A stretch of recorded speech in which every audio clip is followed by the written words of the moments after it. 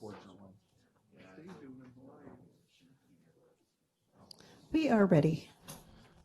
Good morning, ladies and gentlemen. Welcome to a regular meeting of the Madera County Board of Supervisors. Today is Tuesday, June 21st, 2022. Time is 9:01. I'll call this meeting to order. And are there any additions to the agenda?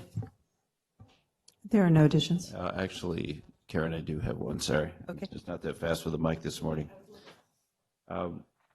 We have a request for a letter of opposition to SB 443. This came to our attention after the posting of the agenda in terms of what exactly they were trying to do. So we've crafted a letter of opposition and would like the board to consider that under the legislative tab during the open meeting.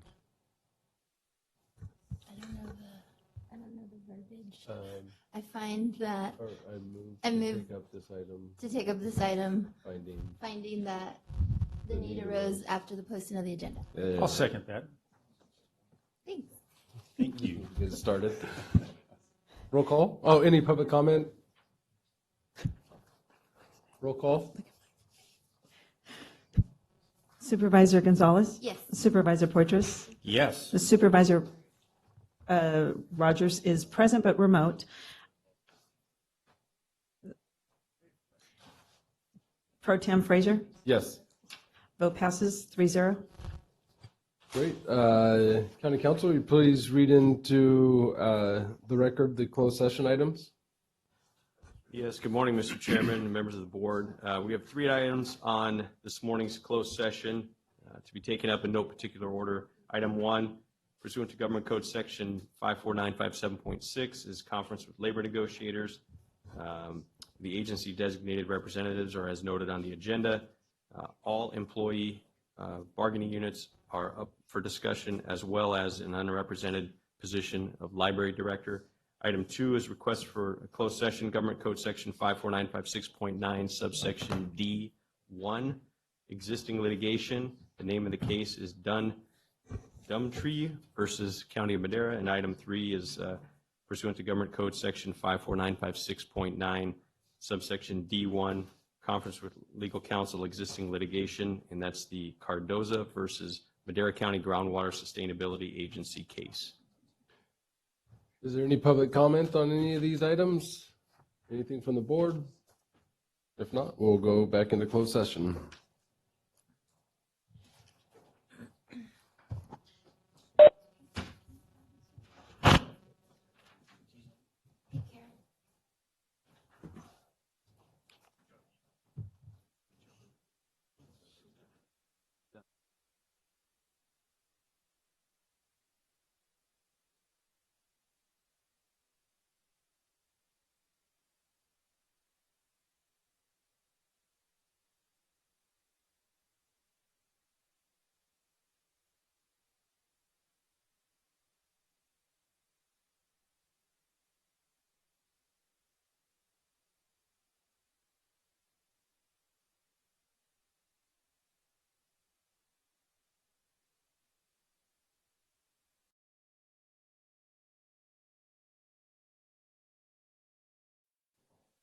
We are ready. Thank you. Welcome back to a regular board meeting of the Madera County Board of Supervisors, Tuesday, June 21st, 2022. County Council, is there any reportable actions out of closed session? No, there was no action taken this morning in closed session. Thank you so much. And we'll start and open and close the meeting in memory of. Does anyone have? Oh, and we'll do a roll call because we do have one board member remote.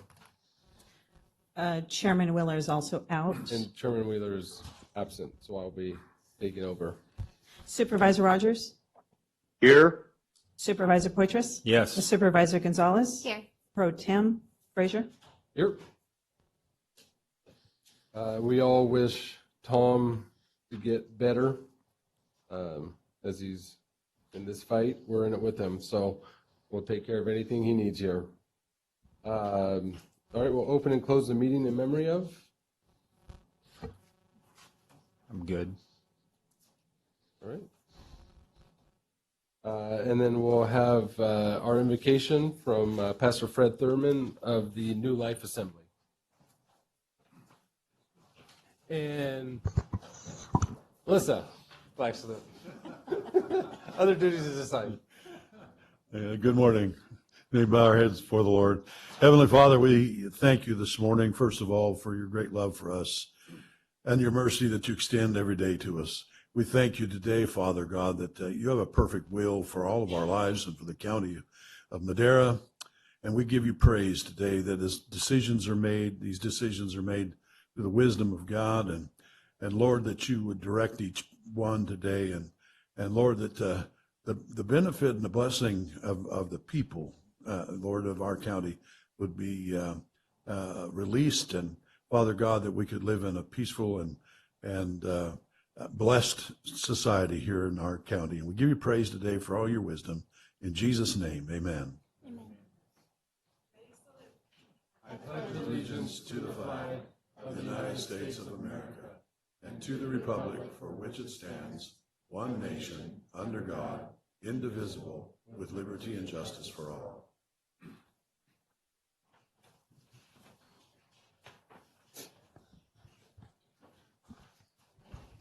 Thank you.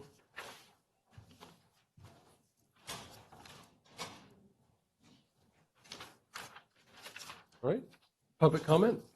Public comment. The first 15 minutes of each regular session is set aside for members of the public to address the board on any matters under the jurisdiction of the board but not appearing on the agenda.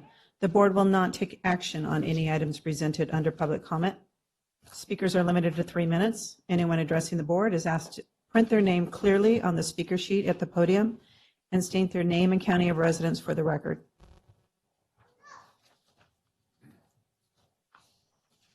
Any members of the public wishing to make comment?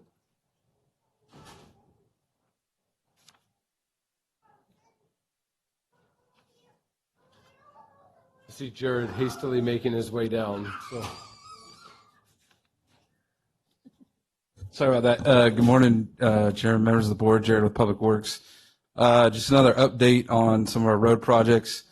We were able to get confirmation that PG&E has completed the removal or relocation of their utilities on 426 up in Oakhurst. So our contractor is set to start on that project, I believe, about the second week in July. So we will see some activity out there, and as usual, there will probably be a little bit of inconvenience for a little bit, but in the end, it'll be a much better facility once we're done. So just want to let everybody know that it's coming up, so brace yourself. Thank you.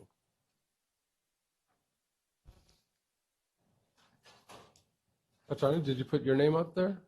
Oh, okay. I was shocked. All right, any other members of the public wishing to make comment? Seeing none, I'll call close to the public comment portion.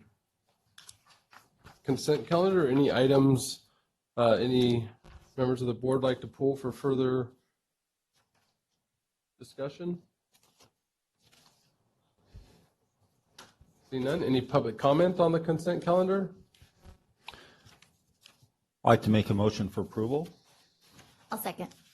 We have a motion and a second. Roll call vote, please. Supervisor Poitras? Yes. Supervisor Gonzalez? Yes. Supervisor Rogers?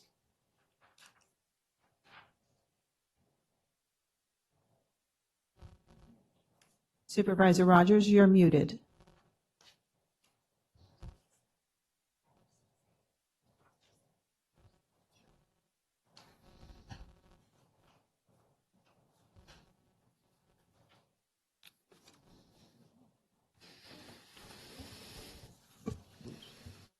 Yes. There we go.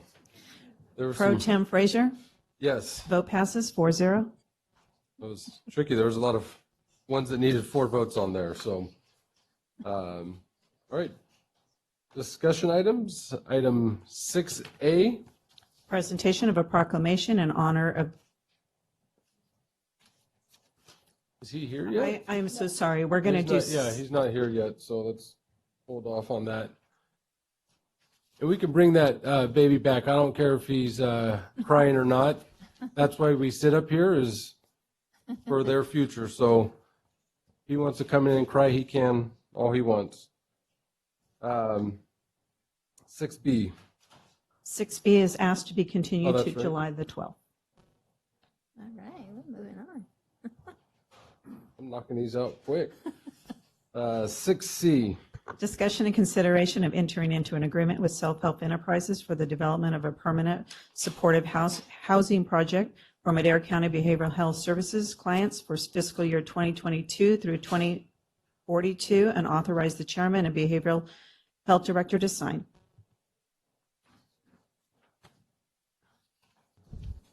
Anyone here from behavioral health?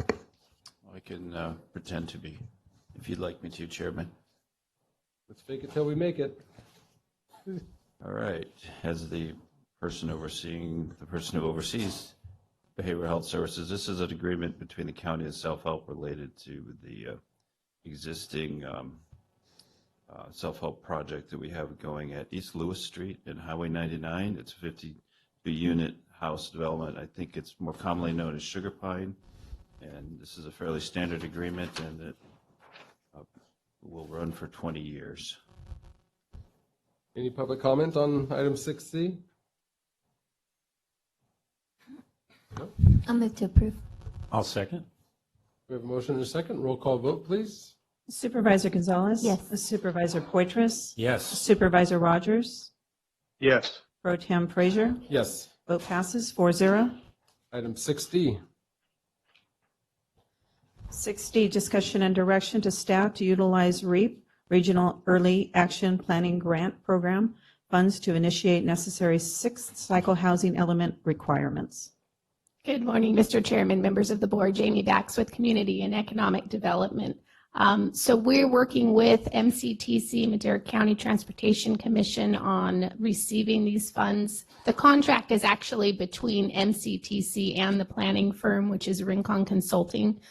This will actually help implement our sixth cycle housing element that's set to be kicked off hopefully later this year and set to be adopted at the end of next year. And it will be for affirmatively furthering fair housing in California, which was an assembly bill passed recently. So we're tracking that legislation and being sure to implement them as we move forward with this project. So staff is just seeking direction here. There's no need to enter into a contract or anything like that. Thank you. Any questions? Any public comment on 6D? I'll move to approve. I'll second. I was just looking here, it talks about discussion and direction to staff on utilizing, but I guess we can do that with a motion Yeah. and vote. Okay? You have direction? Roll call? It was in the. Supervisor Gonzalez? Yes. Supervisor Poitras? Yes. Supervisor Rogers?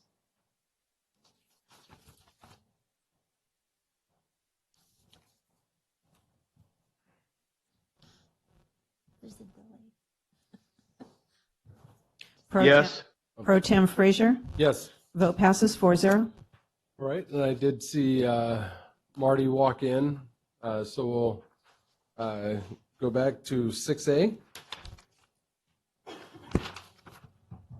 6A, presentation of a proclamation in honor of the retirement of Marty Duvall. Good morning, Mr. Chairman, members of the board. Andrea Saldati, Deputy Director of Public Works. So I'm going to start off with saying Marty is going to absolutely hate this. And we had to smoke him out of his office to get him down here. But for 36 years of service, this man needs to be recognized. 36 years of service is a lifetime, and he has devoted it here to Madera County in what we would consider a thankless position, right? Working for Public Works is not the best spot. It's not the most popular spot to be in. But this man has dedicated 36 years of his life to providing for the residents of Madera County. And he has missed numerous things with his children, his family. And he is now retiring with his wife, Rochelle, who, if everybody knows Marty, you also know Rochelle, because they go together. It is Marty and Rochelle. So we are actually recognizing Rochelle as well today for her 8 years of service with the county, because Marty and Rochelle do everything together, and they are retiring together on the same day. So From me to Marty and to Rochelle, thank you for everything. Marty has taught me more than I ever wanted to know about wastewater that we don't need to discuss. But great man, very loyal, very generous family. These people love their family more than they can sit up here and tell you. The county will be at a true loss without Marty Duval. So I'm going to let maybe Jared and Matt talk for a minute, but we're going to keep it short and sweet, Marty. I'm sorry. Yeah, good morning, Jared, Deputy Director, Public Works. As Andrea mentioned, Marty has been here for a very long time, and I got to give him props because he started in the road department, which is where I started. So that anybody who starts in the road department, including Supervisor Poitras over here, that's a good start. So, no, his knowledge and expertise in the field of water, wastewater is just something that's just unbelievable. Particularly his understanding of the county systems. This guy is, we can go to him for just about any question, and he remembers everything. He knows what was done where. It's just going to be, like Andrea said, going to be a huge loss to lose all that information, and we're trying to suck all the information and knowledge out of him as much as possible before he leaves. I wish them, both him and Rochelle, the greatest time in retirement. I know they've got lots of plans and things to do, and being involved in the mountain community where they live up in Ahwahnee. So appreciate your help and dedication to the county, Marty. And Rochelle, I'm going to miss you bringing popcorn to me, but I'll get over that. So thank you so much for all your service. Thank you, Mr. Chairman. Matt Treber, Chief of Development Services, and I'll piggyback a little bit and be brief, though. But I've known Marty for a long time. Not as long as he's worked at the county, but longer than I've been working at the county since 2005. And just an all-around great guy. I've never had anybody say anything bad about Marty. And to show that right, he's lives up in Ahwahnee. We got a major issue, water break and accident out at the Ripperton well site in the middle of Christmas break, and Marty gets in his rig. The whole water crew guys, they were all already out there, and Marty drives all the way down the hill on a Saturday just to bring burgers to everybody out at the job site, and hangs out there for 8 hours getting in the muck and the mud with all the guys out there getting that stuff fixed. So he will be missed, but we know where he lives, and so and we know his phone number. So, but thank you, Marty and Rochelle and the whole family. Right, it is a family affair. Yeah, that's a.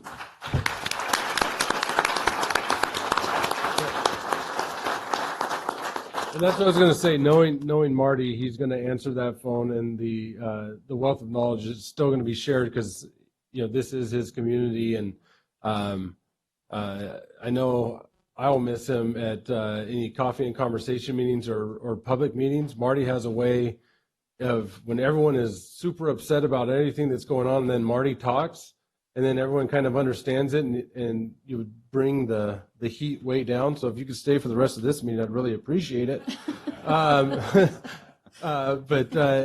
We just thank you for everything that you've done for the community and for me personally, just helping out, teaching me about a lot of the different things that I needed to know, and just really appreciate not just your service, but your friendship, Marty.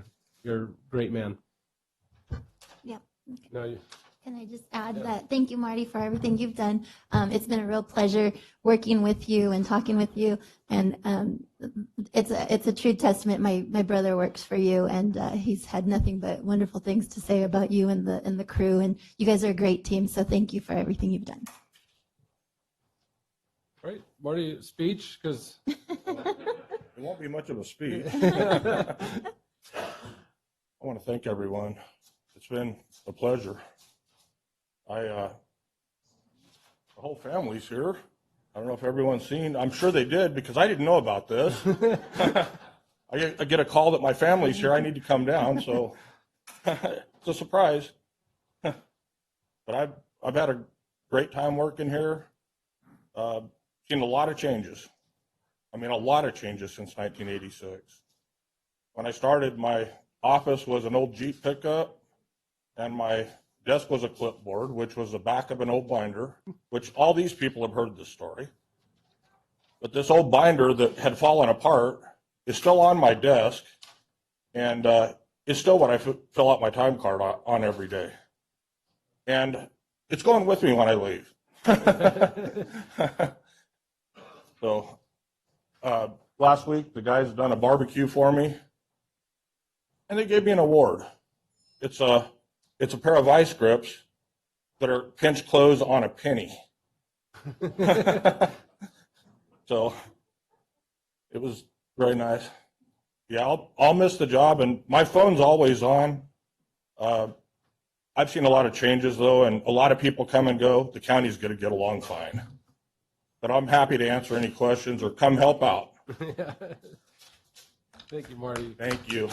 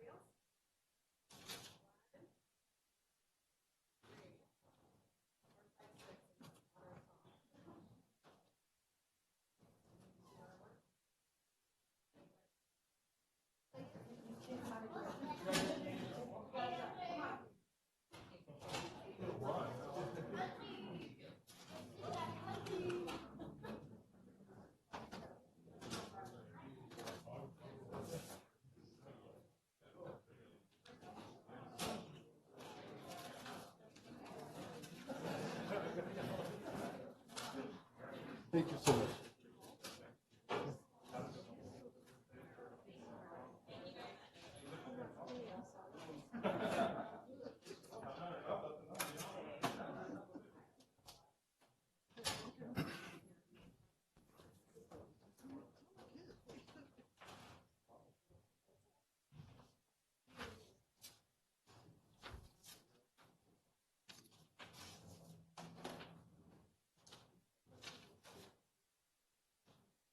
All right.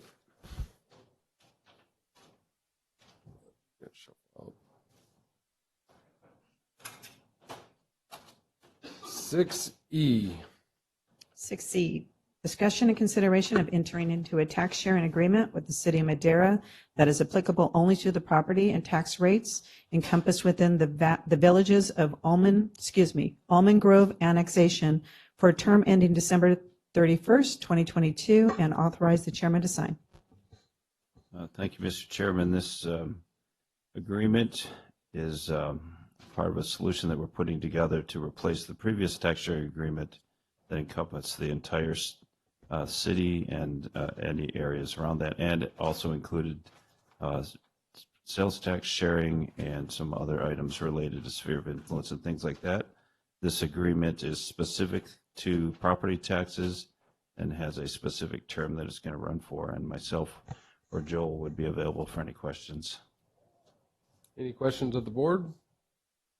Any public comment on this item? Seeing none, I'll entertain a motion. I'll make a motion for approval. I'll second. Roll call vote, please. Supervisor Poitras? Yes. Supervisor Gonzalez? Yes. Supervisor Rogers? Yes. Pro Tem Frazier? Yes. Vote passes 4-0. All right, 6F. 6F, Agricultural and University of California Extension parking lot improvements as listed on the agenda.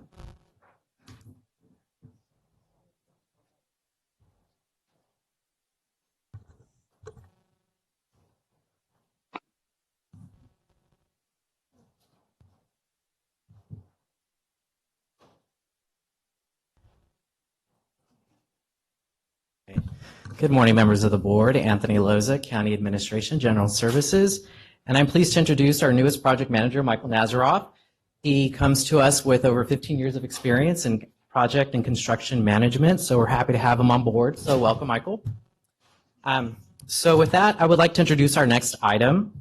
The item we have before your board this morning is a request to enter an agreement with Terra West Construction in the amount of $268,000 to provide construction services for the restoration of the Ag and UC Extension parking lot, and a transfer of appropriation in the amount of $65,000 derived from the Ag Commissioner's Service and Supplies budget that will assist in appropriating the additional funding needed to complete the project.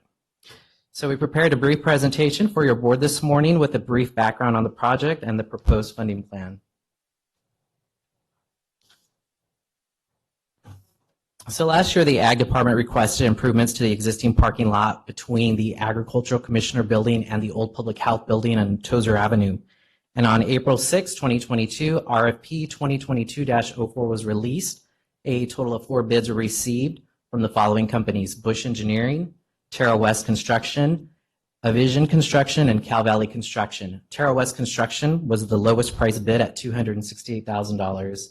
And now Michael's going to give you a brief overview of the project, the proposed project. Good morning, everybody. Michael Nazaroff, Capital Improvements Project Manager. The current project here at the Ag parking lot consists of new parking, concrete improvements, curb, gutter, sidewalk, approximately restriping of 48 new parking stalls, 52,600 square feet of new asphalt construction to be installed, and 7,500 square feet of seal coating to be installed to the side of the building. And the project is approximately going to take 93 days. All right.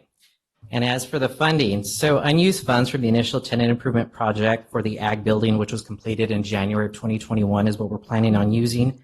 And TOA 21-199 and RUR number 21-200 will assist in appropriating the additional funds needed to complete the project. So with that, staff is recommending approval of the respective budget adjustments and entering agreement with Terra West Construction for the restoration of the Ag parking lot. We'd be happy to answer any questions that you may have. Any questions? Any public comment regarding this item? Move to approve. I'll second. Roll call vote. Supervisor Gonzalez? Yes. Supervisor Poitras? Yes. Supervisor Rogers?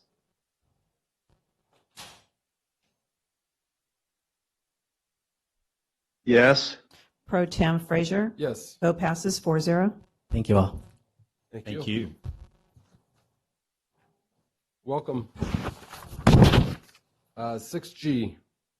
Discussion and consideration of entering into a state agreement number 4CA 05913 with the California Department of Forestry and Fire Protection, CAL FIRE, in the amount of $13,694,223 for fire services and operations for fiscal year 2022, 2023, and authorize the chairman to sign. Good morning, Supervisors. Chief Watson, Madera County Fire. Before you use a one-year agreement, typically, we keep coming back to the one-year agreement.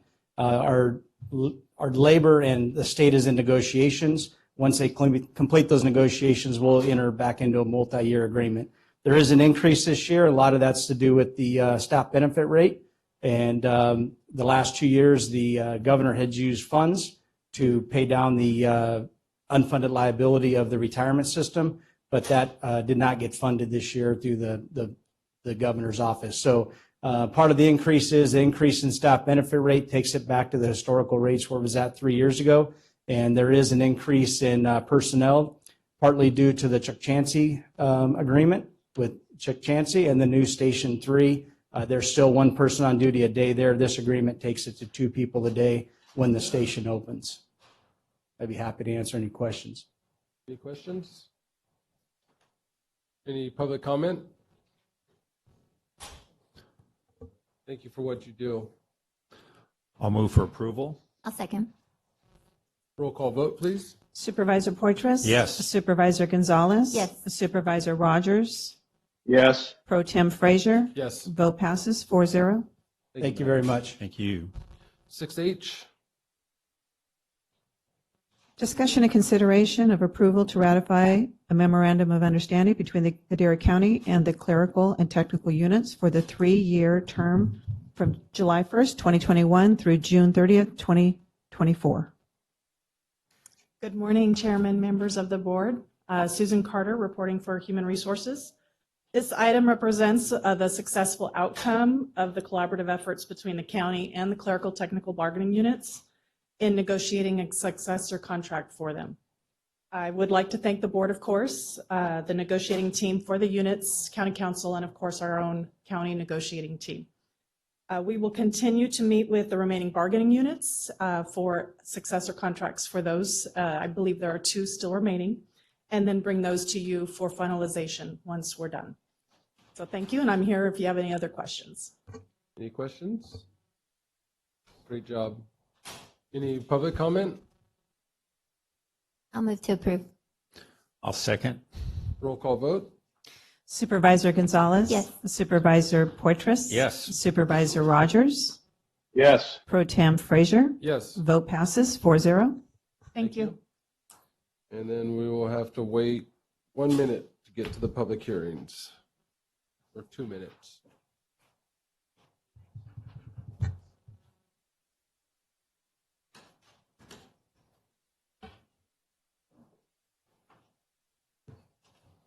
Did you have another one?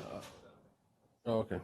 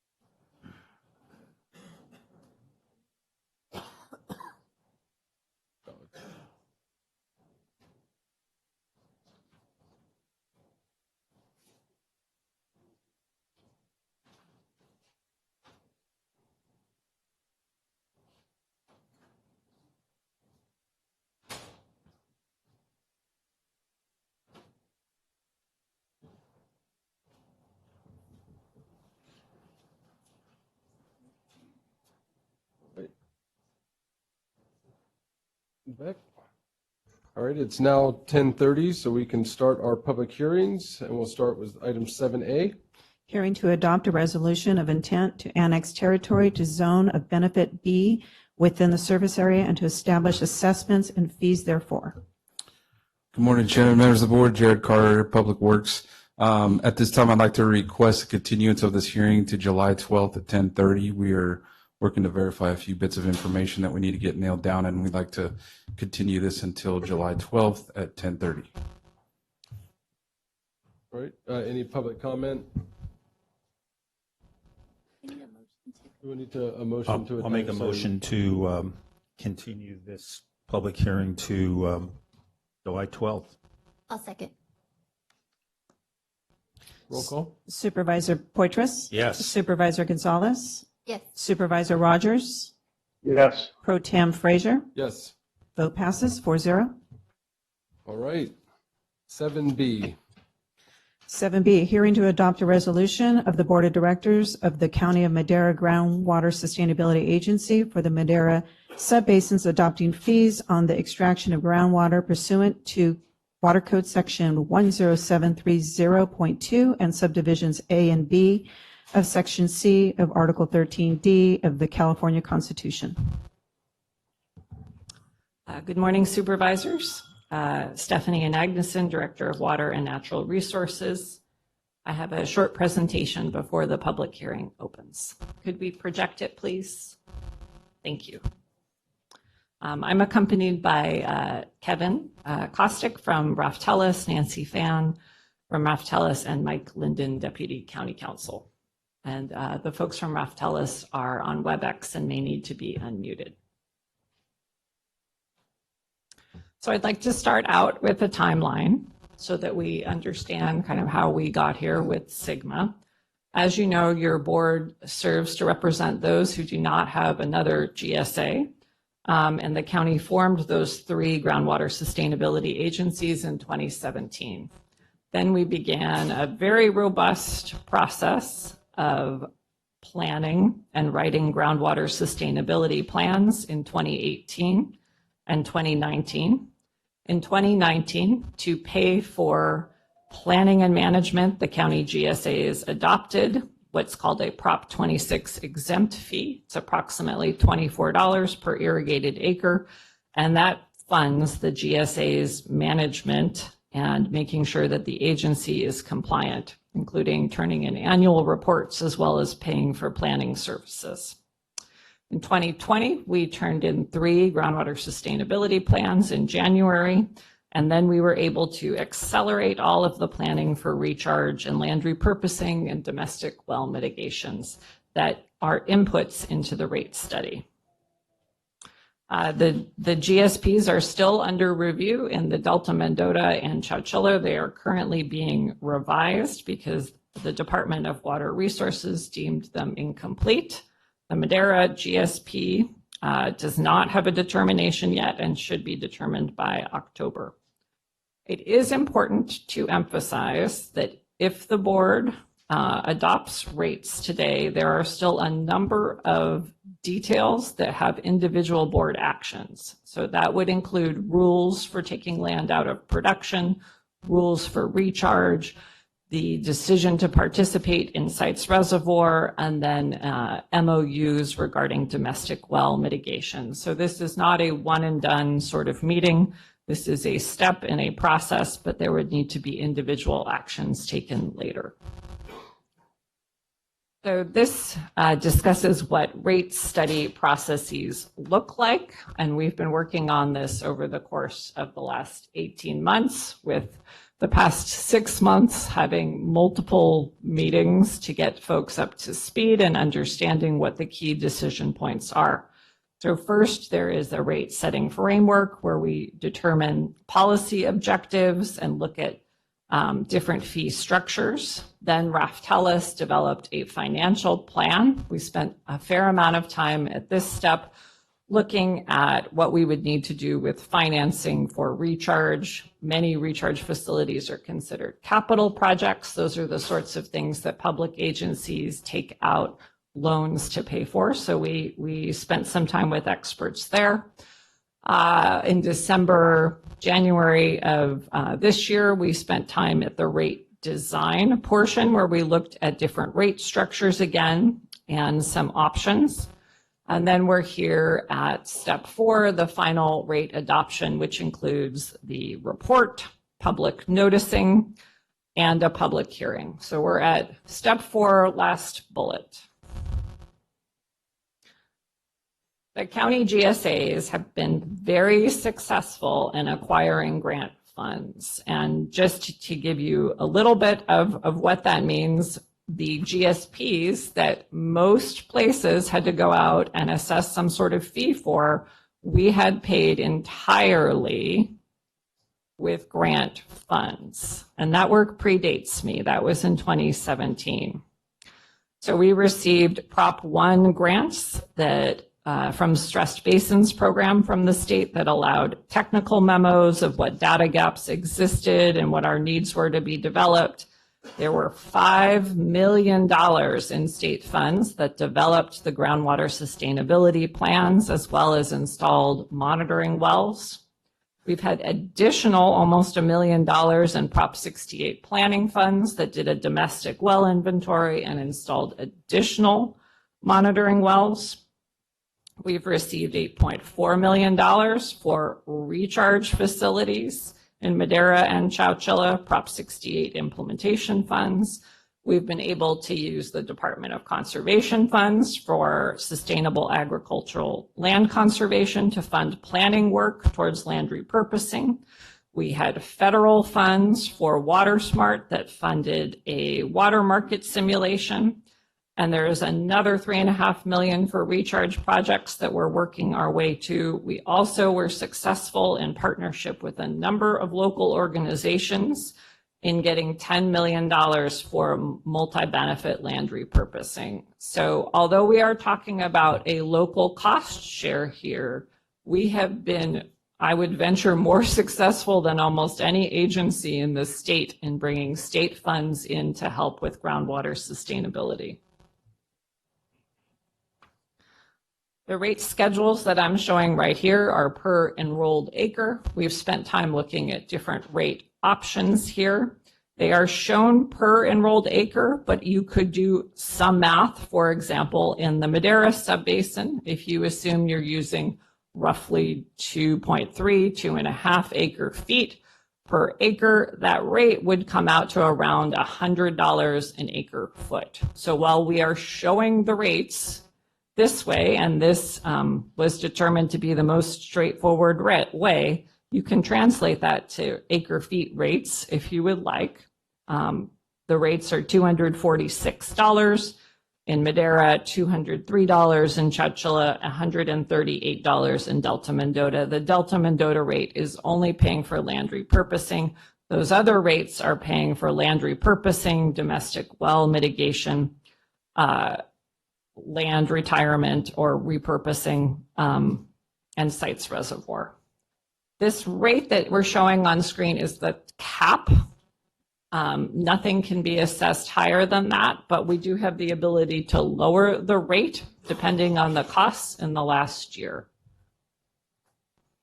We've been asked by a few folks to look at costs in other places, and I think it's fair to say this. There are no great apples to apples rate comparisons. Every GSA is different, but I wanted to show a couple ones. The lower Tule, for example, they exist as an irrigation district already, so their admin costs are covered by that irrigation or water district.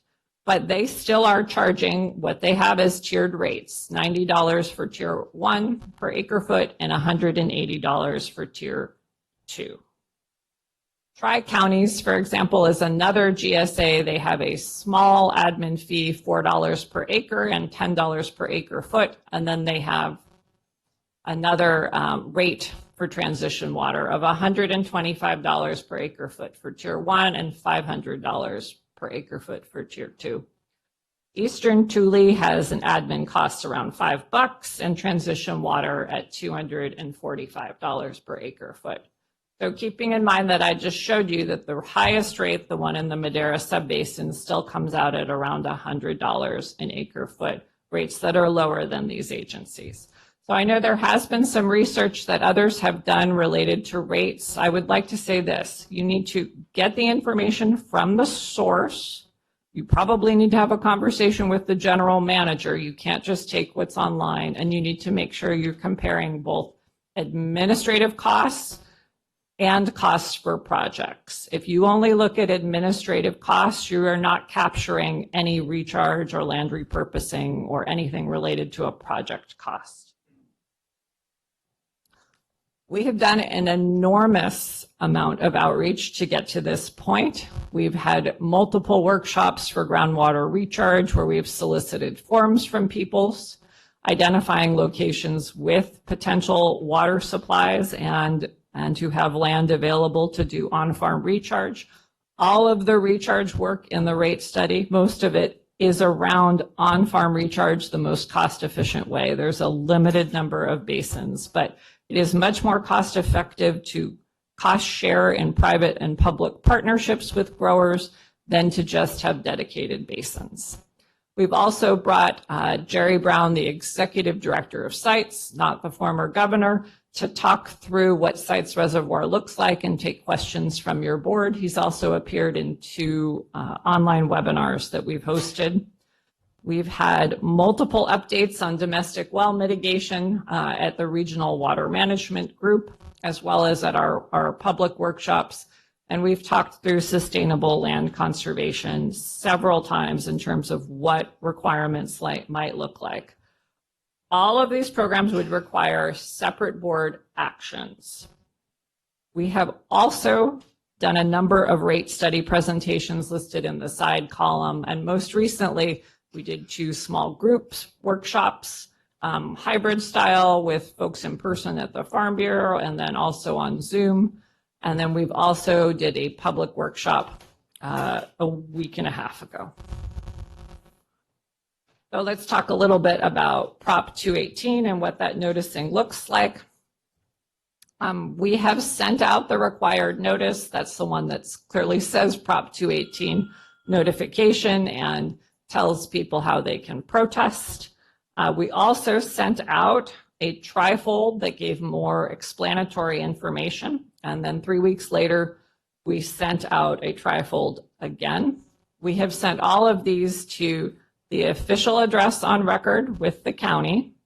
And if there were multiple addresses, we sent them to both the site address and the mailing address. So I am sharing this because we have gone over and above what the law requires, which is just that one notice. We've done 3 notices to multiple addresses.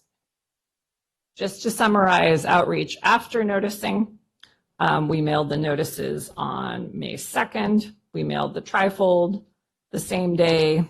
That was again mailed on the 17th. We had these multiple workshops, including hybrid style on the 19th and 20th at the Farm Bureau or on Zoom. And then we did a webinar on the 10th. And I know there's been a number of other touches from growers reaching out to everybody since they've requested our noticing list. So this is what we have officially done, but there is a lot of additional outreach provided by growers. As I alluded to, authorization to notice the parcels and to adopt a rate doesn't obligate the board to details of project implementation. Those would all come back separately to your board, including rules for land repurposing, domestic well mitigation, final participation in sites, and recharge. However, we have done all of the planning work to get to this point in the rate study. It doesn't make any sense to develop final rules for any of that if we don't have funding. Rate adoption in the resolution, absent a majority protest, includes an annual financial update to the board with the ability to adjust rates downward. That might occur if the projects do not progress on the current timeline, if we have other revenues, including grants, that are larger than what's assumed in the rate study, or if some project or programmatic details change. So if prudent, the board can elect to implement rates lower without renoticing. So what you were seeing on the table for rates is the cap. So some details about how this might roll out. The rates are effective July 1st, which is the beginning of the county's fiscal year. The first charges would show up on fall tax statements as a new fixed charge for the county GSA. They are based on total acres in the farm unit. If the APN is enrolled in a farm unit, then it would receive the charge. The charges are split between fall and spring.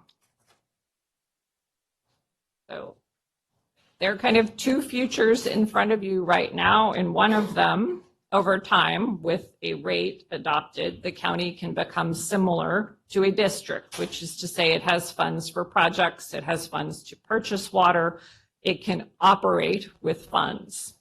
That means that there will be new water in wet years, and you've seen the numbers before of 115,000 acre feet potentially in wet years in Madera and 80,000 in Chowchilla. And while there are grants that can fund a little bit of this work, much more investment is needed in order to get those numbers. With funding, there would be sufficient funding to help domestic wells that go dry due to declining groundwater levels. There is more certainty in terms of what costs look like, and some certainty in terms of keeping the state out. And we maintain protection of agriculture through local control. There is another option. If the rate is not successful, we will have to function as an agency that simply does demand reduction and enforces an allocation with penalties. That would mean no new water, no recharge projects, no rate help for people with domestic wells, no incentive payments to repurpose land, and potentially state intervention, additional lawsuits, losing eligibility for grant funds, and worse allocations.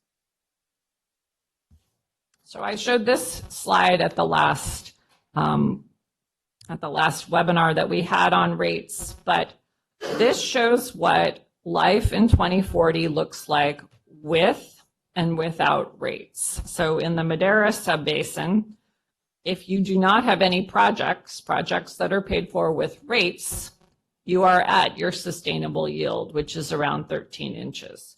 If you pay for projects that bring in significant amounts of water and repurpose land and take it out of irrigated production, there is the potential of another 10 inches added to that allocation. Similarly, in Chowchilla, sustainable yield, and these numbers are all rounded, but I think you understand the point. Sustainable yield is 8 inches. You can add 11 inches if you pay for projects. And in the Delta Mendota, that's the subbasin that only has land repurposing as a project, you add 3 more inches. So that concludes my presentation. I would be glad to take your questions or if you'd like to open the public hearing. Supervisor Poitras has a question. Thank you, Mr. Chairman. Thank you, Stephanie, for your presentation, and I'd like to thank everybody for being here today. First of all, you know, there's been a lot of discussion in regards to the $246 an acre that's being charged, or we're proposing to be charged, what we're voting on for projects. And I'm glad you broke it down to charge per acre foot. You know, I think it comes out exactly this year to about $105 and some change per acre foot. We compared that to the other basins, and it compares, like you mentioned, very favorably. And as many of you out there today know, the MID run starts Monday, and the charge is $225 an acre foot. So, and I know many people lined up. We were there yesterday to pick up paperwork so we could order some water. So that's all important. We're experiencing some, I know on our ranch right now, we've got Madera pumps even today working on a well because of our water aquifer and table going down, and it's first day of summer, June 21st, so there's a lot more pumping to be done. So there is an issue. Second of all, also like many of you, we also farm in the county GSA or white area, and I received a letter.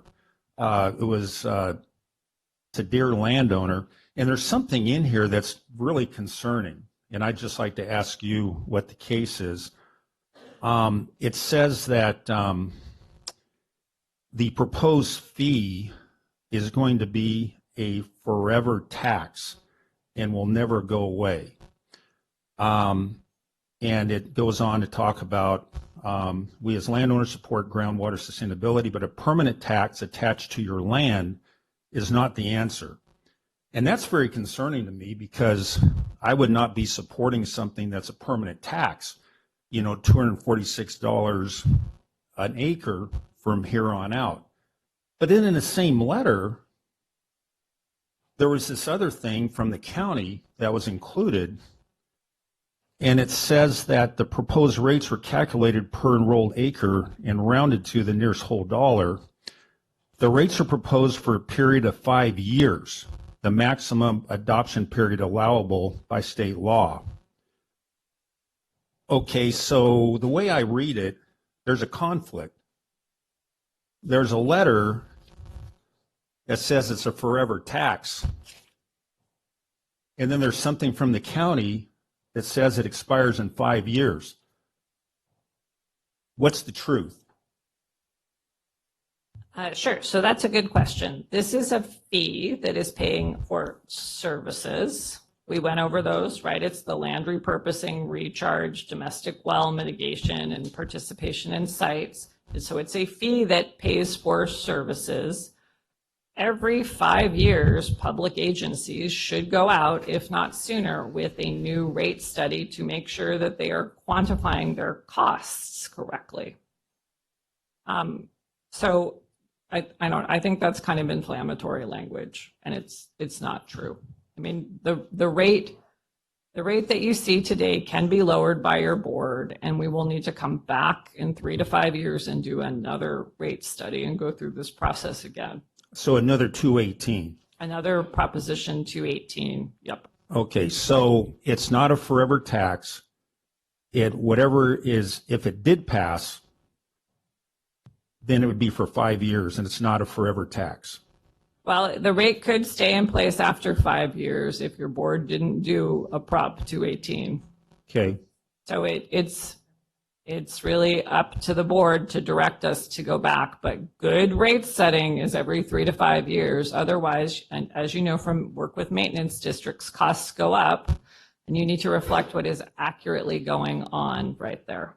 Okay, so I just wanted to kind of draw the distinction that there is an opportunity after 5 years and so forth. So, and Kevin from Raftelis may want to talk through the tax versus fee a little bit, since this is one of the things Raftelis specializes in, is Prop 218, and he may need to be unmuted. Good morning, supervisors. The only thing I would add, that's Kevin Kostick from Raftelis. The only thing that I would add is to reiterate what Stephanie said. This is a rate for a service. So this is not a tax in any sense of the word. We're building projects to bring in water and for specific purposes over time. So once again, this is a property-related fee for service, not a tax. okay, very good. And then just one other question on the last page on page 15. It talks about the allocations at 2040 with and without rates. So looking at, for instance, the Madera Subbasin, we show 13 inches versus a potential of 23 inches with all projects. Now, it sounds like the 13 inches is that a hard number? Is that? Yes, that's sustainable yield in the Madera Subbasin County GSA. Okay. And then the 23 inches, that would be an additional 10 inches, and that would be with all projects. But as you pointed out, that's an estimate. It's based on forecasts and projections and things of that sort. So it could be that high. It could be maybe a little bit higher. It could be a little bit lower. But the point is that we would be able to farm more acres of wide area land with projects.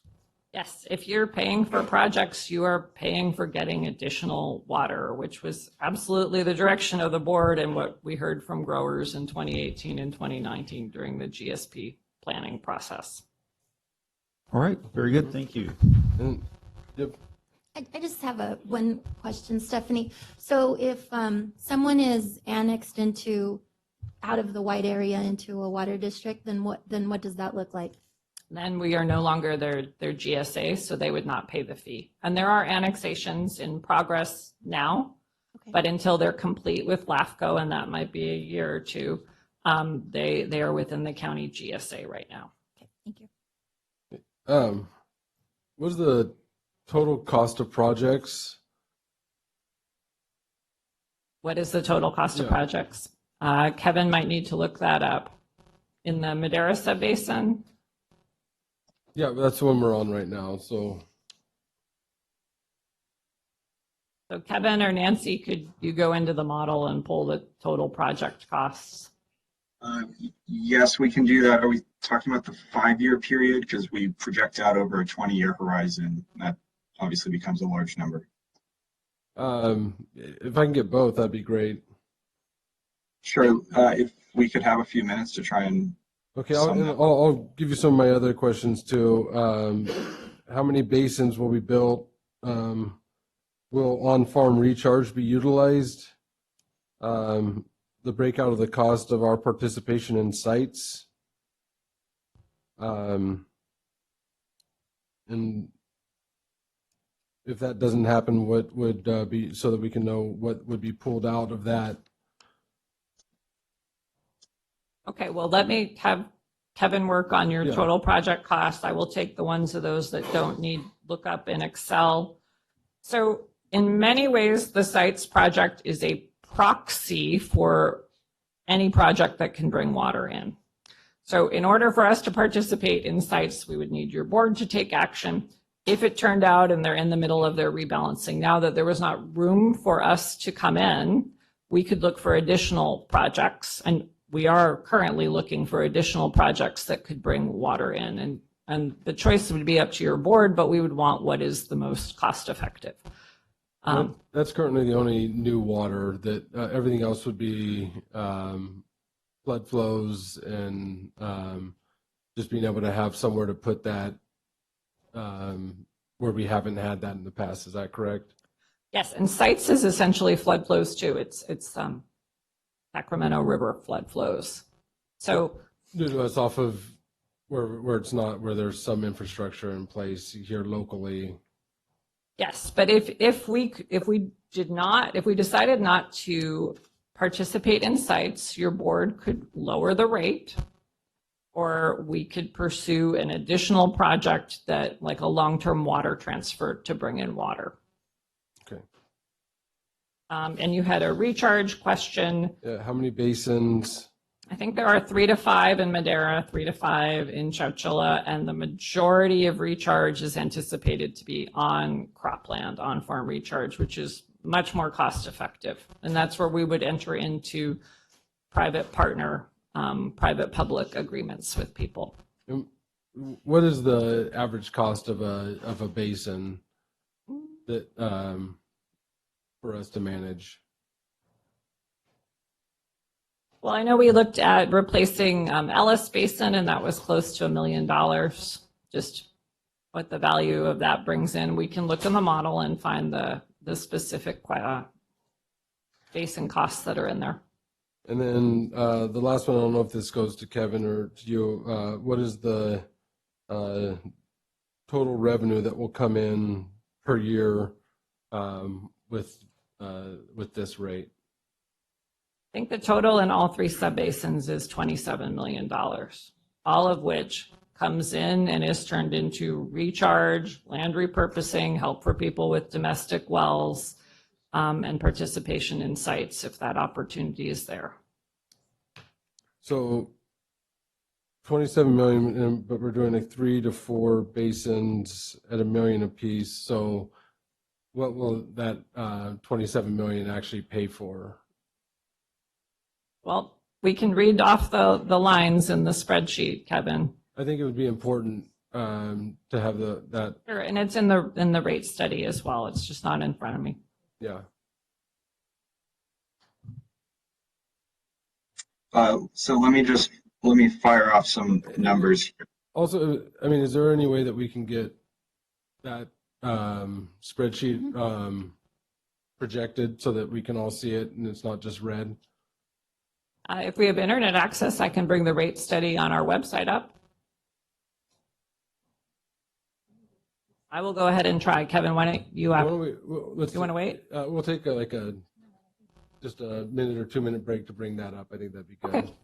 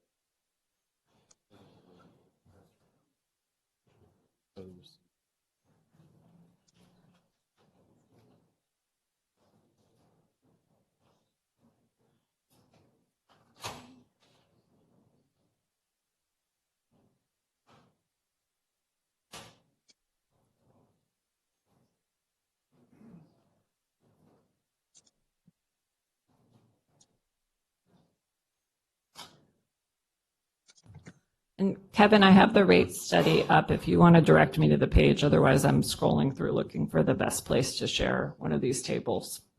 Sure, and that I'm not quite sure if there's a better way to do that, but Nancy's been working on her screen and provided me some summary stats that I can provide for the time being.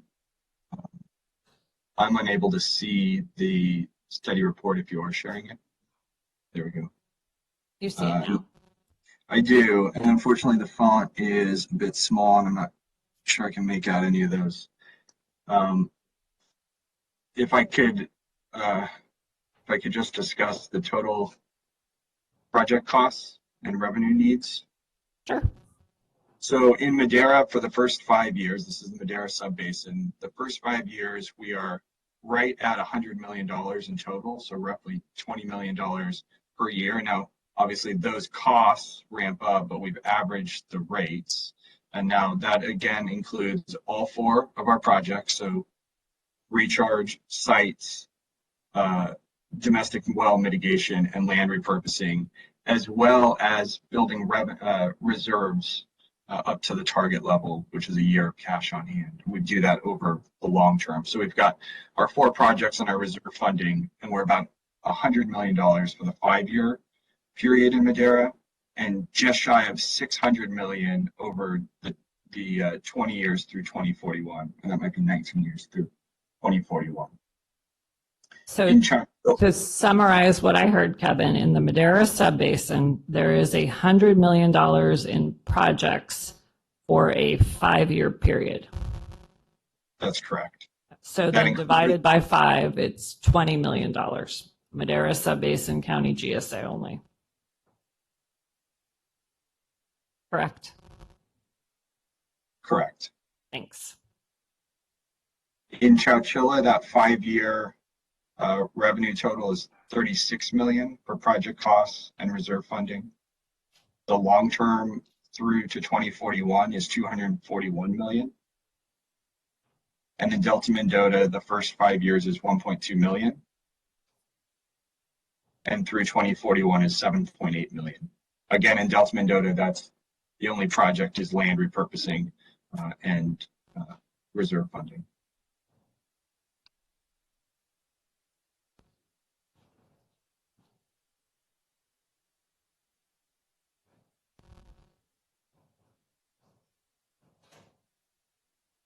So to kind of get back to where the 27 million came from, in Madera, the $100 million in projects is 5 years. So 100 divided by 5, you end up with 20 million per year.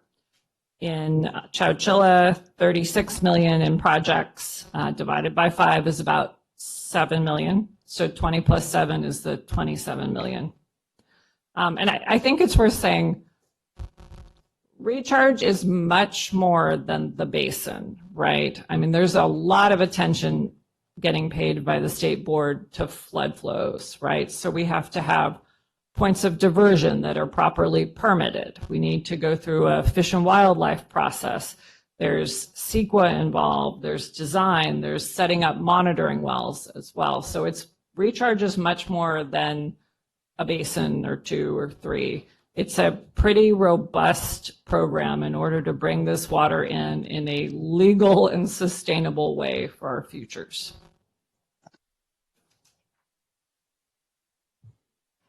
All right. Are there any other questions? Thank you, and thank you for that breakdown. Thank you. So with that, we will open the public hearing. Scott, are we opening the public hearing for all 3, or can we only do it one at a time? Let's just do it one at a time. Okay, Yeah. so this will be for the Madera sub-basin. And then we'll ask for any additional protest votes that are being delivered in person today. If you have a protest vote, please bring it to our clerk of the board so it can be checked and recorded. If you've already submitted a protest, please do not submit another one again.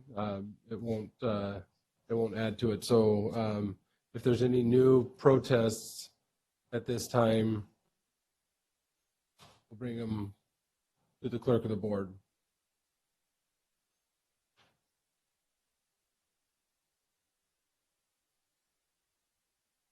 Any? All right.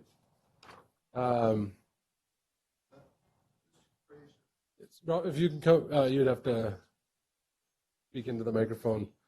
Also, just as we get into the public comment, there is a clipboard at the front that you would sign into.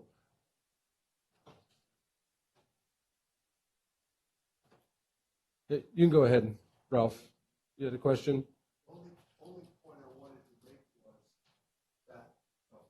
Into the microphone, and then your name as well. Ralph Pistoresi. The protest votes are supposed to be turned in at the end of the protest period. So we need to have the protest, and then you close it, and then they turn in the protest votes. Yeah, so during the public hearing, anytime we can turn in those They can turn in any time until you close the protest, and then no more votes could be taken. Correct. That's the rule. Correct. Yeah, I'm getting into the public comment portion of it right now, but I was just letting everybody know.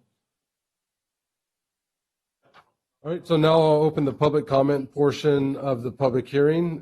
Please state your name and sign in. And then if there's going to be a lot of public comment, if we could get a line so that it keeps it moving pretty quickly. Okay, Mr. Chairman, members of the board, my name is Jim Kopshever. I am representing Russell Harris and Related Enterprises. First, I would like to ask the board, through the council of the board, to accept my comments for the record on all 3 resolutions at one time. It's a point of efficiency. Otherwise, I'm going to have to get up here and say the same thing 3 times. It just doesn't matter. I think it would be appropriate if that would be done and accepted. I see council shaking his head, yes. Okay, very good. Thank you. First of all, I want to start off and comment about the staff's hard work on this project. Stephanie Hagenson and her team were tasked with a very complicated, controversial issue that I would never want to be involved in. I've told her many times, I don't want your job. It's tough, and we're at the point where we're trying to get something done to satisfy the state, and there's opposition. It's very, very controversial and very emotional. That being said, But I do want to congratulate her on her hard work. I mean, it's a job well done. I have a couple points. I'm not going to discuss or get into the actual 218, the proposal before the board. My comment is more, two comments are more on the process. There are concerns. The instructions to turn in ballots were to be turned in yesterday to the clerk of the board.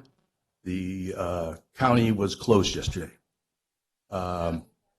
They weren't, well, my understanding, I tried to get in and couldn't get in. So it necessitated people to show up, and so I'm here to turn in some. The other item is I haven't heard anywhere that there is a third-party administrator to the 218, and that's problematic. There's a certain amount of transparency that has to happen in 218s, and I've never been involved in one that didn't have a third-party accounting firm handling it. The last comment I want to make is on the tax, and it is a tax. It's not it's a fee. I'm sorry, it's a fee, and it has a 5-year reset. But the county could very easily not even address it at 5 years, and it would continue, and then not address it another 5 years. So in essence, unless the county conducts another study and chooses to raise it or lower it, it very easily could go on forever. And I've never heard of a tax from a government being reduced. So that's a problematic issue as well. So those are my comments. I appreciate the time, and I have these protests concerning. Thank you.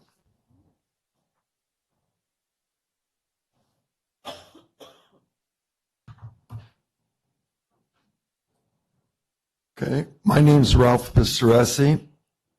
I farm in Madera and Chowchilla, maybe even in the other Mendota Delta, Mendota one. I don't know. But anyways, same thing. Comments apply to all of them. All right. We were talking, your question was about the fee and how long it's going to last. All right. It is a fee, but it's treated like a tax. So you're going to be charged so much an acre on your land continuously. And if you don't pay it, it'll be subjected to the same penalties as not paying your property tax. And if you've never paid your property tax timely on time, one day off, you get a tremendous penalty. And I believe this is going to be under the same protocol. All right. The whole issue is this. It's not what we want to do. It's not what we can do, what we possibly could perceive to do. It's what we can afford to do. All right? You know, I'm sure everybody's been married and the wife wants to do this, but there are limits to what you can do. Farming has its limits. It has its thresholds that you cannot go beyond. You lose money.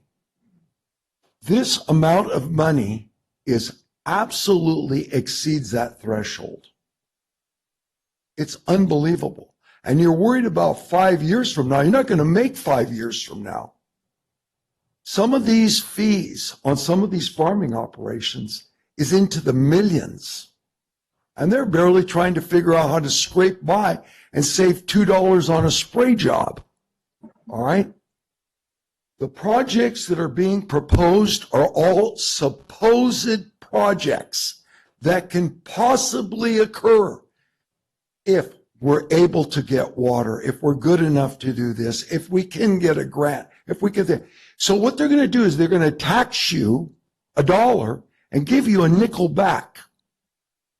All right? It's better to keep the $1 in your pocket where you could spend the $1 on what you need to do. All right? Because it's easy to spend other people's money. All right? You don't save your money in somebody else's pocket with all the goodwill and the good hopes that they're going to do for you. Depend on yourself. All right? So here's what it is. These are the rules. Well, there's more to life than just rules. There's rights. And a lot of what's trying to be passed today infringes on property rights. You got to think about property rights. People died so that they could retain their property rights. It happened in the Revolutionary War. Freedoms were fought for in the Civil War, and freedoms were fought for all these other wars. Now it seems like we have to fight a war on our own land to retain our own rights. Can you imagine? And the worst thing is, they want us to do it to ourselves. No one's taking your property right from you, your money from you. They want you to vote to give it up to them.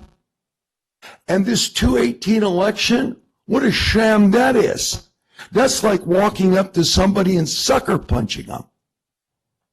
They send a mailer in the letter, a letter in the mail, all right?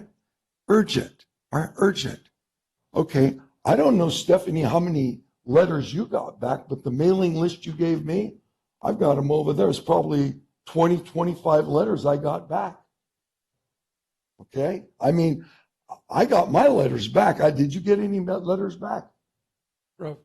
Oh, okay. We're at the end of the 3 minutes. All right. If you Was wanna- there 3 minutes only? Yeah. Can I come back for another 3 minutes later? There's going to be more public comment. You can come back. Yeah. No, I mean, look. All right, look. All right. There's property rights that are involved. Apart from the property rights, all right, that are going to be an issue. There's Proposition 26 and 218 rules and regulations. I don't know if anybody here adhered to any of them, but I read through them, and there's a whole bunch that were skipped over. Things that were not done right, all right? And that will be addressed later on, maybe legally, I don't know. But for example, just to give you an example, when this thing went out, there was supposed to be an official envelope with an official ballot placed in the mailing that allowed the people to vote for or against, right? And that thing was supposed to be put together with the word ballot on the envelope, and it was supposed to be sent to the county clerk. Not supposed to be opened, supposed to be kept in a box, not to be opened till after this meeting. I can tell you all of that was not done. None of that was done. So how do you conduct an election and don't even do the election correctly? The election is kind of I'm telling you, it's like most people that we got a hold of didn't even know about this. Now you could show that you showed all kinds of, we did this and we had this hearing and this meeting and that meeting. You did all that thing, but most people didn't know about it. They didn't know about it. A lot of them threw it away. They thought it was junk mail. It wasn't junk mail. All right. So what I'm saying is this. There's a lot of projects. This project at Sykes Dam, Sykes Reservoir, I've heard a lot about that. I think they're talking about 10,000 acre feet of water. 10,000 acre feet of water is not a lot of water. It's nothing. There's one ranch down south, they almost use that much water. All right? So they're giving you something to have a vote to tax you. It's just something. It's just something to vote on to tax you. But when the money comes out of your pocket, it's gone. I don't care if you figure it so much an acre foot. I don't understand what this $100 an acre foot is about either. To me, you're taxing them $246 an acre, period. $203 in Chowchilla, period. Doesn't matter. I don't know. I'm not getting any water for it. I'm just getting taxed for it. These taxes are unbearable. They affect the farm. They affect the whole county economy. Wrong. The other thing that really pissed me off, it says, oh, you know what? To keep the state out of it, we need to do this to keep the state out of our business. That's the problem. The state's been out of it. The state should have been involved in it. The state is the one that has failed all of us. It's failed all the counties. We haven't failed the state. The state has failed us. They have not kept the channelways clear from Lake Shasta all the way through the Delta so that water could be conveyed. They can't even keep a channel clean. All right? How's something going to work when the channel's not clean? You can have all the water you want. If you can't push it through a pipeline because it's full of sand, you're not going to get any water at the other end. I can talk here all day. I'll let other people say stuff. But I'm telling you, I strongly suggest you don't just go out and start charging people this money. The dairyman can't afford it. Nobody can afford this amount of money. It's ridiculous. It's throwing money away. Thank you, Ro.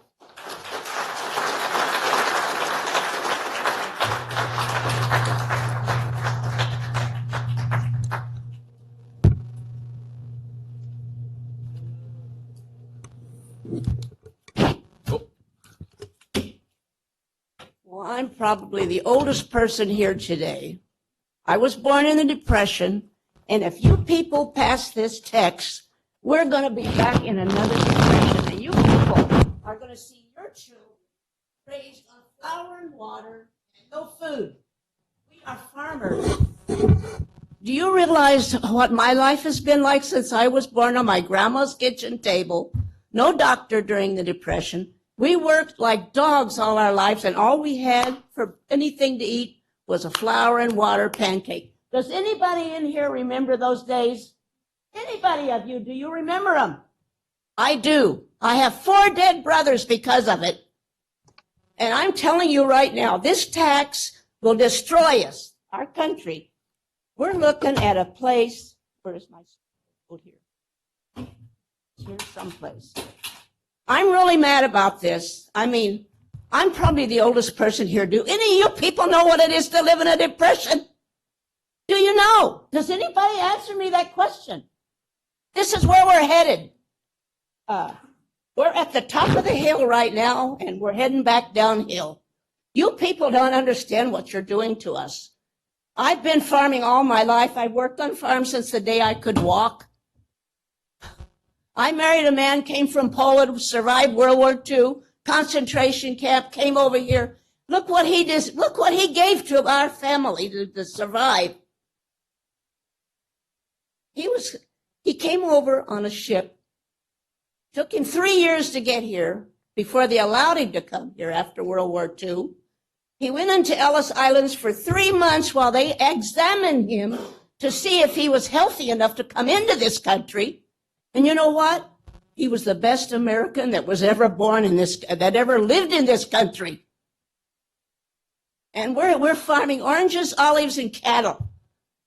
I ate pancakes as a child, nothing but a pancake, flour and water. The water was free, but the flour we had to pay for. I don't know if you people understand what you're doing to us farmers. You're killing us. We're all going to be out of business, and you and your children will be me in 50 or 100 years from now talking about this meeting right here. You people better wake up and understand what you're doing to us. I'm really upset over this. I've had a hell of a life. I was 17 when my husband married me. He only knew me 3 months, and he asked me to marry him. And why he did, I know why. Because of my mouth. I wasn't afraid to say what I thought and did. Now, I'll tell you right now, you people are putting like a gun to our heads. We'll all be broke. You can't pay the chemical bills no more. You can't pay the water bills no more. You can't pay the hired help no more. I got to put tax money in every month in my tax account for them to draw out every month. We've reached the limit already. This will kill us. I don't know if you people want to listen to me or not. You probably think I'm just a crazy old lady, but I'm not. But I know one thing. I'm the oldest woman here, and I'm still alive. And I don't know what else to say to you. I don't know how long we have to talk or what. But I was born in the Depression, starvation, flour and water, that's all. I have 4 brothers that died, one from working in the sulfur sheds. Used to get bloody noses all the time. We didn't know what it was, but it was from putting the dry fruit in the dry sheds. And he died of an aneurysm at 42 years old and left 6 beautiful kids. And his kids are dying today of different things too, because of working on the farm. Okay, another thing. I don't know. I'm just so mad I can't even think what I want to say. I'm just really upset over this. I've been upset. I'm on a doctor's. I have heart pills I'm taking. I'll probably die tonight from being so mad. And if I do, I'm on all your consciences. You'll read it in the.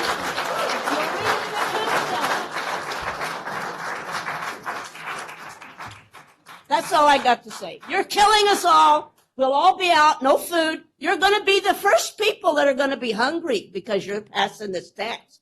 Your children will be hungry. You'll be like, your child will be my child, flour and water, a hot pancake. That's all we ever had to eat. Water was free. The flour we paid for. That's all I got to say. Here is my purse. Right behind me. I got it. Well, I'm sorry. If you all hate me, that's too bad, but I've said my say. That's the way I believe in it. That's why my husband's married me. I'm sorry. Good morning.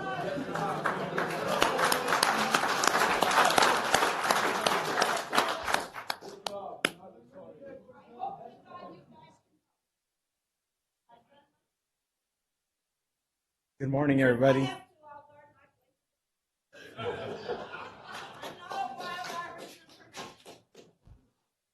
Good morning, everybody. Thanks, everybody, for being here. That was bright and powerful. Look at that seal behind you. Look at it. Madera County. You guys should have pride in that. Read under it. What does that mean to you? In God we trust. Right? Doesn't matter. Look at this room. Different demographics, different gods. But I'm going to tell you one thing right now. Every day we wake up, we punch in. Right? At the end of the day, we punch out. Just like you guys. With one exception. How much is going to be left in our pocket? You guys have complete control on our pocket, our livelihood. She's the oldest lady in the room. Juliana is the youngest. Does she have a future in farming? Do mine?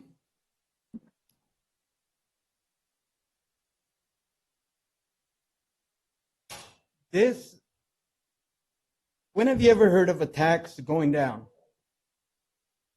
She knew exactly what it was, 5 years, how much money it was. Oh, it can go down after 5 years. Bullshit. After 5 years, we'll come back to the table. Right? Oh, it's going to be more after 5 years. And 5 years after that, more. And then more. For planning, all I heard was planning and management. Oh, she also let us know we have 2 futures. Either we go along with this or we let the state control us and with threats of repercussions and steeper fees. Did everybody hear that? Just like Ralph has the biggest hammer in the room. Hit it on the head. All the stuff that we were told today, make-believe stuff. Stuff that can happen. Why don't we take our risk with having a good rain year, getting cheap allocation from Madera Irrigation District. Other avenues of approach rather than paying somebody to pad their own pockets. I'm at a loss for words on how our whole nation is going berserk. You know, things are happening for no reason in other counties, and you know what? It can happen right here at home. When you stop seeing fresh fruit from California grown in your supermarkets, when you go to supermarket and you can no longer buy the commodities that you would like, what are we going to do then? Are we going to go somewhere else and say, you know what, we need some formula for us too? Right? This aspect it's gonna be a big storm going downhill. And I hope you guys see that. You guys are supposed to be protecting us. But like she said, sometimes you have to take it into your own hands too. You know, I'm a veteran. And I'm not going to back down from a wolf. Just so you guys know. You know, we're not lamb to be corralled. And this can get a whole lot worse than sitting in this talking about it. And before I say anything else, I'm going to leave it at that. Can I have the name, please?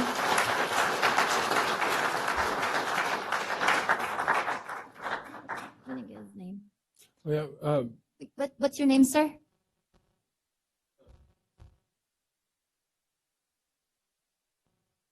did you had signed in up there too? Okay, and then Betty had as well. Okay. Your name. Jasbir Singh Sidhu. It's on the roster. Perfect, thank you. Please, sir. Good. Yeah, good morning. Very powerful speakers and true farmers. One of the things I want to say is I represent an organization, nonprofit organization for family farm, which is about 250 farmers, about 100,000 acres in Fresno County and Madera. So we got a lot of farmers in Madera and Chowchilla area. One of the things, as Stephanie was presenting, that $19 million project spent so far up till now, none of our farmers really knew what was going on. You talk about Sigma, you talk about some of these projects that are being worked on last several years, there is no information. How did we get here? We got here because Rolf sent emails out, feelers to a couple of people. One of our members happens to get it, the one that was being presented. And that was the first information when we start putting it on our social media and saying, hey, farmers are getting robbed. You need to protect for your right.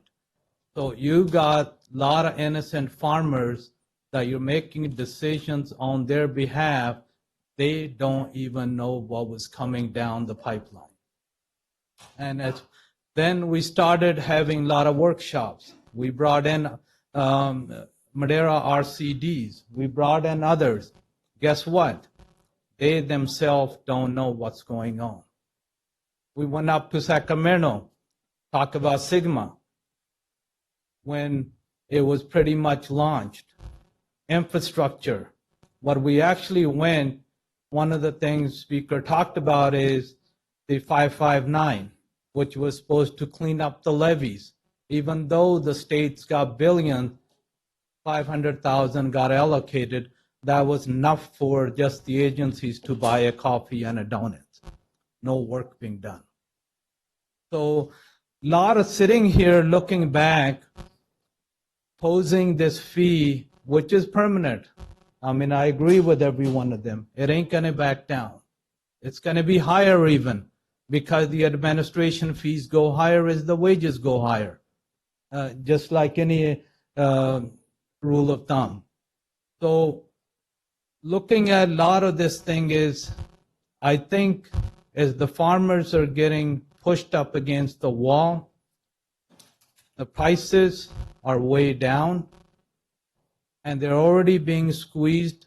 I would like to think the board should rethink this whole thing, get the people's buy-in who are really wants to be paid for. Talk about this ballot. We probably distributed so many of them. Nobody saw it.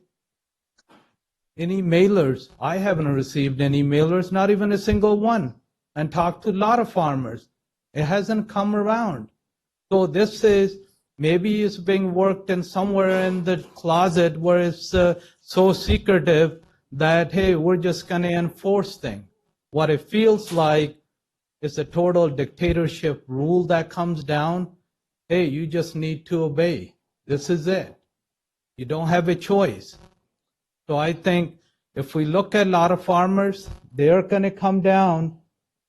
They're all having issues. One, nothing is being explained. Two, there are a lot of funds being spent that nobody knows where it's going. I mean, the fonts were so small you can't even read it. Make those things public.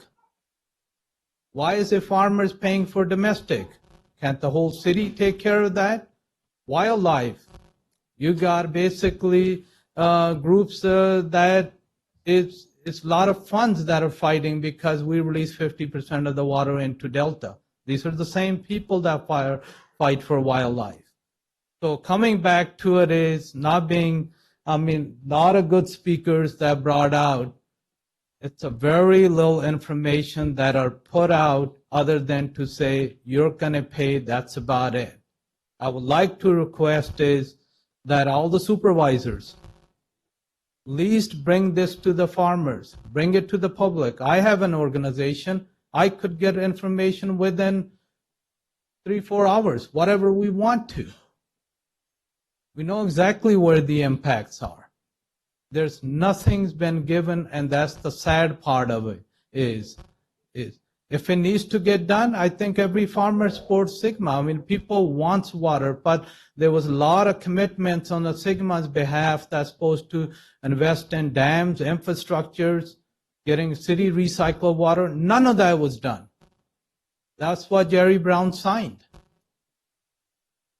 I mean, state basically turned its back on farmers. Now, I don't think the Madera district supervisors should turn their back on farmers. Guys need to do something that's really helpful. That's all I got to say is if you guys need getting farmers together, yes, we can get farmers together. These are probably the guys that are most active in media. There's probably 50 to 100 times more farmer than that's sitting out there at home just wondering what the heck is this? When am I going to pay another bill? When am I going bankrupt? So I would really request the supervisors to relook at this thing, relook at all these projects, make people aware so where it doesn't turn out another Wall Street fiasco, which is, hey, we spent 20-odd million, but there's not a single drop that's coming down or it can hold. A lot of these studies are paper studies. We all understand that. So I think on a behalf of my organization, we like the board to really, really rethink. If you want to put a ballot up, put a true ballot up.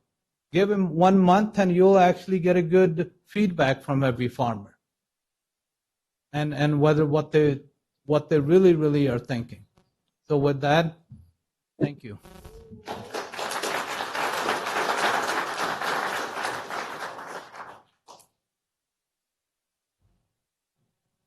Hi, thank you for the opportunity to speak. My name is Tara Pittman. I'm a fourth-generation farmer in Madera County. This is our fifth generation, and I'm worried that she won't be because of things like this. We're very small. We only farm about 700 acres. We've been doing that for a few generations now. Our annual operating budget is about $1 million. This fee for our acreage would be approximately $180,000 on top of that. We don't know where it would come from.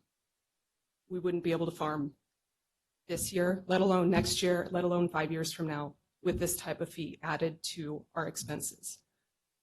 On the other hand, we could take all of our acres out and sit there and have you pay us for retiring acres.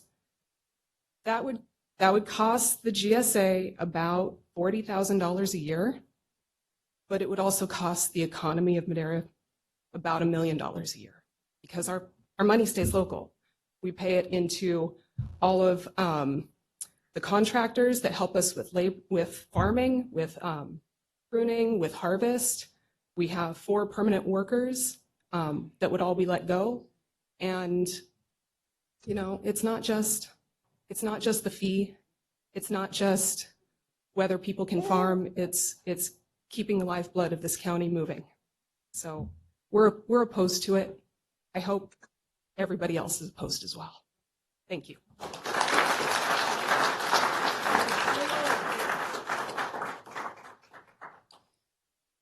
Thank you, Chairman and Board. I'm going to be one of the more liked persons in the room, but I am here in support of the fee. We've been, Your name, please. I'm sorry, my name is Devin Avilis with Agri-Rural Cooperative here. I represent acreage that is owned by many ownerships. We realize that this fee is expensive and it's cost a lot of money. But a key point that was made is you as the supervisors did not ask for this job. This was forced upon you by the state and forced upon us as growers by the state. This legislation is dictating what is happening in this basin. We know it's overdrafted, and we know this by the lowering of wells. I think Supervisor Poitras talked about wells that are being lowered. That's happening everywhere. If we do not get funds in to support this subbasin, I don't think it's going to be when the state comes in, how quickly they will come in. And then we'll all be left with sustainable yield. I do not want the state involved anymore. I don't know how many people in this room can say in the last 25 years what the state has done positively for water in agriculture. What makes people think that they will do that now? I don't see it happening. Talking about, Stephanie had brought up a chart, and thank you, Stephanie, for you and your team and all the work that you've done. You know, she broke it down, and I think Supervisor Poitras did as well, that this fee would be between $100 and $110 per acre foot through about 2025. You add on pumping cost, you're going to get that to about $350 to $400 an acre foot. So that's a 4-year period. How many water districts do you know that will offer growers $400 an acre foot for 4 years? I don't know of any. We talk about the water districts. How many water districts have assessments every year? Whether you get 0 allocation or 100% allocation. When's the last time someone got 100% allocation? I know this is difficult, and I understand. Thank God we live in a county and a country where we can still have opposing views and speak our mind. I still believe in that sign. I believe in Madera County, and more importantly, I believe in God. And I know better things lie ahead, not just for this state, but for this country and for this county. And I urge you to go through with this. We are in our 3rd year of below average precipitation. The time that the wet year is coming is sooner than later. At least I pray that happens. We need to get stuff built, and we need to be able to capture all these flood flows. Appreciate your time. Thank you, and thank you, Stephanie, for your hard work.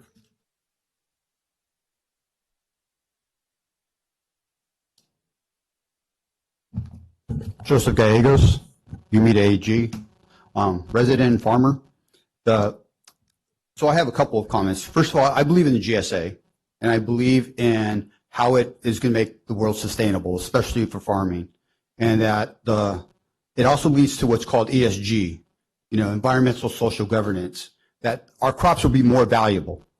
But on these particular fees, I think it's the way that we used to think. And building capital projects makes it a little tough because a lot of those capital projects aren't going to hold enough water to make things happen. We're moving in a whole different other direction into innovation, and I think that the board should look at innovation. Like we've developed a new irrigation system that we're able to grow our almond orchards with 10-acre inches. That's within that GSA amount, and that's on our farms where we don't have to worry about any surface water or going over that allocation. And I think that's what the board should really look at too, is not only the capital projects, the way we used to build dams and infrastructure that's cost a lot and doesn't really produce what the results that we really need for the whole area. Because even if we did those capital projects, look at the increase. It was from 10-acre inches to I believe it was 28-acre inches. That's still half the amount that we're used to farming with. And that's half of that acreage would have to be fallowed. And that would lose the jobs and the revenue and then the numbers. We look at those numbers on the budget. That was very interesting in that it goes from 14 million in revenues, which is a fee, right? In 10 years, it goes to 32 million in revenues. That means that those fees actually continue to increase based off of capital projects. Capital projects are projects you have to plan for in advance, and they take a long time to build, and then they have maintenance aspects to them too. So the fees will never go away. That's a joke that, we have to relook at them, but it's more about relook at them to the fact that how much more do we have to adjust it for our maintenance costs and for new improvements or for something that has to be replaced. I mean, it continues to go on and on and on. So my emphasis for the board is to recalculate maybe some of the innovations that are out there. Like I'm working with a company that's starting to harvest water from clouds. Those are the type of innovations we need, where we can have more sustainable conservation aspects as compared to let's have this infrastructure for when it rains and then try to grab it all, but it just doesn't hold enough. It just doesn't hold enough. That's the bottom line. So those are my comments. Thank you.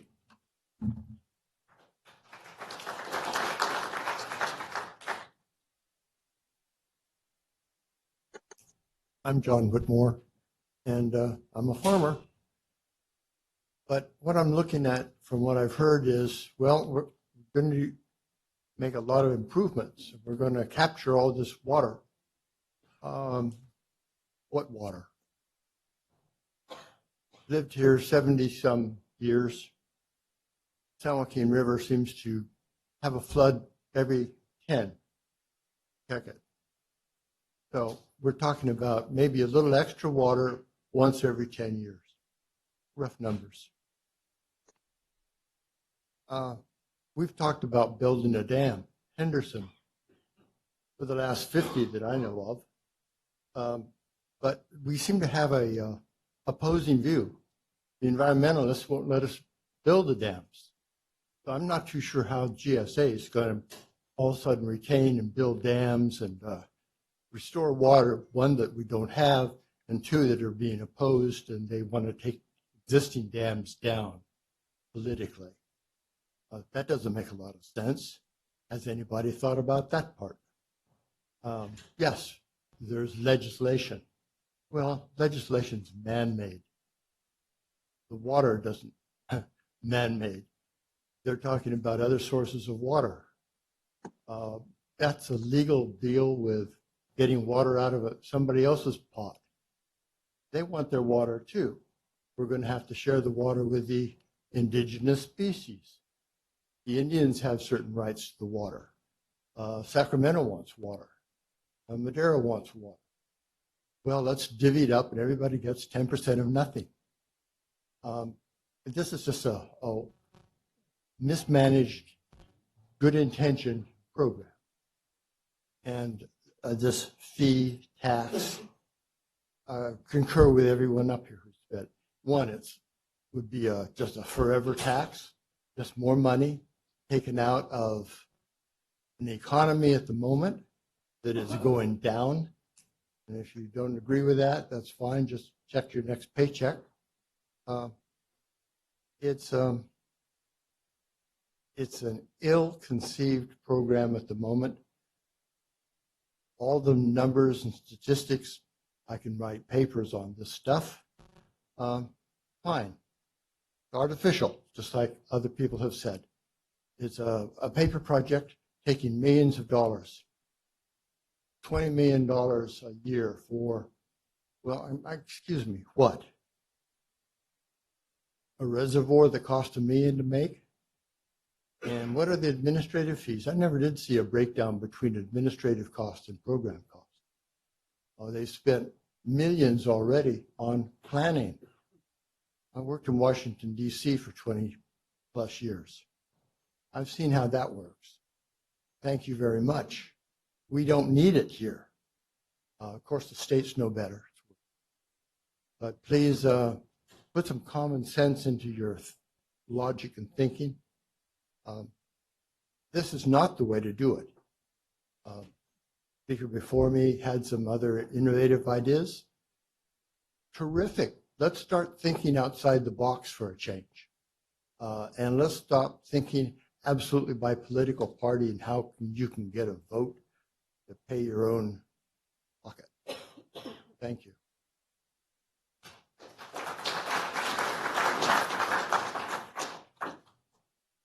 Morning. My name is Larry Petrowski. I have a dairy farm on the west side of Madera. First of all, I want to thank Stephanie for all the work she did on this. I absolutely would not want to do what you're doing. You've reached out to the dairymen to understand what we need. And again, thank you. You guys have been very professional about that. But I'm in opposition to this. I have a dairy farm was started in '95. And the size of my herd is directly related to my farmable ground. I am regulated by the State Water Resource Control Board. I have to account for every pound of nitrogen that I apply to the ground. The cows produce nitrogen in the manure, I got to apply it to my crops.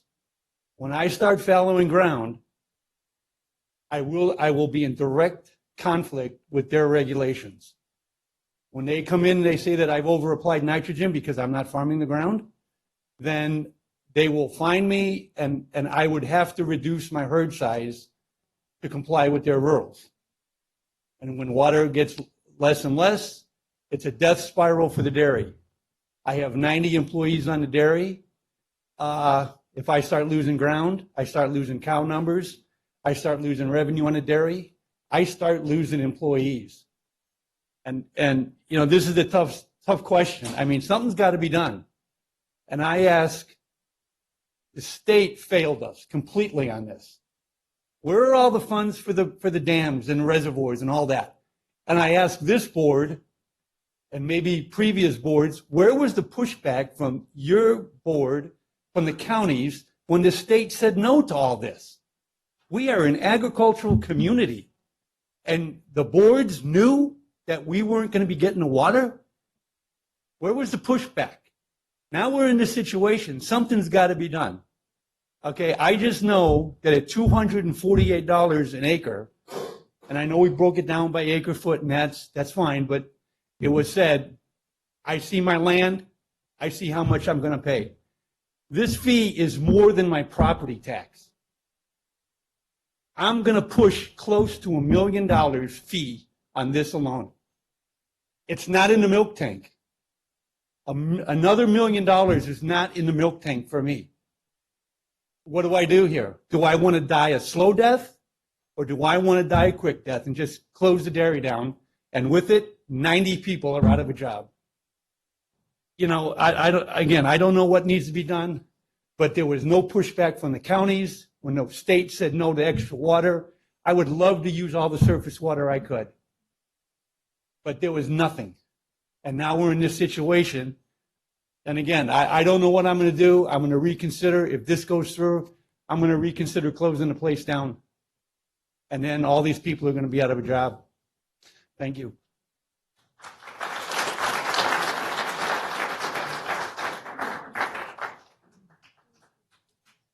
Hello. Good morning still, 7:56. My name is Minesh Kher, and I needed to say some things because I am not a generational farmer. I'm a new farmer. I started farming like 5 years back, and it's beautiful. Previous to that, I was in engineering. Here, anybody who's done any software, I would have worked on some of that. I was in management in software, and so from that perspective of software and farming now, and looking at what's going on, obviously Sigma is important. We all know we have a crisis on our hands, and thanks to Stephanie, I've talked to her multiple times. There's a lot of stuff that is happening, but I still had 4 comments that I wanted to make that made sense to me. That the first thing is, first thing is, let's call a spade a spade. This is a tax, and this is not my definition. Look at the English language, and you will know that governments give services. Nobody in government is there to like take some money and run away. So this is a service, which means it's a tax. It's being put into the county record. So we have to call it a tax. We can call it like you pay me from services or something like that. That's a check you write, not something in your records, and pay a fine for it. So that's a tax. Second thing is, what I figured out is when you plan something, and I've talked about this with Stephanie, so I'm not going to say anything new here. I just wanted everybody else to see my perspective, is that SALC, payments, recharge, nothing has been defined. Means I've done my recharge form like 8 months back. We haven't done anything yet on that, right? So I think, Tom, you asked the question very nicely, which was very apt. Going a little bit into detail is like, what are the basins? Where are they? How much is it going to charge us, cost us? So you cannot have a project where you have like, let me tell you how much this is going to be, and I will not tell you where I'm going to spend it on. And exactly, not in small numbers, but somebody could not, whatever the guy's name was, Kevin, he could not figure out. And if in my world, if something like that happened, the manager would call him into his office, and I think in the next few months he would not have a job. Sorry, Kevin. So that's the second part. The third part is, I urge everybody to go read a report by Rob Jackson from Stanford. The only people who have gone down and done hydrological studies is oil guys, and we really don't know how much water we have. And so people need to kind of be a little bit more careful in like, oh my God, this is the end of the world. I don't think so. There is, and I'm not a hydrological engineer. I'm a software engineer, so I'll shut up. But people need to be a little bit more depth oriented in this, and not just call it like, oh my God, it's the end of the world. And a lot of very strong, passionate farmers came here and talked about things, which is true, because I came from software, nice, cozy, nice, beautiful job, making a lot of money in the Bay Area. And then I looked how tough it is to farm, right? Means, oh my God, the almond prices and the input costs and everything. So we need to figure out, put an empathetic hat on our heads and ask these questions of like, some of these farmers, me included now, how is all this going to cut it? And so that's one thing. And my last point was, I want to thank, I don't want to take away all the work that Stephanie and all these other people have put in, because I can see all the hard work and what they're trying to do. And so thank you. I know I wanted to kind of put both the perspectives, but thank you guys for giving me time.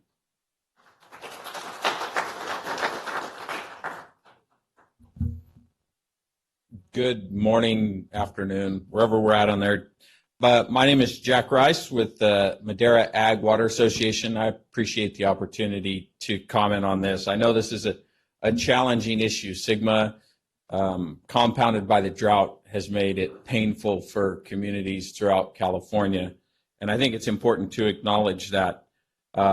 So this project, in my mind, and I think it's a useful review again, it started in 2015. I know it wasn't long after Sigma passed that individuals in the community, some of them, began working on groundwater issues. They recognized what was coming, what Sigma meant, what it would entail. They began to understand what it would mean for this community, and that includes, some of the cities, the irrigation districts, the county, and farmers themselves, and other community advocacy groups, frankly. And for the past 7 years, a lot of work has gone into it. Now, it hasn't included anybody, and I fully acknowledge that many people seem surprised by where we're at today. But over those 7 years, there was a lot of work that was done by the Groundwater Advisory Committee, by the participants in the process developing the groundwater sustainability plan. And yeah, it's true, there were not figures attached to those ideas, but the community and many of the individuals worked hard to try to figure out, what are we going to do here? We have an imbalance. We have a state mandate. It was from the state. It wasn't you guys or anyone else that did it. And it also includes a little math, right? There was overdraft, and so there was a legitimate problem. And they tried to come up with a plan. What are we going to do in this basin to achieve sustainability? And so that plan was developed. It's currently being reviewed, as you guys know. And when the math was done on what that plan would cost, it was the fees that are presented. And MAWA, we've been part of this for a long time, and I guess through that process worked hard to try to come up with ideas on what we can do to do what's the best for agriculture as a whole. There's a lot of different perspectives on that. But at the end of the day, when you're working to comply with a state mandate and maintain as much agriculture as you can, and you don't have a lot of certainty about where you're at, you end up with a really challenging task, and you're balancing things, trying to predict, like, what can we, will we do, what can we afford, or what can't we afford. There's a lot of passion and perspective that maybe this is the first time they've heard of that, and that's challenging, because there is, like we said, I think others did before, there's a lot that has gone into that. Now that we're in the implementation phase, all those ideas have become real. And really, we knew it would be difficult and painful and expensive. The numbers have come out through the work that was done on the rate study. And in order to go where we started, which was to manage the basin sustainably and do that locally, the fees are what it costs to implement that plan that was adopted. And so, as you know, MAWA, having grappled with this through the years, decided we would encourage you to adopt the fees, because it was what it takes to implement the plan. And implementing the plan is what it takes to keep the state out. And notwithstanding perhaps some other perspectives, in my experience, it's not really a good thing when the state steps in and takes control. I think you're best doing that locally, as challenging as that is. Thank you. I apologize for going over.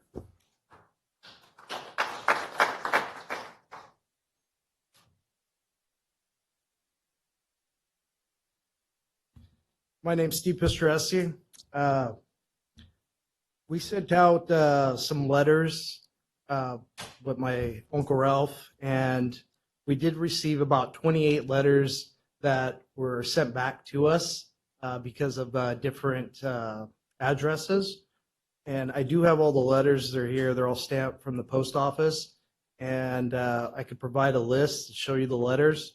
And I think if these people did not receive notice by mail of what was going on, at least these individuals and all related APNs that are going to be counted as a vote should be strucken from the tally. And then I also wanted to mention, I did meet with the people from the river restoration regarding the San Joaquin River, and they had informed us that a few years back, when we almost lost our ranch due to high floods, they said that it was 4,100 cubic feet per minute flowing down the river.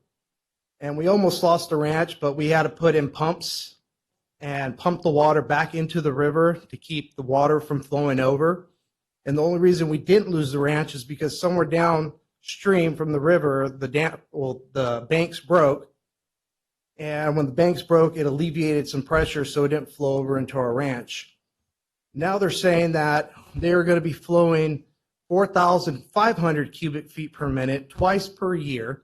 That's the plan to, restore the salmon flow. It doesn't matter how much water we store. They're planning on releasing it as fast as they can. And they don't care if they ruin your land around you. I mean, we've already had impacts with our property where certain times of the year, the water's percolating out of the ground into the ranch, bringing in all those deep salts and putting it right into our root zone, and we're being impacted. And you take out all this other land, and then this land that was perfect is all going to be ruined with high salts. Also, too, with nitrates in groundwater. If people fallow their land and there's high nitrates or nitrates that are climbing in our groundwater, how are you going to filter out the nitrates that is in the groundwater? The only way to do it is to dilute it with more water, which they're not going to do, or to pump it out of the ground, put it on a crop, and let the crop uptake it. So that's something else to consider. And I just want to say, farmers are converting water into food, and that should be noted. And people need to understand we're not wasting water. We're using the water for a beneficial purpose, and it's one of our necessities. And I like for you guys to consider that. Thank you.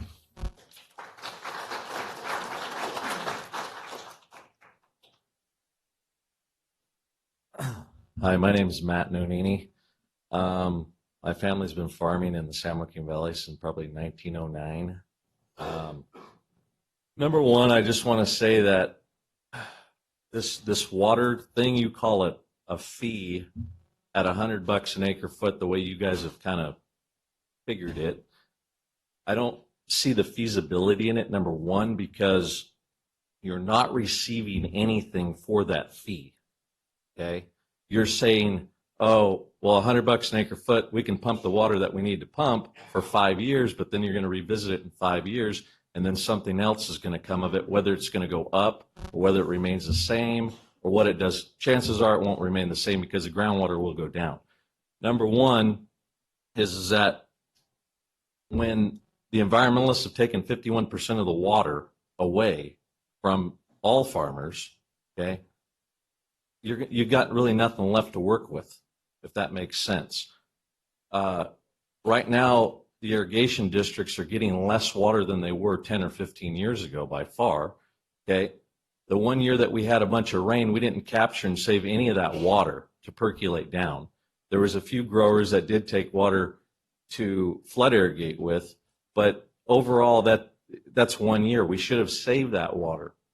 Back in the 70s, when we had the last drought, which is before my time, okay, the 50% of the reservoir was still full with water, okay? And this go around, we don't have any water in the dams because they're releasing it for the fish.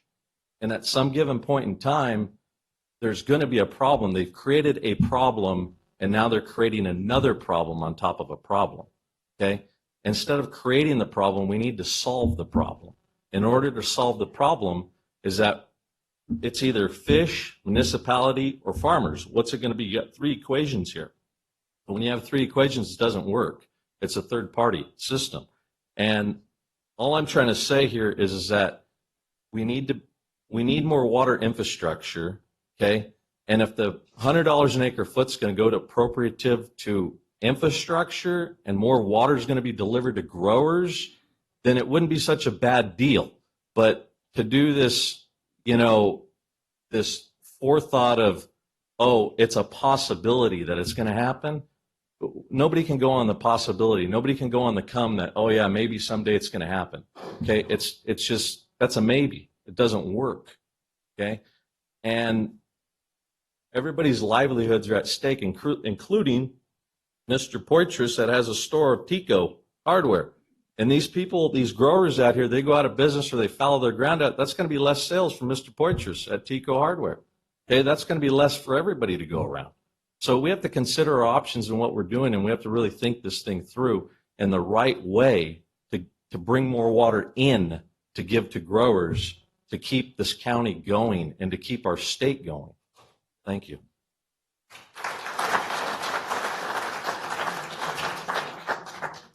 Good afternoon. I'm Sarah Wolf. I'm a farmer in the Chowchilla subbasin, and I work in the Chowchilla subbasin primarily on the west side of that basin, which has the subsidence issues. And I think Jack Rice said it very well. This has been a very long process, and it feels as if, in a lot of ways, we haven't, I think it's understandable that many of the farmers feel that they haven't been part of it, because I remember coming to this room probably back in 2017 and having one of the first public meetings, and it was so wonky and challenging to listen to about how we were going to even get there. And a lot of people stuck it out and continued to work and help the county and help individual landowners try to come up with different options that they could do on their farms for solutions. And that is what is in your rate study today, are those solutions, those plans, those projects that we know are needed, some of which have already been embarked upon.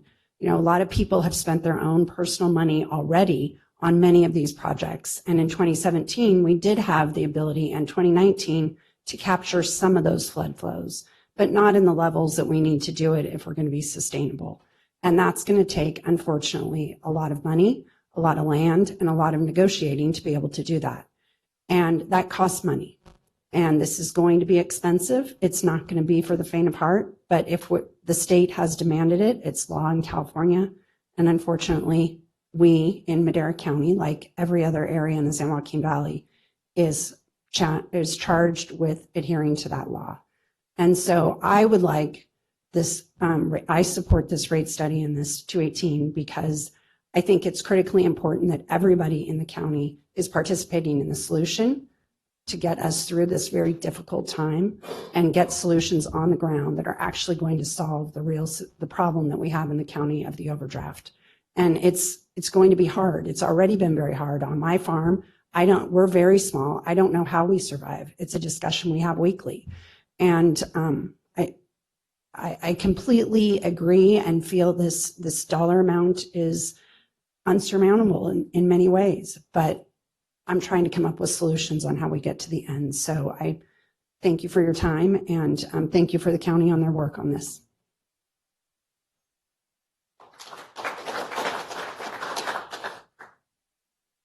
Hello. My name is Joseph Mount. I'm not from your county. I'm from Sacramento area. And I'd like to point out a couple things. In 1992, there was a fee put on to study water. It's still there today. In 2007, there was another fee by the county to do more study on water. It's still there today. Once you put it on, it'll never come off. Never come off. I'd like to point out a couple other things. If you're trying to build a basin, it's going to take 7 to 14 years. California is closing six dams right now today. They just announced the two biggest dams in the state of California and the Klamath River are going to be torn down. Coyote's torn down. Owens is torn down. Ivanhoe is torn down. Somebody has to do certain things about water storage, and the farmers can do it. They can do it.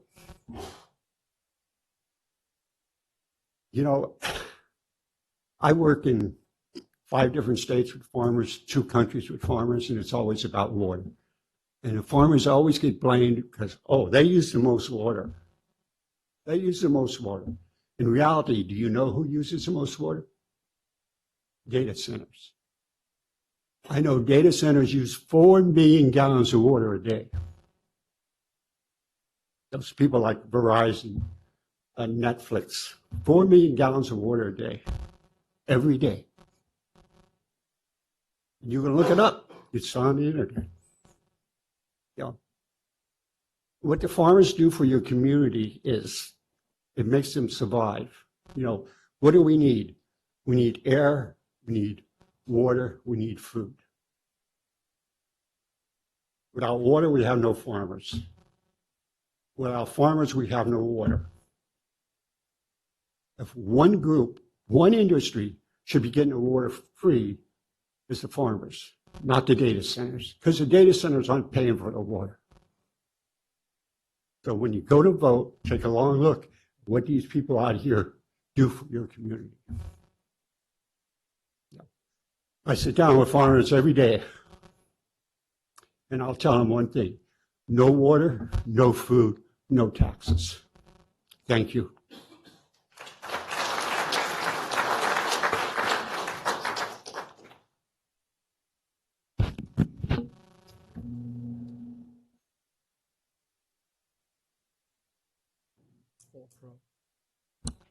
Christina Beckstead, Executive Director of Madera County Farm Bureau. I want to start by saying thank you to Stephanie and staff for all of the time, effort, and just hard work and stress that you've had to deal with through this whole process. It has definitely been a challenging one. Madera County Farm Bureau and myself personally, our goal has been to keep farmers farming in this county, which is, over the last 7 years, put me in some very difficult positions. But we've been at the table in all of the discussions, and these are trying times for an industry that feeds this world, right? At the end of the day, agriculture in California feeds not only the nation, but when we can get exports, we also export quite a bit overseas. It has been one thing after another, after another, after another, and I deal with it daily. I've done my best, as the Farm Bureau has and continues to do, to be the voice for all of these farmers to keep them farming. That said, whatever happens today, I think that this board and many of you in the audience, I challenge all of you to take your message to Sacramento and Washington, D.C., because at the end of the day, they're making these decisions for your livelihood. And it is no easy task, but I've heard some very impassioned and well-spoken, articulate people in this room today who all raise valid points, all points that I raise on a regular basis. But we are at a crossroad right now in how we move forward and what happens next. I hope that the State Water Board does not intervene, because there is nothing positive that comes out of the State Water Board. There hasn't been, there won't be. Until there is change from an administration standpoint, and I don't see that happening anytime in the near future, nothing positive has come out of Sacramento that affects agriculture as a whole. So I ask that everyone think about, set personal emotions aside, and think about the future of farming. The future of farming in Madera, the future of farming in California, the future of farming of the United States. We need to do something and have a larger voice in the role that we play, not only just coming and yelling at the Board of Supervisors, but the Board of Supervisors, I've told you this before, you need to step up your game in Sacramento, because they'll listen to you before they listen to anybody else. So whatever happens today, moving forward, we need to be a voice, a unified voice, at a state and federal level as we move forward through this crisis. Thank you.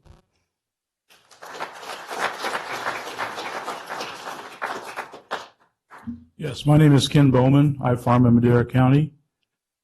We've got a problem. We're between the state and us. The state, not the county, the state has implemented these requirements. We have to address them. My first challenge is, every one of you get on the phone to your senator and assemblyman and tell them what this fee, you heard the one lady say her annual budget is $1 million. Her expense is going to be $180,000, 18% increase in her expenses just on this one fee, tax, whatever you know, 18%. If Madera County government all of a sudden had an 18% increase in their expenses, how could you meet it? How can it's hard. Labor's gone up every year. Look at the price of fuel. Our inputs are going through the roof. But we need a water system. We need to address this subsidence. We need to address this problem. If we expect to stay in business, it has to be addressed. I've talked to Stephanie. She's been a great help. I've done some of the Zoom meetings. My question is, can we still scale this back from the $100 an acre foot? Can we scale it back and start taking steps before we start running? Is that a possibility? I don't know. I don't know the expenses. I don't know the timelines, but it's economics. And when you're talking 15, 18% increase, one time snap, and as I said, we know it's going to go up. The assessment will stay there forever. The rate will be reviewed every 5 years. We know it's going to go up. Inflation is there. Everybody wants to make more money, including the people doing the work. So we know that's just going to increase. How far can we go and stay in business? I don't have the answer. I don't think anybody has a good, I mean, sure, we can start taxing people more and more, or giving them fees or whatever you want to charge them, call it. But when do you stop paying? Look how many people are leaving California right now in other industries. Well, a farmer can't leave because he can't take his ground with him. So what's he going to do? He's going to go out of business. The ground's going to go fallow, or somebody else is going to buy it, and they're going to go out of business. Owner's company I used to work for, his wife said, farming's a bigger gambler than going to Reno. There you can stop whenever you want. Here you can't. Once you're in it, you're in it. And many of you know that from personal experience. I'm asking, can we scale back how fast these fees come? Can we cut it in half or something? And that would go back to the Stephanie and her group as far as the timelines when things have to be done, what things to be done. But could we review that? Could we scale back and bring this thing on more gradual than all of a sudden just boom right off the top, a 15, 18% increase in our expenses? Thank you.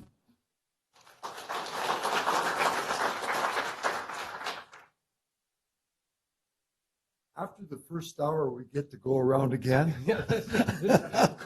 Not everybody, just Ralph. No, Ralph, I'm gonna. Is it okay for a minute and a half?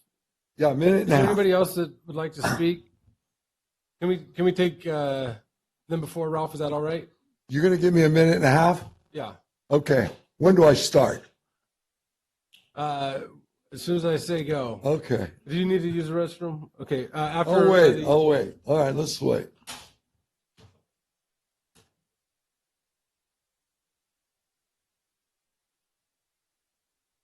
We have two other public hearings too on the Chowchilla and Delta Yeah, we'll Mendota. be back up. Yeah, but, yeah.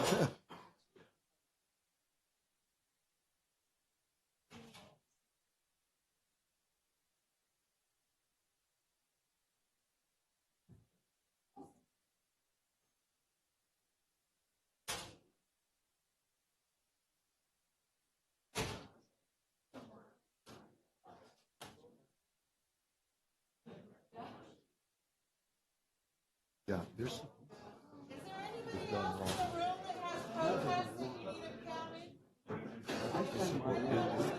From your letter.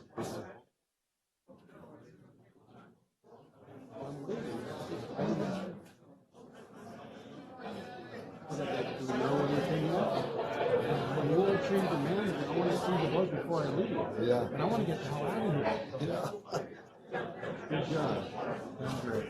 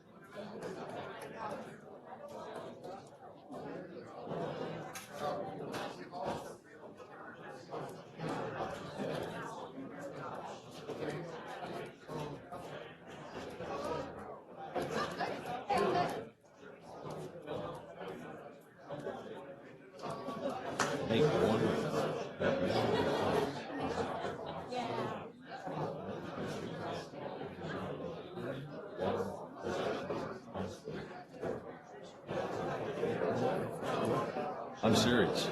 Since the Great Depression. Since the Great Depression. Yeah, I'm serious.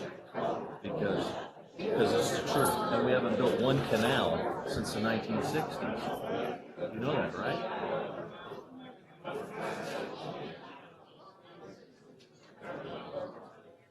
We need to build more canals. They don't have this canal system.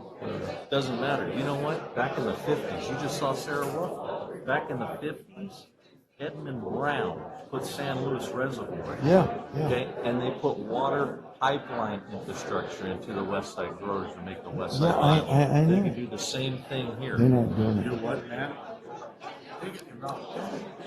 You get to meet this board again. That's what I'm going to talk Well, about. everybody knows that. No, What I'm trying to say. What I'm No, trying to say. no, no. Let's address the main problem. The main problem, they took the water away from us to give it to the There would be enough there'd be enough water between the fish and the farmers There and the could be. municipalities. There There could. could be. There could be. Okay, they could be. Yeah. If But they we're built more, we're putting the money in the wrong places. yeah. Well, of course, that's what they want to do. Putting it in the wrong places. Yeah, but right now they got it not. And this project's a progressive. Right, I'm telling you. Yeah, yeah. Yeah, no, they'll be shut to them out there already.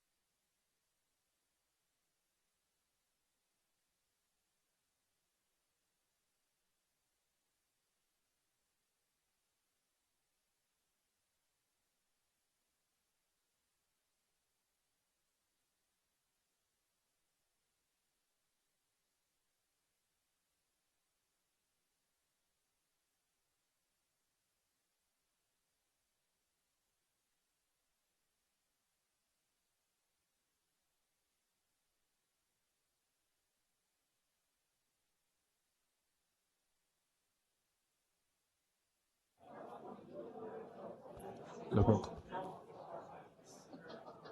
We're going to get started again. If everyone can please take their seats. I don't want these conversations to go into Ralph's minute and a half.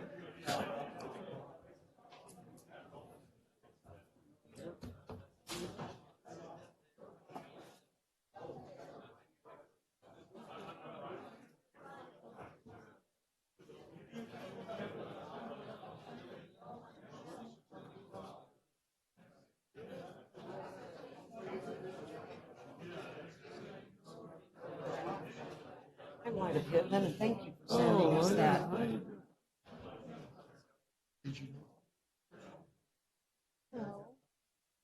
That's my point.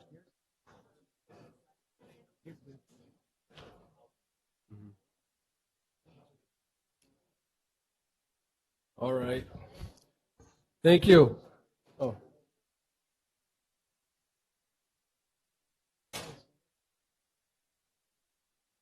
Bring it up as well as I can't go and have a minute. All right. We're going to resume with our We'll resume with our public comment portion, and we'll be starting with Mr. Pistoresi. Okay. Thank you again Yeah. for the opportunity to say a few words. All right. There's a lot to cover. Let me start. One thing that wasn't mentioned.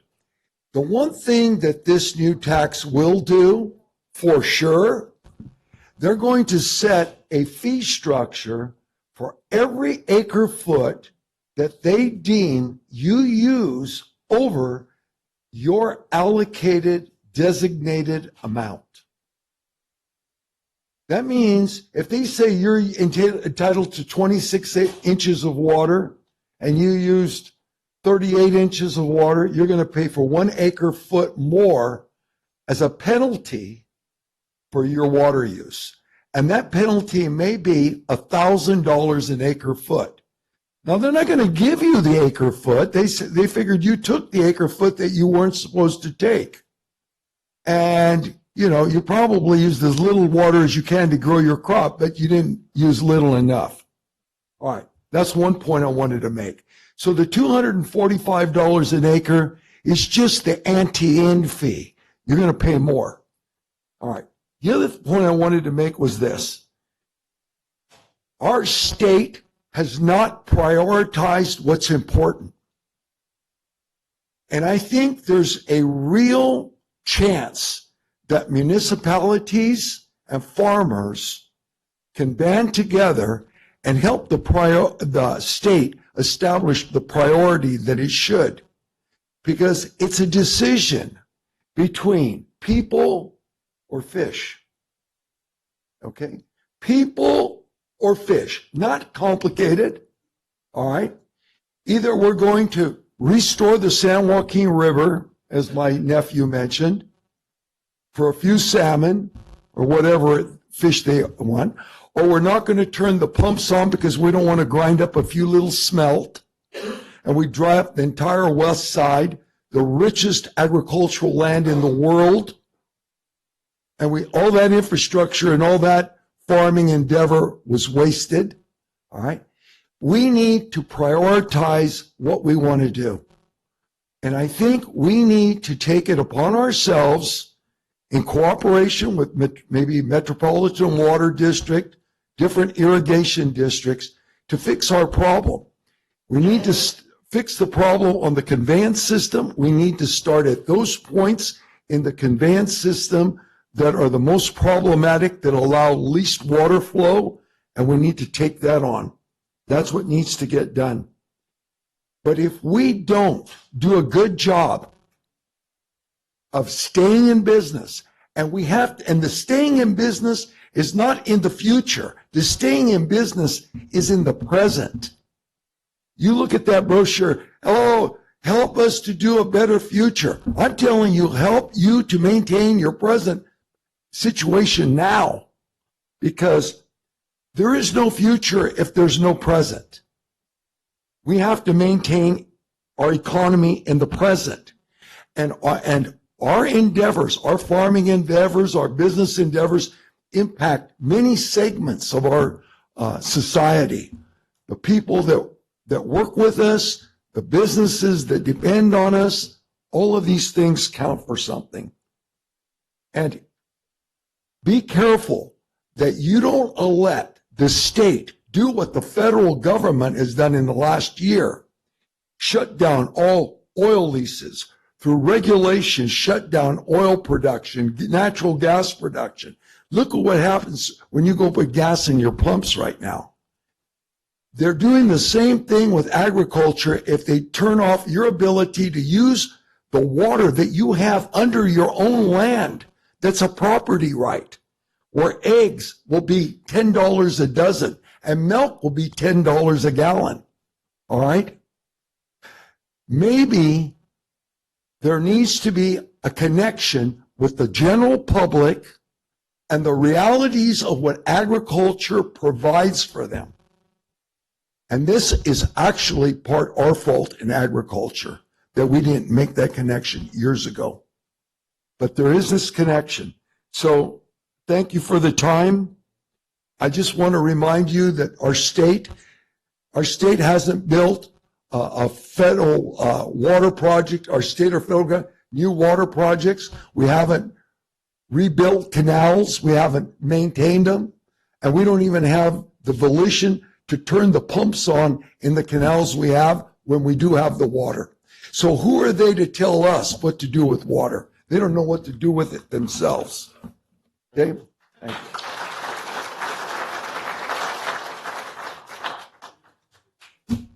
Hello, my name's Alex Lehman. I'm going to give you a little bit of background, then I'll proceed. Came here a few years ago, taught school. My wife taught school. She came from Nebraska. I didn't really want to come to this county, but God sent me here. I don't think necessarily for this day, but He sent me here to teach school, to farm, raise 4 boys. I have one who's a lieutenant colonel in the Army. He's a Special Forces commander. I have a son who works for Homeland Security. He fights for protecting you all. I have one's a missionary in Mexico. He talks to the people about Jesus. And that's what we need. All these people here are hurting. Their livelihoods are at stake. What you've decided here to do with your decision to go about satisfying the state needs to be changed. I'm a farmer, and sometimes I have to change what I do on my farm because what I originally started out with isn't working. When I was teaching science in school, doing a laboratory, it didn't turn out the way I thought it was going to turn out. I changed it so it become more effective. I've listened to a lot of folks today. I hurt for them.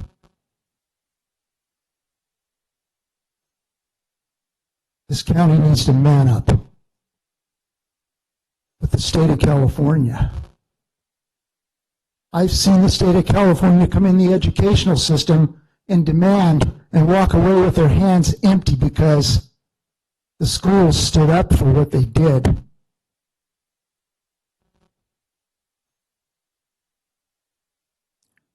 So I think, number one, we need to change the way we're going about this. And number two, there might be another solution. You're making millions on Highway 41 and Avenue 12. Millions. And what you're doing right now tells us that you don't care about the farmer.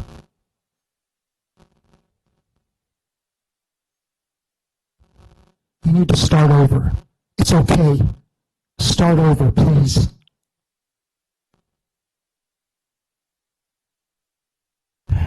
I raised my boys, my wife and I, we didn't raise them on hope. And I've heard a lot of that today. A lot of hope. We don't know what the future holds. So my prayers for you all is that God of heaven will solve this conundrum, because he's the only one that can bring this resource. We can't do it. We can try. Give it our best shot, and I don't think we've given it our best shot. You heard from everybody in this audience.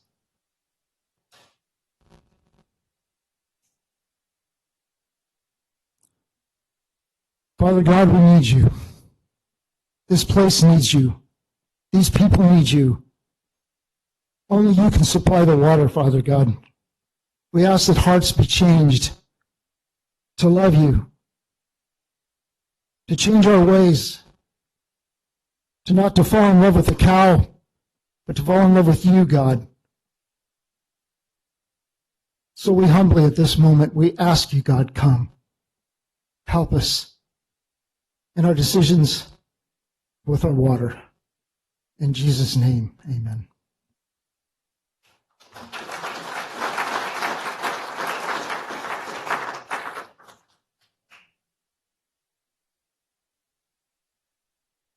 Good afternoon, everybody. There's nothing really left for me to say because a lot of people have already said. But I have one question, that this law was passed in 2014, and this is almost like 9 years. What has been done till now? Nothing. Nothing has been done. And now they're charging this fee of $246, and they're saying that $100 per acre foot. Where is the water for the 100-acre foot? Other counties that they are getting the $100 per acre foot that they're paying that for the water. So we are going to pay $246 for nothing, and this is a tax, and it's going to be permanent. And then when has been there a law that really supported the farmers? Never, never, ever. And this is going to be the same thing. Again and again, every time, only the farmers are the ones that are getting beat up every single day. And it said that farmers uses most water. No, it's not the farmers. Farmers only uses 40% of the water. 60% of the water is used by the household. So why only the farmers? When there was election, it said, okay, dams or the railroad. People elected railroad. So is that going to provide food for everybody? No. Why wasn't a decision, dam was a decision in favor of the farmers, but it was not made. Who knows what happens with the ballot? Who knows what happened with the election?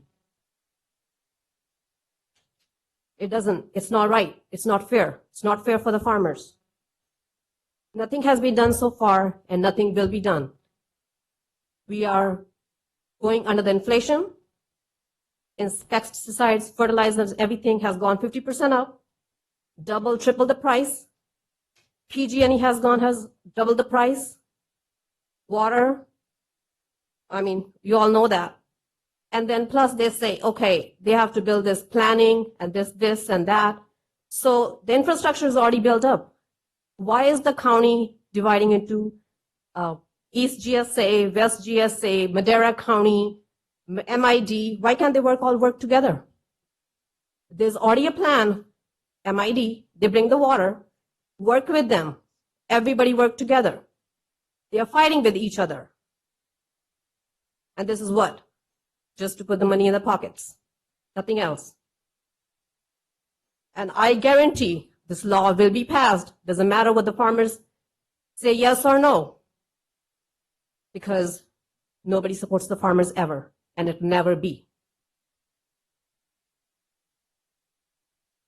So all I have to say is be considerate of the farmers, do a fair election.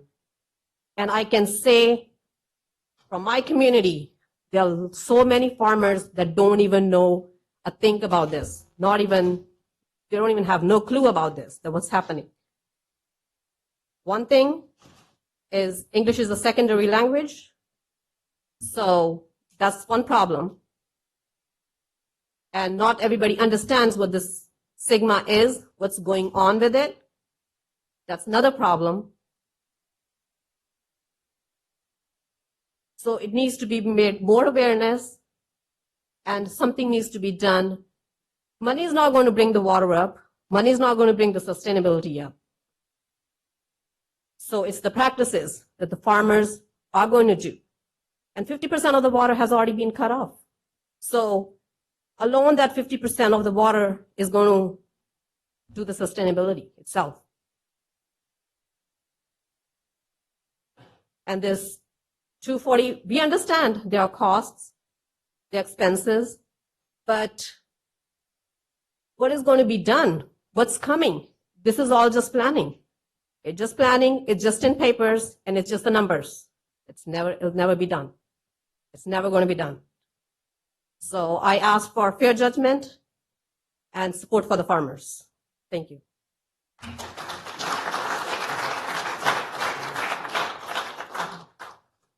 Good afternoon, everybody. My name is Hank Griffin. I don't admire you guys' position for the tough decisions you're about to make. I would just, as fellow growers here in Madera County, I will just tell you, if we ignore this, we're ignoring it at our own peril. Now, whether that number is $246 an acre or whether it can be stepped up over time, that's up for discussion, and I assume that's for you guys to decide.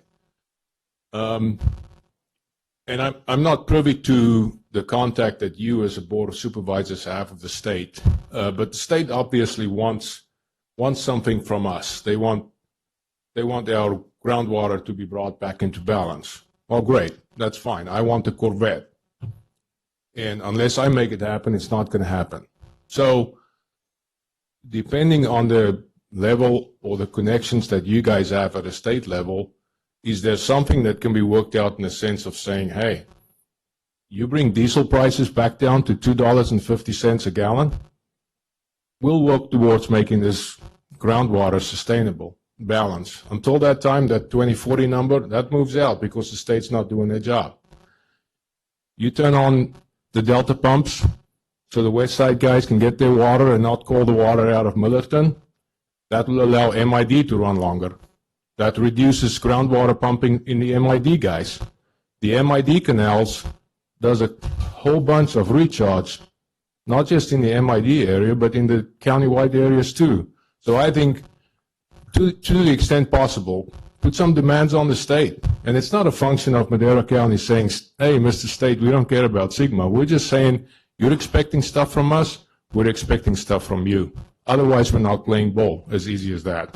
Good luck. Thank you, guys.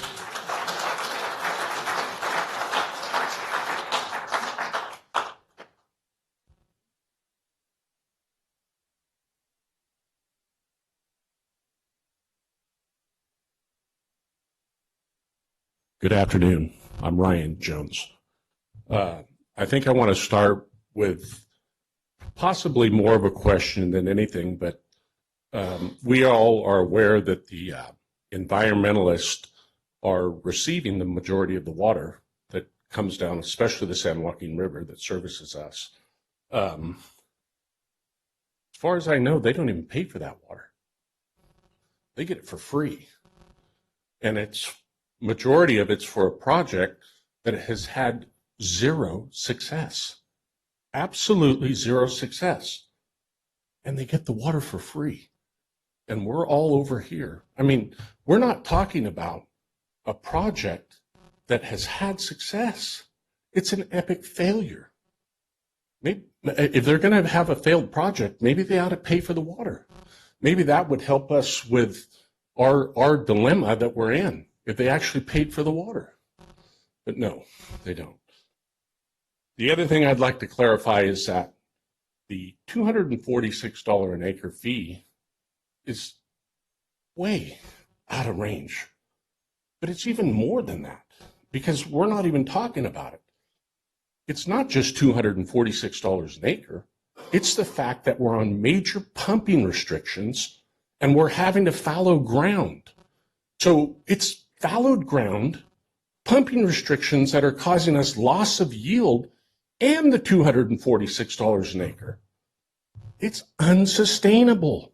It is I don't have a clue. I've been self-employed my whole life. Who put these numbers together? It is unsustainable. Somebody knows nothing about farming and agriculture, that's for sure. In ending,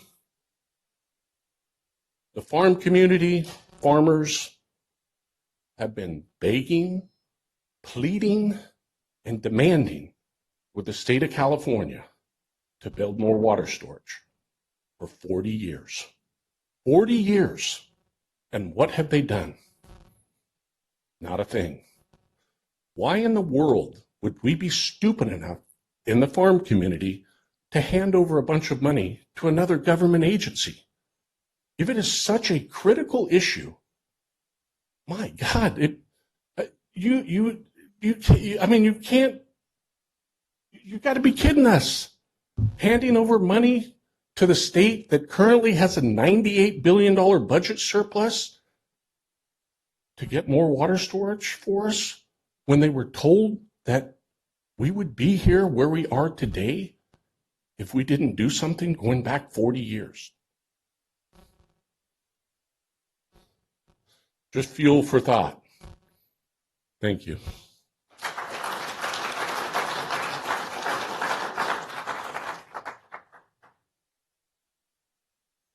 Any other public comment? Anything online? Oh, go on. Yeah, so that will be the next portion of it will be the reading of the vote tallies. The question was, I'll just say it for the record, will there be a vote? So is there any comment online? No comments online. Okay. With that, then I will call close to the public comment portion of this. We'll keep the first hearing open, and then I'm going to open the hearings in the Chowchilla and the Delta Mendota subbasin. Is that correct? Yes, and I would suggest you just remind anyone in attendance that it's still available to submit a written protest at this point for any of the three hearings if there are anyone that want to submit a written protest. What he said. Or withdraw. Or withdraw. Yeah. Any previously submitted written protest can also be withdrawn before the hearing is closed. Once the hearing is closed, though, no more written protests will be accepted. So does everyone understand that? And so this will be based on the votes, and each one will have a reading of the totals for that. So does anyone? Let's see, anyone getting up? It looks like. I will need to read. Is that a ballot? Is that a protest ballot that you'd like to turn in? Then yeah, if you can bring it right here, right now.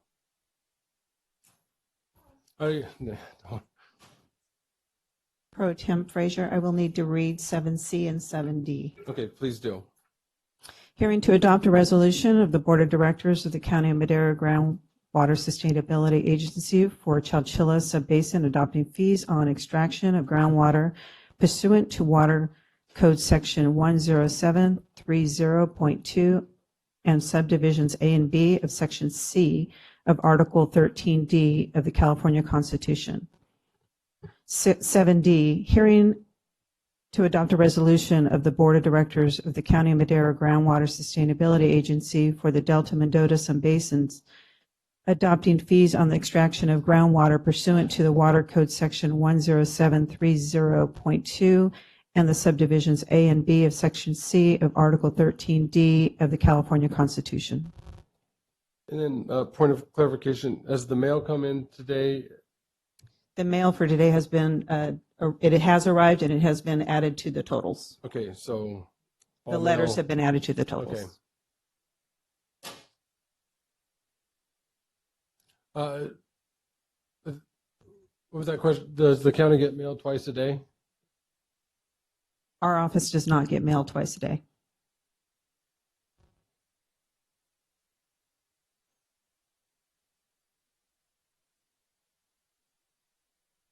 All right, so I'm sorry, I stand corrected. It comes twice a day. when's the second?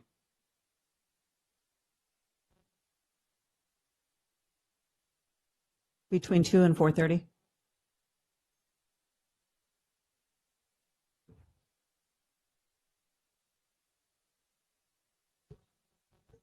How would everyone like to? So we'll wait until all the mail is delivered to see if there are any ballots in that mail. So it'd be between 2 and 4:30. So we will keep You the can- hearing. You can continue the hearing until after 4:30 if you wish to do so and reconvene at that time. You could, I guess, look to Stephanie and Mike based on what the notice provided is. I'm assuming the notice didn't specify a specific time, other than the actual hearing would begin at 10:30. But there was no deadline placed on the submission of that protest at any point during today. So the notice did say that the protest needed to be received by the end of the day yesterday, but we understand that was a federal holiday and some may be in the mail arriving today. Okay, so we'll keep this hearing open until the afternoon mail can be delivered and counted any ballots in there due to the federal holiday yesterday. Mr. Chairman, if you wait one sec.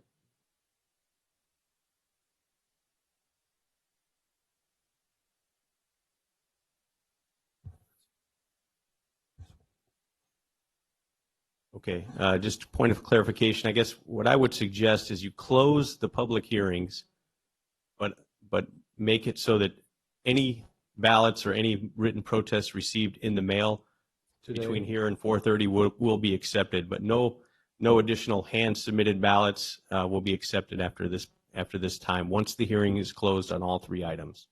Okay, so I will close the public hearings, allowing for the ballots that are received in today's mail to be counted, but no further hand-delivered ballots. Right? So we'll continue we'll continue that until hearing is closed, hearing is continue closed. the item, and then the reading of any of the written protest totals for each of the three basins will be done after 4:30 once we reconvene on these items. Okay. Or until, if the mail comes, if the mail comes at 2, we would have some time. I don't want to set it to the 4:30 certain, so just anytime after 2. I guess I'll look to the clerk as to how soon I think she thinks she may be able to process the mail.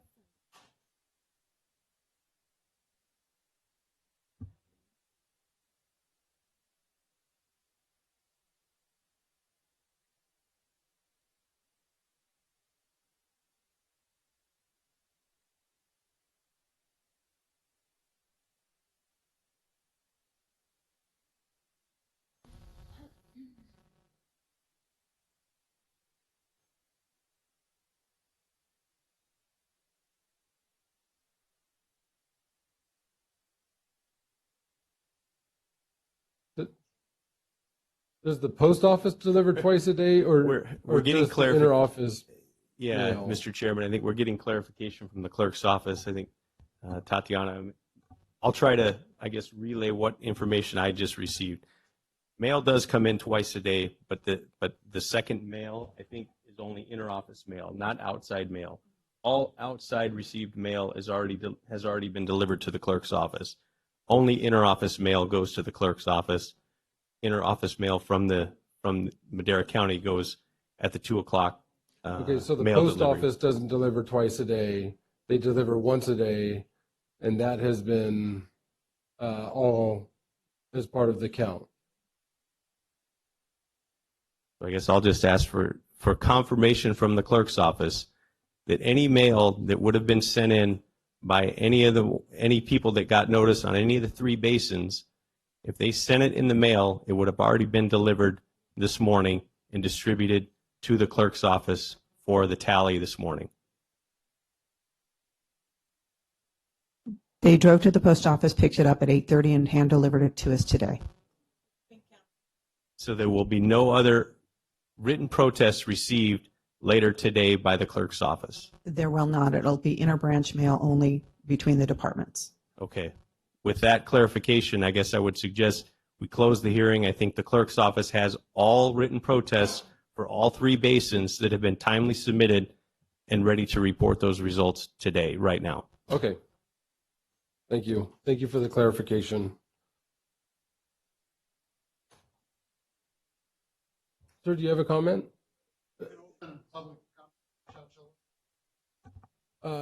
Yes, I'll open comment period for Chowchilla. Right now would be the time. Howard Jakewith, Chowchilla, White area.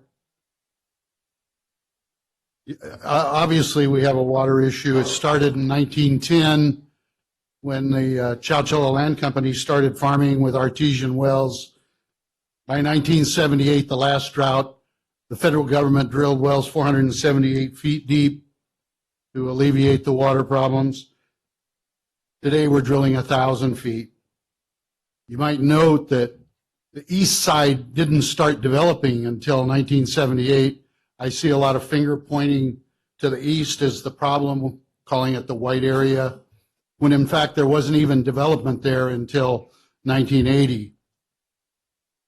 I see your plan is both misguided and you're sending us mixed signals.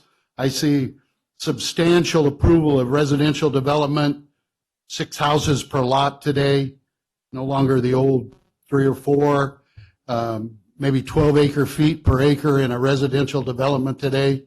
So certainly you are giving great consideration to residential development, while on the other hand, you're looking to us not only to provide them with free water because you're not charging them. There's no restriction when you move into a house other than water days, which LA Water and Power found last year their consumption went up 11%, even with their water days in place.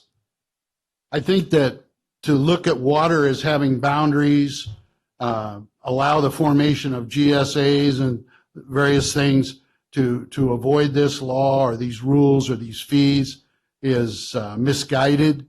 Water in Madera County knows no boundaries. It doesn't know whether it's in Chowchilla or Madera, or whether it's on the north side of Road 18.5 or the south side or of Avenue 18.5.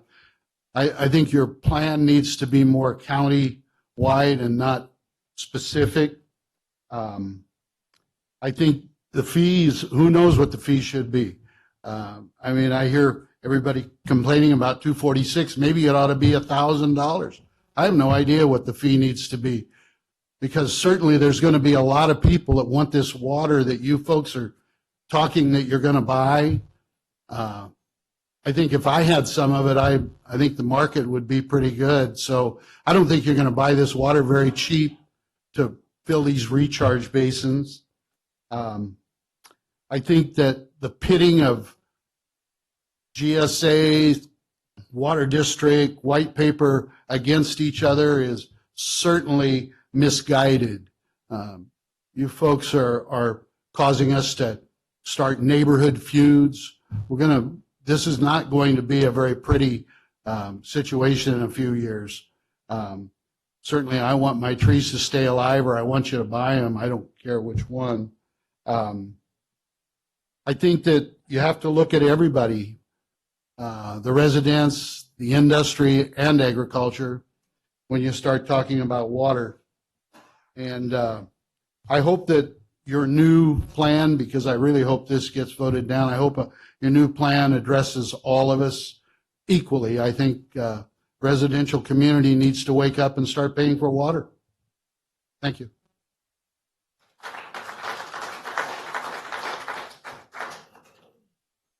Anyone else want public comment on the Chowchilla subbasin? Yeah. Ralph, you're also gonna have another 3 minutes at the Delta Mendota, so yeah. You're going to get a shot on the Delta Mendota too, Ralph. Chowchilla can't go down with one speaker. Okay, there's so many things to talk about, all right?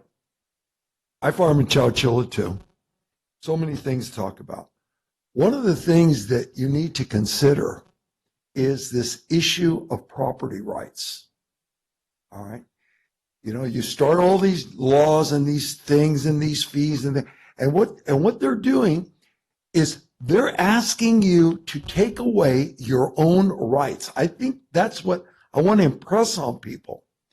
This is being asked in a very deceptive way, by the way, through this Proposition 218, where you're somewhat told about it, but to the minimal amount. You are not presented with a full ballot as you're supposed to by law. You're negotiating what to do here at the last minute. No one knows for sure. But I can assure you that in this 218 election, there are numerous things that have been done wrong that'll have to probably be addressed perhaps later. All right. But what we have to consider are property rights. You people own land. When you bought the land, you're entitled to the beneficial use of the water beneath your ground for some productive endeavor. All right. Some people grow cattle. Some people grow crops. All right. This is something that goes with the land. It has always gone with the land. And now what is occurring here today through all of this process is a taking of your rights. All right. When there is a taking, a public taking, and this to me seems like it is a public taking, because they're asking you to reduce your water usage for some future public good. But who are the ones that they're penalizing? They're not penalizing everybody. They're penalizing a certain group of people. But don't worry, the rest of you are next. You'll be next, all right? And it's a taking without a paying for. Because without any public meeting, they have instituted some type of benefit that they claim they're going to give, and they are procuring from certain individuals more from them than the benefit they're going to receive. And that requires compensation. All right? All right. The government is taking the water, not compensating. And the reason that all this is, and again, I want to enumerate, the reason is because the state has failed in many aspects of what they were charged to do.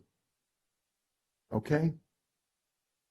And here they're mandating upon you guys to solve the problem that they caused. I think there needs to be pushback. I think the Board of Supervisors needs to tell the state representatives, you know, what you're asking us to do here is a bit too much, a bit too far, and we can't do it for the benefit of our county. And what have you done to increase our water supply here? And put them here and let them answer your questions.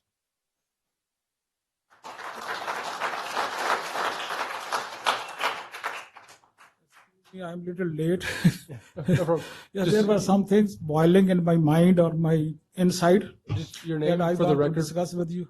Your name for the record. My name is Makhan Singh, and I farm in Madeira, Merced, and Sacramento County too. So I'm a farmer for the last 25 years, and I was actually physicist, but I started farming. Yeah, I entered America as a physicist, not as a farmer. So I have some of the things boiling in my mind and my inside. That is, can anybody tell me sitting over here that he eats something different from food that is produced in the farms? Nobody. Everybody eats. Everybody's sitting in the houses or driving outside, wherever. Everybody eats food. And food is produced by farmer in the farms. And food producing should be the priority. And America is the best country where everybody wants to come in. Everybody wants to come to America. In America, farming should be the priority. The state government and the federal government, they are subsidizing to farmers. Farmers should not be beggars. Actually, everybody produces something, he prices his item himself. But farmer prices, farm produces or commodities are priced not by the farmer. And I would like to suggest that state government, if they are subsidizing farmers too and other people too, they should take over all this project. They should spend the money or they should arrange the money, not the farmers.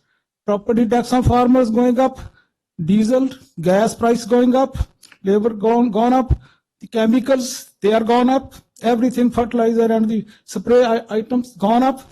And how the farmer can arrange? The farmer or commodities, they are going down by price wise. You can see whatever is gone up, how much percentage, but farmer commodities, how much percentage they have gone down. So this way, the government and the people of the America, you see, everybody should think over that farmer is the only guy who works sunshine or you can say rain. In cold weather, you see below freezing, and then when it's over 100-degree temperature, farmer is outside of the farm, taking care of the trees. And the second thing is when we plant permanently everywhere over the globe, the water level is falling down, and people say plant more trees. Farmers is planting more trees, and these trees help increase more oxygen also. It helps to create the pollution and create more good atmosphere, more oxygen, and then more carbon for the ground also. So this way, we should think it over that farming, if people stop farming, then what will happen? Everybody should think over. So that my suggestion is that we should think over alternatives. There are countries I have seen on the internet that they have produced greenery in the deserts. And why not we can have some, our valley is not too big, it's very small. Why don't we think it over how we can have rains? We have drought. Drought is because of no rains. We should think over why we don't have rains and how we can have rains. If desert can, those guys, they can have greenery in the deserts. Why not over here? So these are some of my suggestions. We should think over about the rain, etc. Why we don't have rain and how to get more rains? If we have to recharge water from the surplus water from the rivers, then why our canals are dry? You see, our canals are not dry. If we have water in the canals, these people who use canal water won't pull any water from the ground. It won't go down. And so there are so many things to think it over. So that's what my suggestion is. One thing is, instead of burdening the farmers, federal government or state government, if we have any alternatives or have any plans, they should bear the burden, not the farmers. Thank you very much.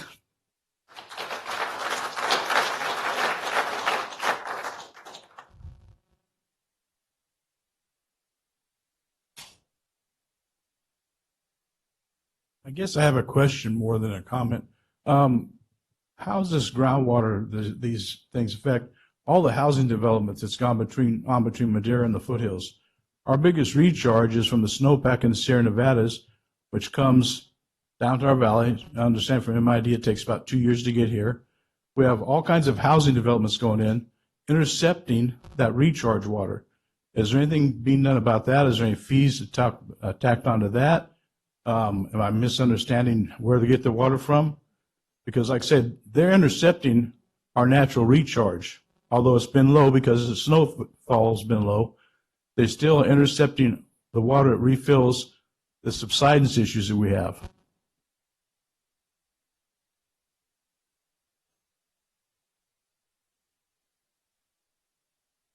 Christina Beckstead, Executive Director, Madera County Farm Bureau. I have a question. I don't know if there's ability today, if the board can respond to this, or if staff has the ability to respond to this, but is there any way to speak to what happens if this vote fails?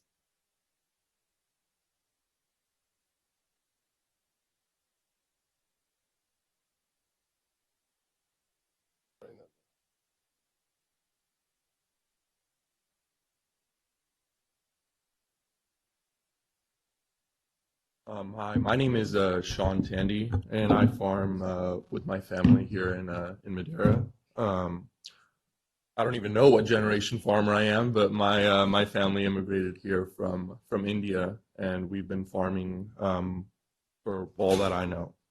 I want to start by thanking Stephanie and her team for the amount of work that they have done. It's not an issue that we take lightly, and we do need to come to a solution.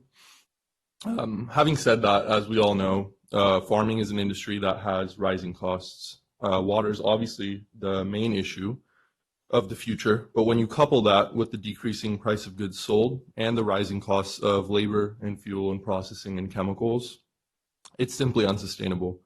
You don't have to have a PhD to understand that incurring another tax on top of our already rising costs is handicapping the farmer's ability to provide for our families. And I'm not really going to say much that hasn't been said, but I do want to emphasize a few points that other people brought up. And to build on what Ralph said, we need to educate the public on what exactly farmers provide for them. I don't think we have done a great job as an industry of projecting our image in a more beneficial and advantageous way. And unfortunately, the reality of the situation is the vast majority of the public will likely not side with farmers in our current climate because of the propaganda that has been pushed by various political and corporate entities. They've done a great job of vilifying farmers for wasting water instead of educating the people that farmers are using the water to provide food for their country. And I also want to emphasize what Ralph said about not having any concrete, tangible plan to directly benefit farmers in the present or immediate future. We would be paying an exorbitant amount of money for the possibility of having a chance of getting water at an undetermined future date, water or infrastructure. And as someone else pointed out, water infrastructure takes years to build and to implement correctly with all the rules and regulations and everything that you need to have permitting wise to actually put a basin or another form of water storage in place. So this will not provide an immediate relief to the farmers, but it will have forced farmers to involuntarily invest into an unrealized idea and essentially just put us in a deeper hole for the present and immediate future. And like Jasbir Sidhu said, one of the main problems is the lack of information and almost blatant misinformation that's being circulated amongst farmers. Majority of farmers you talk to know that there's a water problem, but that's about the extent of their knowledge on the issue. I think the county and our farmers ourselves have an obligation to each other to educate everyone on our current situation. In our current climate, only a united front will be able to weather the storm and stand a chance for farmers to represent ourselves. And back to what Supervisor Poitras was saying, is this tax or fee, service fee, as Stephanie put it, it's essentially indefinite, just with the possibility to adjust the number to, the same, lower, or what will likely be a potentially higher number every 3 to 5 years. But the fee will still remain in place regardless of the adjustment to the rate, essentially becoming an indefinite tax. My concern, what I'm worried about, is establishing a precedent that cannot be revoked. if this becomes an irrevocable tax, it'll only go up and it will likely not be utilized in an efficient or responsible manner, like most programs where funding is not utilized in an efficient manner. So as a board, I think that due diligence should be in order, and I strongly urge the board that if this is an inevitability, we need to look into adjusting the proposal to something less immediately severe and more advantageous to farmers, businesses, and our livelihood. Thank you.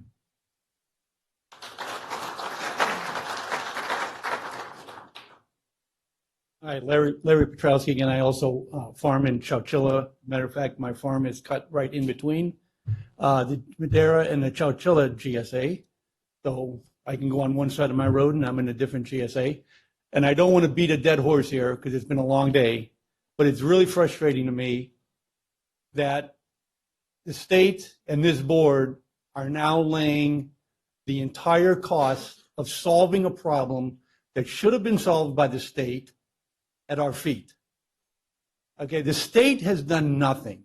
And I just want to say, until the state can provide us with additional water, why are we being asked to pay for this? Why are we, the farmers, the ones that are on the chopping block here?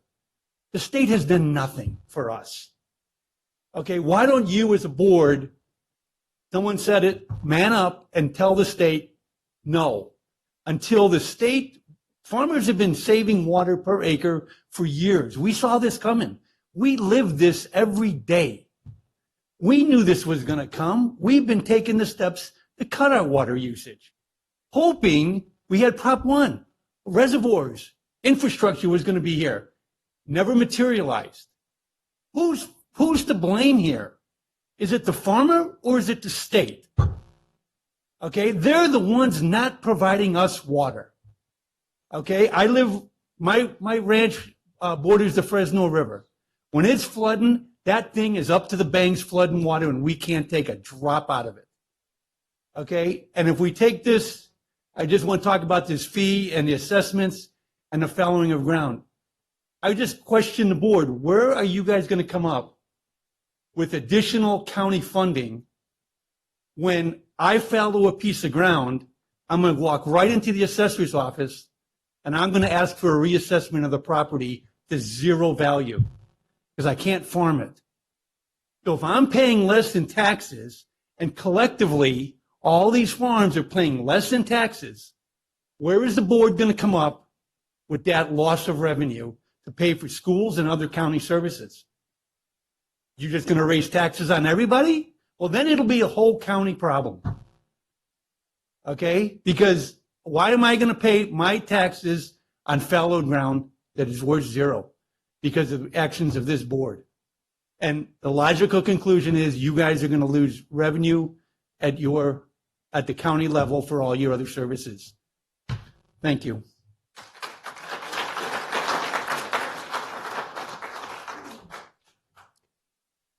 Any other comment in the Chowchilla subbasin? Call close to that. Delta Mendota, public comment.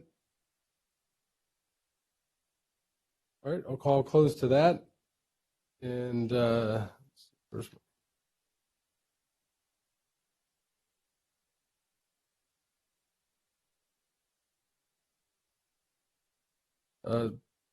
So the public hearing is closed, and then we'll have the final number of protests read by the clerk of the board. We'll just go through all three of them. You want all three? Yeah. Okay, Madera Subbasin, 945 properties. What is required is half of that plus one for a total of 473 votes, 0.5. We received 442. Madera Subbasin did not receive a majority protest. Okay, there's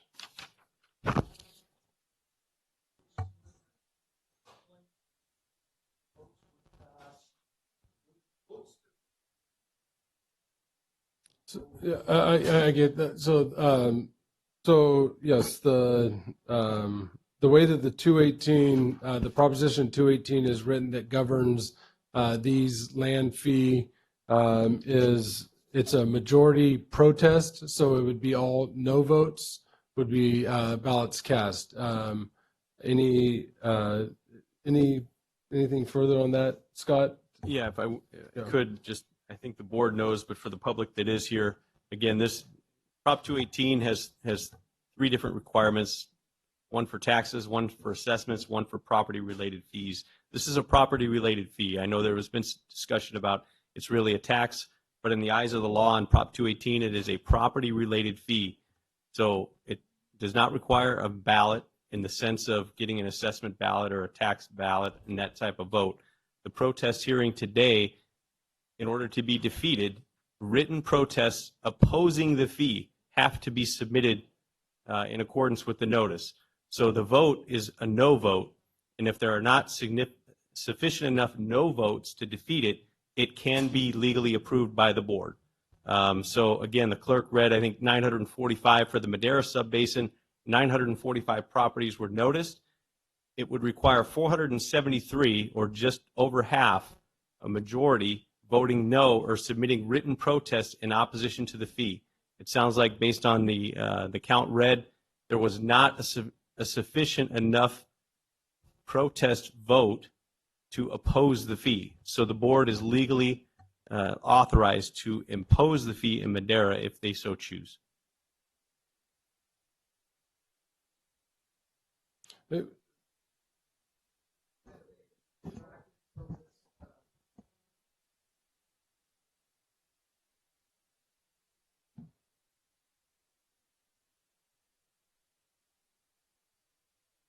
So I just want to clarify the noticing. We are using the official address that is on record with the county. We used that address in noticing. We also used a site address if there was a different address. So many people were noticed, in fact, on our end, twice. There were additional voluntary grower outreach efforts that noticed some people again. But anything that we got back, and there were a few, there weren't that many though, we then Googled and researched and tried to find an additional address, but our obligation is the county official address of record. And I remember that was 28, right? 28.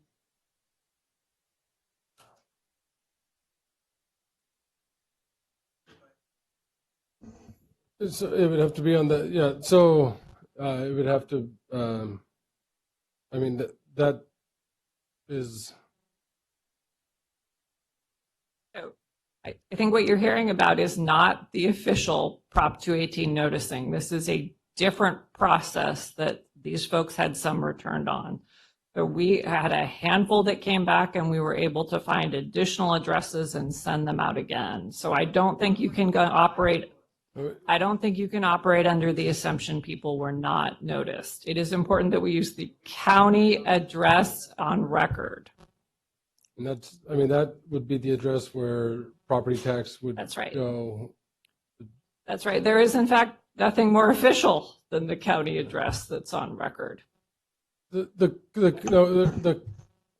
comment is closed right now. Because everything has to come up through here.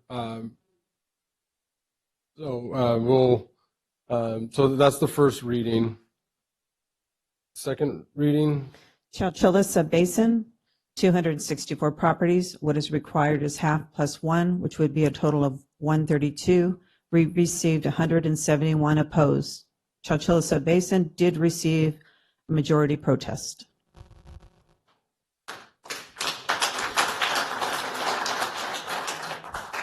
Delta Mendota. Delta Mendota Subbasin, 12 properties. What is required is half plus one, which would be a total of 7, 2 opposed. Delta Mendota Subbasin did not receive a majority protest.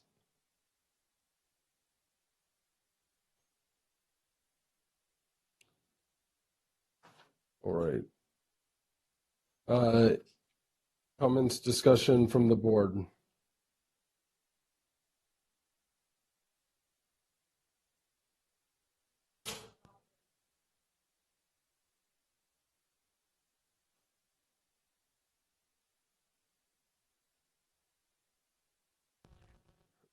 Yeah.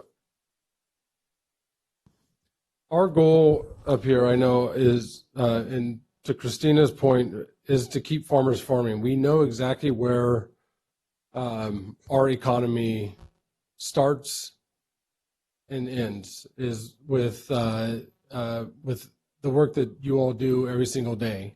I have a pizza restaurant. Without what you do in your fields, that closes. We have manufacturing here that is food processing. Those close without food that you're growing in your fields. This is not something that is taken lightly.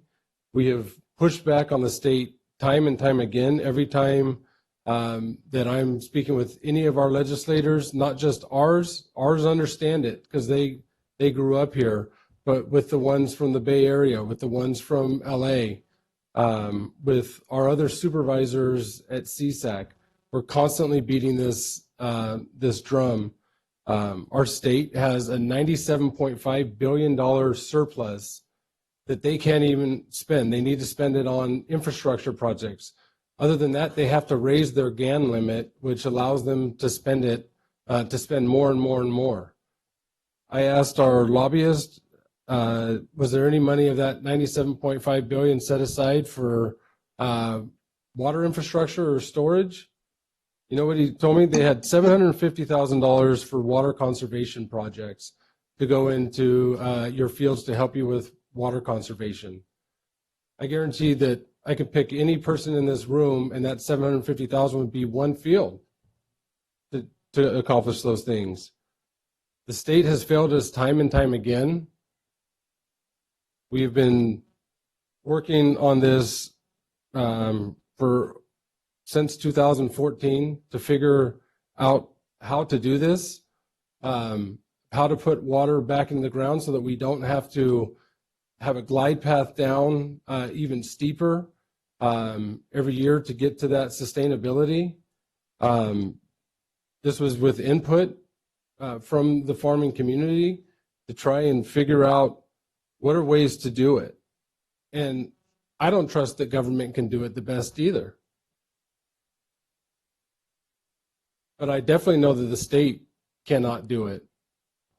And I would rather have it in our hands, with our neighbors, our friends, our families, to try and do this. I don't know if 246 is the right. I'd like to know what our plan would look, because we talked about hope and different things. There's a lot of these projects, the on-farm recharge, the recharge basins. Those are things that we have within our control that we can do. Sites Reservoir, and I've said it before, you know, I wish I was on the Board of Supervisors 125 years ago and made these investments then. But I'm sitting here now and I want to make the investments now that we can. Because I don't want 100 years from now someone to look back and say, we did nothing. We didn't do anything to make sure that we were able to control our future locally. I'd like to know from Stephanie what our plan, what our rate would look like without the investment into Sites Reservoir. That's 10,000 acre feet that would be brought in. That's new water per year over 20 years. It's 200,000 acre feet that we won't have to take away from through just pure demand reduction. So I'd like to know what, but I'd like to know what that is so that we can look at what it is to buy down the rate. And that's the important part of having local control, is figuring out ways, what works, what doesn't work, and what we can subtract. So I'd like to hear those numbers. And then I'd also like to hear from the rest of the board. We're 3 here today. I don't know if David's still online. Yeah, and David Rogers would like to speak as well. So while you're getting that number, we'll let Supervisor Rogers speak from online. Can you hear me okay? Can you hear me okay? Yes. Okay, great. I'm having to get closer to my phone, and I hate that because it makes my face blow up in the screen. I just like to answer a few of the comments that have been made over and over again about this being pie in the sky, and this is hope and not reality. The fact is that these fees are part of a plan. They're part of the GSP, and the GSP includes the three, the Chowchilla Water District, the Madera Water District, and the white areas. And without these fees, the plan is no more. It would have to be renegotiated. So the ability to pump water now, and the transition water and the water that is being allowed to be pumped now, is based on the plan. Without the plan, you have to curtail more pumping. You have to stop the amount of pumping that would occur otherwise with the plan. So to say that this is only future water or a possibility of water is false. The fact is that these fees being part of the plan allows you to pump now the transition water. Without the fees being enacted, the plan is no more, and there will have to be more curtailment of pumping. You're not going to get as much transition water. You're not going to get the plan has changed now, is what I'm trying to say. There is less water available without the plan. And so it is real water. It is water now. And I don't want this size of a fee any more than anybody else does.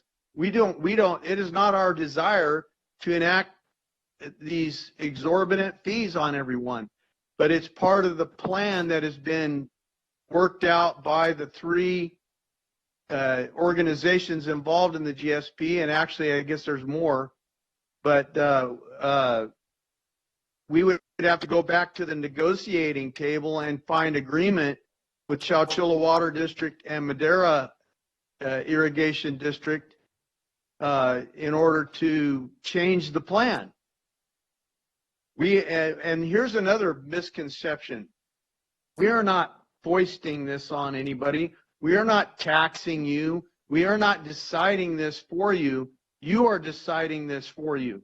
That's why there's this vote. And the majority of the farmers voting are going to decide this. If you decide not to do it, that's you deciding, and we have to go back to the drawing board. If you decide to do it, and which some have decided to now, and some have decided not to, this is not us deciding for you. We are not putting this on you. The state has already, in the law, decided that we have to do this. And this is the law of the state of California. And you talk about water rights as though they're an uncertain figure. Unfortunately, the state of California, according to Article 10, Section 2 of the Constitution, has full authority over our water. And that's an unfortunate reality. So we have to live with what we have and somehow decide what is the best course of action so we can survive here and so that farming can survive. And that's our desire, is for farming to survive. We're in the top 10 agricultural producers in the world. That isn't going to happen anymore if we don't find a way to mitigate the circumstances of groundwater depletion, because some places are losing as much as 50 feet a year. That's an unacceptable outcome. That can't keep happening, or we're all in trouble. even houses can't exist where there's no water. And if you pull out water deep enough, it's undrinkable anyway. So anyway, I just wanted to go on the record and state that I'm for the survival of farming. Farming is not the enemy. Farmers are not the enemy. They have a right to make a living. This problem was created by the state of California. It's not that there's not enough water. There's plenty of water. It's how it's being allocated. We know that. But you're going to have to find your solution other than in Madera County, because Madera County doesn't have control over where that water goes. We have to find it in Sacramento and Washington. And I don't know how we're going to find that. But it's my hope that people will wake up. I think there's a groundswell of an awakening now politically. And I think that some certain things are going to happen over the next few years. But until then, we've got to survive. And this plan is for 5 years. It's my desire that it be the lowest figure. And as a member of the Board of Supervisors, I'm going to see that figure stays as low as it can. We're going to evaluate it every year to see what we need, not any more than what we need. And when 5 years are up, we're going to do another 218 on the same principle. And you decide whether you want to pay the money to enact some of these groundwater recharge projects that are going to be vital to our future. I believe we're going to do a lot of things that don't cost as much money, like Triangle T did with their 600 acres where they bermed up 1 foot, kept pumping water on it, and 60,000 acre feet was recharged in 1 year. So it's vital that we do those kind of things. It's vital that we continue to do the things that don't cost us much money, so that we can lessen the fees as we go along, so that we can make them go lower. And it's my pledge to you as one member of the board that I'm going to watch over this, and I'm going to be very vocal in the community about what is being done with that money and what is necessary and what is not necessary. I'm going to watch this like a hawk, and I think you can too. And we're going to be open and apparent and transparent about it. I think one person asked us what we've been doing all this time. We've done nothing. That is just patently untrue. In 2013, I wrote the first set of requirements for sustainability in this county. It was adopted as policy by the county. I still have those list of 15 to 18 things. I don't remember exactly how many things were on the list. Many of the things that we're doing today are exactly what was written on those requirements. It's not a mystery. We've been working on this since 2013. The alternative was a moratorium on well drilling. The alternative was a moratorium on putting in new crops. We chose not to do that as a board, and we chose to rely upon the reasonable and inventiveness of the farmers that are in our region. We can only do this together, and we are working on it, and we have been working on it. And we had a farm advisory committee. We had the advisory committee for water that was based largely on farming. So to say we've been doing nothing, where have you been? We have been doing this for 8 years. 8 years, and we've known for 8 years that this law was going to be enacted. So to pop up at the last hour and say you're doing nothing is pointing fingers at the person in the field who's working their head off trying to get this done, and it really does nothing to help the circumstances. I also heard the threats that were made, and I didn't appreciate the threats that were made toward this board. This board didn't suddenly decide to enact a Groundwater Sustainability Act. This is a process that has come about for 8 years. The state of California enacted the law in 2014. This is no surprise. This has not popped up in our minds to decide to do this. And we have to grapple with it. We have to do it together. If you have a better plan, bring it forward. We have 5 years to decide what else we're going to do. But I don't know what else to say on this. Thank you. This is up to you. You have voted, and we will go with whatever the farmers have voted. Thank you. Thank you. And Stephanie, there was a question on what happens if the vote fails. I think is important to answer for Christina. We have to go back to the drawing board. That's what happens. So thank you for following up. I mean, I think it sounds like there was a majority protest in Chowchilla. So what that means is if people need help with recharge, we do not have a program or funding for that. If they want to retire their land in the Chowchilla Subbasin and the county GSA, we will not have a program for that. If they need help with a domestic well going dry, I mean, this is a requirement of a groundwater sustainability plan at this point. So there's potentially a way to use penalties to fund that, but we would need extended conversations with legal counsel. Then there's also a cascade of things. Right now we have a GSP that GWR hasn't deemed adequate yet. So that is now at risk. If the plan is not deemed adequate, then GWR brings in the state board.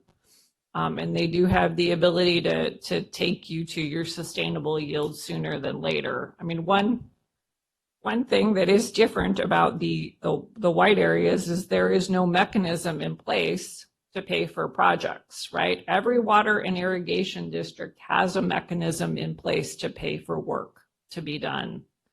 We don't have that. So in Chowchilla, we really don't have that now. And we heard from potential ratepayers on that. So there's no recharge, there's no new water being brought in, there's no land repurposing.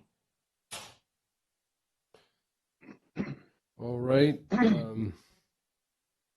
Also on the site, did you get the numbers on the site's reservoir? Yes, I do not think there's an easy way to carve out sites and just look at the rate. However, the way that the rate study is constructed shares some costs between Madera and Chowchilla. So we would need to look at sites costs in general again. So if your board adopted a rate in Madera, we would need to do some additional financial calculations and come back to you in a couple weeks on that.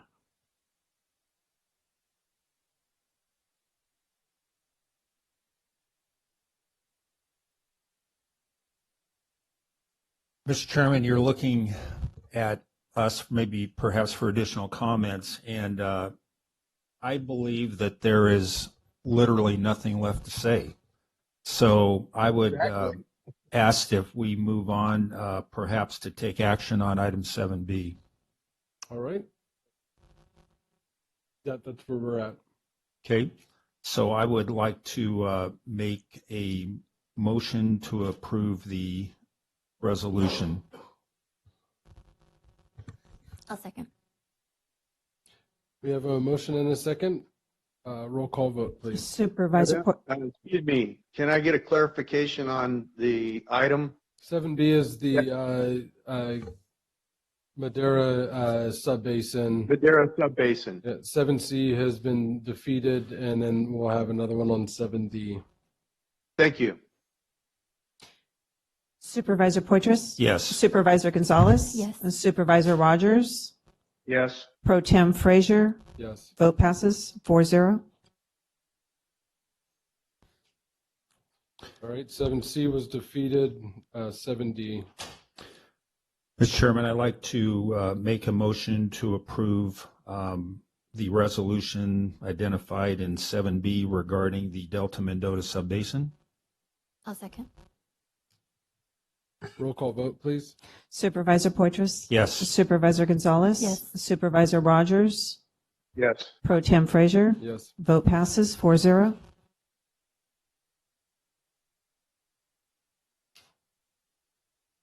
All right. We're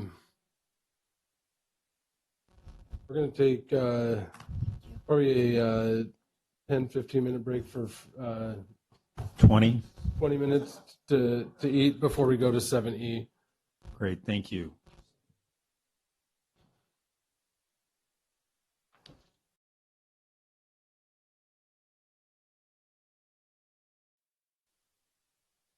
We are ready. Mics are live. All right.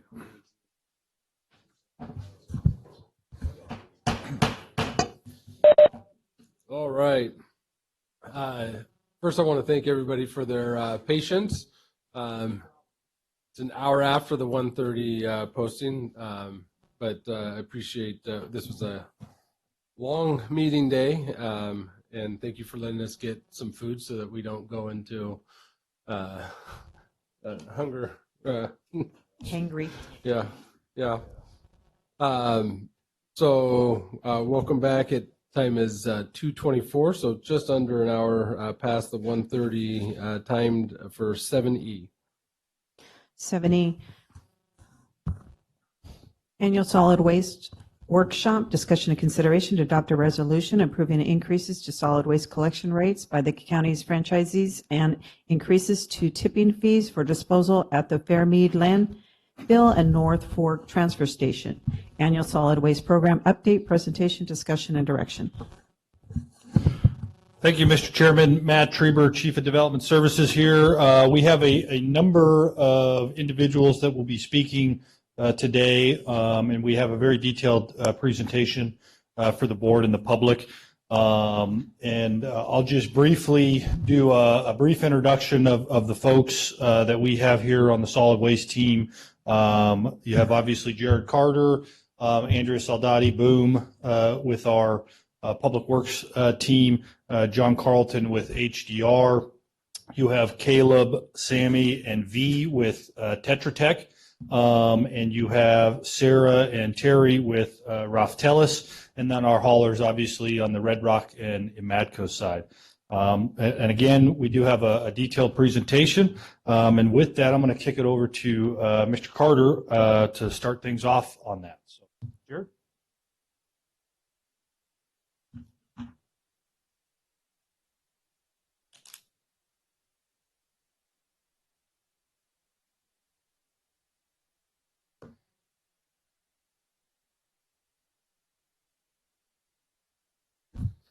All right. Good afternoon, Chairman, members of the board. Jared with Public Works, as Matt mentioned.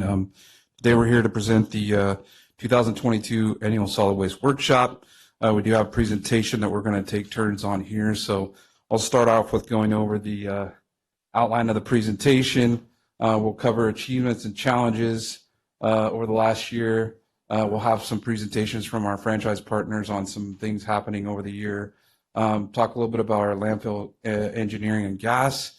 And then also dive into our financial review and some of the rates. And then lastly, we'll touch on progress or status of SB 1383 implementation. So as you can see here on the notable achievements, obviously we've made progress on 1383 in some areas. We were able to get waivers. We were also able to, with the help of your board of passing our ordinance, we were able to get our grant for about $100,000 to help with the implementation costs. And we'll continue to work on implementation of 1383. We've also, continued to overcome the challenges of COVID-19 and the services and things related to that. Infrastructure-wise, we've done a fair amount of work, particularly at the Fairmead landfill. As you're aware, we did a cell expansion out there along with some other improvements, and we'll go into detail of those during the Tetra Tech presentation. And lastly, most notably, we've stayed in compliance with all of the enforcement agencies with respect to our permits and regulatory requirements. I did want to point out and remind everybody that we do have the Household Hazardous Waste event coming up this Saturday at Yosemite High School from 8 to 12. And I know that's been well advertised in the community, so we expect a pretty large turnout. It's going to be a great event, a collaboration with our haulers as well as our sheriff's office volunteers assisting with that. So appreciate the help from them on that. Some of the challenges, again, 1383, trying to overcome all the compliance and regulatory requirements for that. Obviously, with the passing of the ordinance, the enforcement now is going to be a challenge, along with the reporting is probably one of the most rigorous things that we need to go through in terms of documenting everything that we're doing and getting it reported to the state. And then we have the edible food recovery and procurement portions of 1383 as well. And then financially, as I mentioned, we've put a lot of effort and money into improvements. Obviously, with the economy and challenges and prices of materials and labor, things are becoming very costly. So that's something that we're having to deal with. And then there are some regulatory requirements that we're going to be bound to as far as, well, 1383 being one of them, but also some air quality requirements that you're going to hear about a little bit later in some of our gas update presentation. So with that, I'm going to turn it over to our franchise hauler, the Valley franchise hauler, which is Red Rock, and I believe Keith Hester is going to come up and present.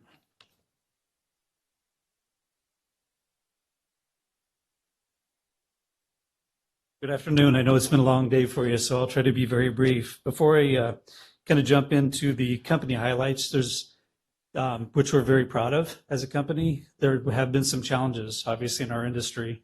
Some of these things, supply chain, getting parts for our trucks, and the continuous escalation of price.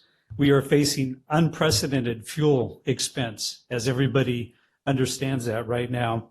And then the labor piece, getting them and keeping them. It's been really, really tough, on the trying to cultivate new employees, and then the retention piece. So our labor costs have just really, really, really outpaced what the CPI is generating. But I still think we've done a great job of retention, certainly at a cost, but we continue to move forward. So with that, let's jump into the company highlights. So Cadley Environmental's partnership with CTEC, if you don't know what CTEC is, it is the Career Technical Education Charter High School. And what they do there is they actually have simulators there for yellow iron. So before we stick folks out onto our yellow iron in a real life field situation, they can actually use simulators. We've invested a lot in new landfill equipment. We have successfully enhanced our scale maintenance program, improved the bay and the lane markings you can see on North Fork in the bottom right. So there's better visibility, creates safety, people know where they're going. We've restructured our customer service policies and procedures, completely kind of overhauled that to make it a much better experience for our customers who we know that they are the ones who are paying our salaries. And then we've also enhanced our collection process by adding a more personal experience for those who are behind payments. We understand with COVID, a lot of different things happened, and so we try to really work with folks. In the community, residential outreach, where you see people overloading their containers, we've done a lot of time. Some of you may or may not have met our recycling coordinator, Annie Marie. She's out there looking, trying to help our drivers out, and just trying to give some education of not overloading containers. Partner with schools and businesses to provide the education to the students, staff. And then I'm not going to read you the numbers, but AB 1826, you can see for the food portion of it on the commercial, our numbers have dramatically increased just through education and a lot of site visits. And then service customers, this is something we're very proud of. Other companies had some, that I'm aware of, had some kind of dismal collection operations, and we had no service interruptions during COVID, so we're proud of that. Then you can see Frank the Front Loader in the Madera Christmas Parade and a plant handout on Earth Day. So for the environment, obviously we spoke about the household hazardous waste, nearly 400 residents participating, and over 100,000 pounds of household hazardous waste material from Madera County residents. We had 14 LEA cow recycle inspections at the Fairmead landfill with no NOVs. We were very, very proud of that. Run a very nice, clean operation. And then the Rancho's e-waste event, and then the Area 14 river cleanup. So we are committed to the environment and we are active in it. We did hire a director of environmental health and safety, Dave Palmaville, and he was the former director of the public health department for Fresno County. Some of you folks may know him. He left there, and we were fortunate enough to grab him, and he is leading the charge in investing in resources with upgrading, standardizing employee safety training, just kind of grabbing. Did a great job on safety training, but it's corralling it, right? Putting it in a cloud base and making it more congruent. So we have this safety culture that reflects our values and a commitment to our employees.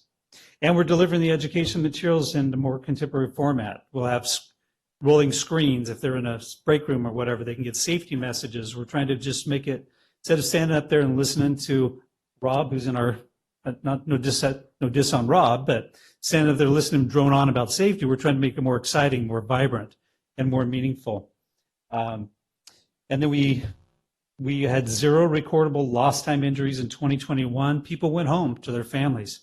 Very excited about that. And then we had some issues out at Fairmead, so we hired overnight security to eliminate the site break-ins. Emergency preparedness. We are an essential community service, and so making sure that we are always prepared.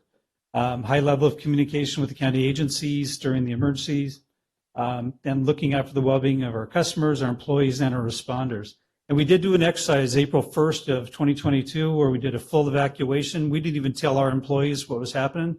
It was a mock, but we were able to get our employees, county employees, consultants, customers fully evacuated just in the event of something happening.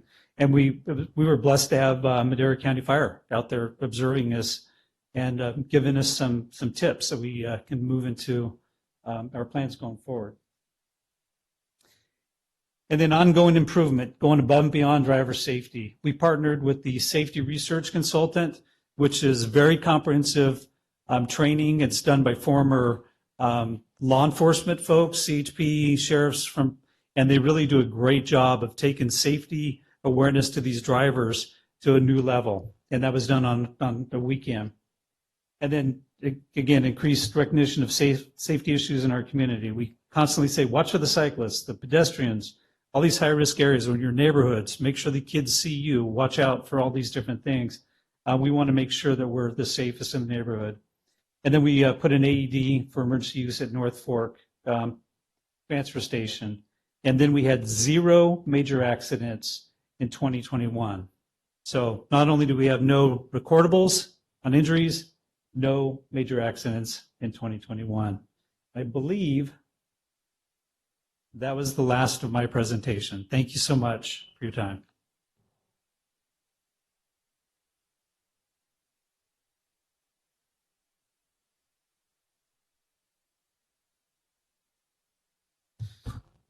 Good afternoon, Board.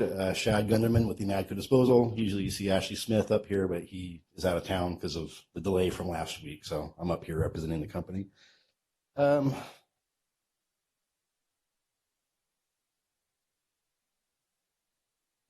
after Keith, as he was saying, 2019 or 2021, code was still active. It was still tough. We worked through it. Hopefully that's ramping down and we can kind of start moving past that. Through 2021, we had no commercial or residential interruptions. We were able to be fully staffed, keep everything going. The free drop-off that we offer up at NADCO, we've got dry cell battery drop-off, we've got the sharps for the needles, we've got the clothes recycling through EcoWorld.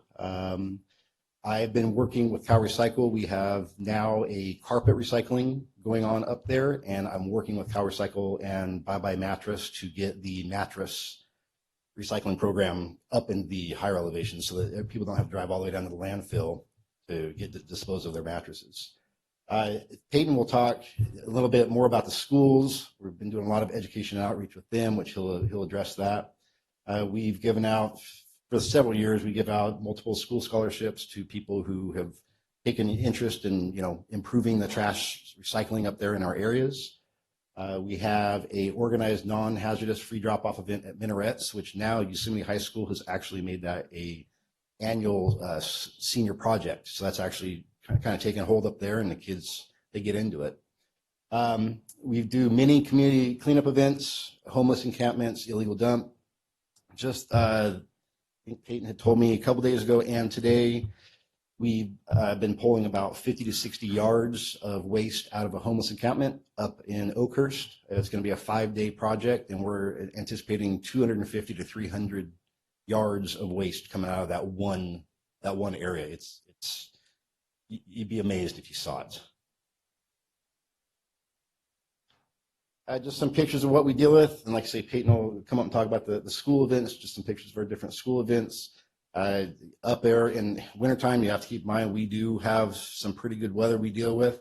You see the set of toters up there in Bass Lake, and the customers, sometimes they just don't understand why we can't get to them that day after you've had 1.5 feet of snow on the ground. So, we deal with the inclement weather up there quite a bit.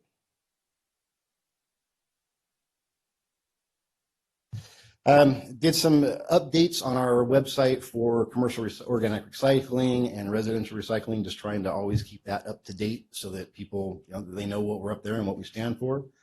All events up there in Oakhurst and Coarsegold area, we offer free receptacles at the events. We drop them off for free and get them out of there right away after the event, just to help keep the areas clean and recycling figures up. Like I said, we've been working with Madera County and the sheriff a lot on free trash removal and cleanups. Every month we have a commercial customer organic recycling workshop so that our customers can come up and ask us whatever they need to know to be compliant with commercial recycling. Like I mentioned, COVID's still there. Been a pain to get through it. We're getting through it. As Keith mentioned, hiring workers and keeping them has been tough. The labor pool up where we are is limited, so trying to bring people up from the valley is tough. And then you throw $6 gas on there, and people aren't wanting to drive up, a 50, 60 mile round trip every day to drive up to the mountains for work. So that's been pretty tough. Also buying parts. I mean, you can order parts and you won't find out for a month that they're on back order and you're not getting them. So that makes it pretty tough with maintaining your fleet.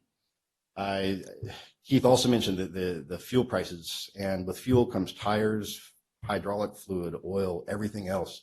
Everything is just crazy up last month. And when you look at the fuel price index, it just continues to rise. Illegal dumping has been tough. Not sure why, but it has spiked up there. And like I say, working with the sheriff, they've been pointing it out and bringing it up and help us too. So we're getting a lot of areas cleaned up. And like I mentioned, the winter storms make it pretty tough up there too. And Peyton's going to get up here and talk a little about the outreach and education with the schools. Chad, I'm Peyton. I'm with Emadco Disposal. And so I was going to talk a little bit more about the outreach and education. So as Shad said, we've been going to the schools. And so at the schools, we've been doing slideshows. We've been bringing our trucks there to show the kids how they work and talking about the importance of the trash process as well as the recycling. And so I'll show you guys a poster that we have from the school there after I get done with this here. And so as far as the commercial customers with the organic outreach, we have gone door to door to a few of them in town who we have not been able to get in touch with over the phone. But we have gone ahead and decided to do the, let's see, on here, but the flyers for the customers, the commercial customers to fill out for the organics, the compliance. We've contacted, I believe, every commercial customer and got them to fill out the form and sent that back into you guys. And so as far as our organic workshop, we do that once a month to also give out more information for the commercial customers on the organics being implemented. And so here is a poster from the school there.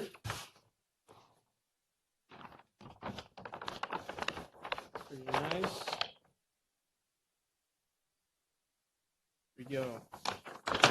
All right, thank you for your time.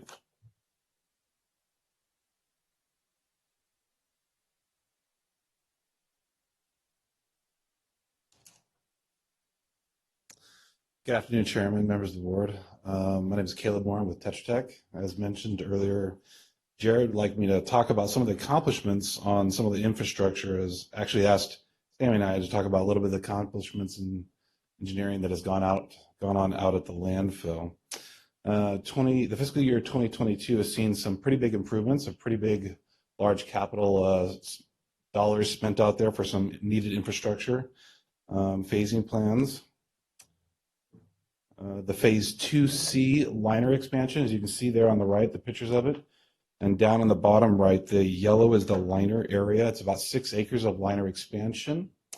It'll hold about 5 years of air capacity. And it's about a quarter million, well, it's 6 acres, 250,000 square feet of liner. Also with this expansion, there were several capital improvements associated with this project, not necessarily with the liner, but associated with the project to enhance environmental compliance and added needed infrastructure, including the basin, which is in that southwest corner of the orange area, which is a detention basin for stormwater to maintain stormwater compliance. Also, approximately about a mile of fencing was reinstalled or installed new to maintain site security. And you can see that was the yellow dashed area up there. A perimeter berm, which is needed for access, stormwater compliance, and landfill gas expansion. The perimeter header, which Sammy will talk about here soon, which will be coming up in this coming year, needed to be installed on a more firm area so that they wouldn't have cavitation and they can maintain compliance with landfill gas collection. Of the about $3.5 million of the total capital project for Phase 2C, about $750,000 was set aside for these ancillary projects, not necessarily associated with the liner. In fiscal year 2023, there are a couple of projects that are on the horizon. Maybe not all, both of these projects will go there, large capital projects. The most needed, which would be replacing about 20,000 square foot of MRF floor there. You can see it's all alligator there on the right, and there's pretty large foxholes, if you will, out there that could be a safety issue for some of your public. This is where the general public drop off their waste. And so you have your public, which they call self-haul.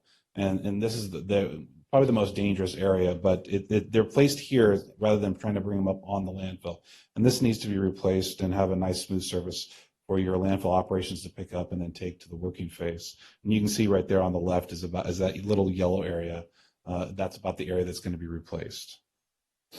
Another project that's on the horizon that may not make it in 2022 but is needed would be the expansion or the improvement of the South Hall Road. With the installation of Phase 2C, there will be a need for a two-way traffic to travel exclusively on that South Hall Road. And if you look to the right, there's a lot of environmental compliance features over there, groundwater wells, landfill gas infrastructure, and so on and so forth that needs to be there. So those will have to be relocated, maybe either underground or to the right, and the widening of that road and improvement of that road for stormwater compliance and the safety of your haulers. And with that, I'll go ahead and turn the time over to Sammy.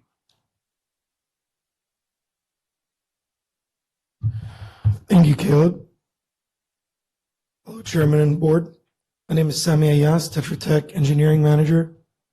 I'll talk a little bit about the landfill gas improvements that were made in year 2021 through 2022 at the landfill. First off, there was some gas migration taking place at the landfill. We evaluated and did some inspections. We identified 10 landfill gas extraction wells that had been compromised due to differential settlement over the years, which is fairly typical in landfills. And by doing so, we were able to improve the landfill gas extraction efficiency in the area and allowing the site to maintain regulatory compliance without landfill gas migration and protecting public health. The next topic was the landfill gas to energy feasibility study. Our team performed an initial feasibility study at the landfill. We evaluated different incentives and programs to see if we can have a renewable natural gas project come to fruition. At this current time, the RESBEC program, which is primary driving force, it's like a grant program that allows funding to proceed with such program. It's at capacity currently, and so this revenue stream is not an option right now to proceed with the renewable natural gas project. However, over time, these programs and incentives, they do come back into play. So it's not to say it can't happen in the future. Just at this time, there is no funding by the state or federally to allow such project. The other topic was this is actually due to a new regulation, an amended regulation by San Joaquin Valley Air Pollution Control District, known as Rule 4311. And that basically is a amendment to force landfill owners to basically upgrade their control devices like a landfill gas flare so that it reduces emissions of nitrous oxides, volatile organic carbons, and sulfur oxides.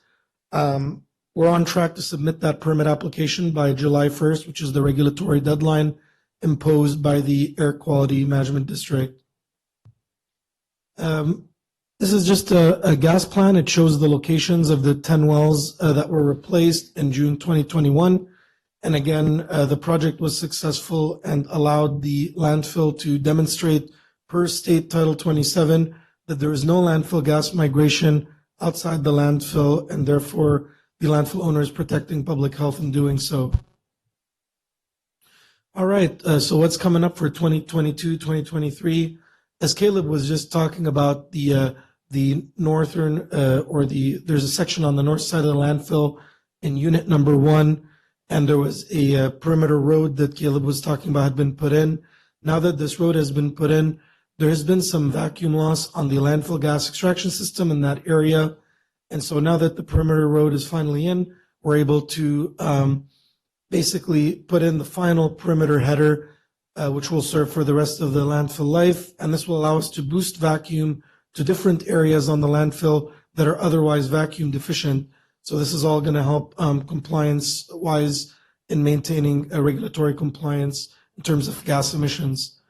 Also upcoming, as I mentioned, that new Rule 4311 from the San Joaquin Valley APCD. They're forcing the landfill owner to upgrade their control device. At the Fairmead landfill, they have a landfill gas flare that was put in about a decade or so ago. And essentially now the regulator is imposing that the landfill upgrade that device to a more low NOx, basically low nitrous oxide emission flare. They retrofit the flare to have a large combustion air blower. Anyways, getting too much in the details, but ultimately the landfill owner must have the new flare system up online and running by December 31st, 2023. So that's something here on the horizon. And then finally, with the expansion going on in Unit 1 and Unit number 2, per the regulations, the 2-year, 5-year rule of NSPS, we should put in 5 landfill gas extraction wells approximately in that area to allow for collection of this landfill gas, which is toxic, and improve the landfill gas extraction efficiency and maintain compliance in those areas. This is just a photo that kind of shows what this new technology low NOx flare looks like. You can see a picture of the blower with a filter on it, and essentially you bring in all of this combustion air that allows you to more clean burn that landfill gas and complete your destruction efficiency. But that was just for visual purposes. All right, thank you.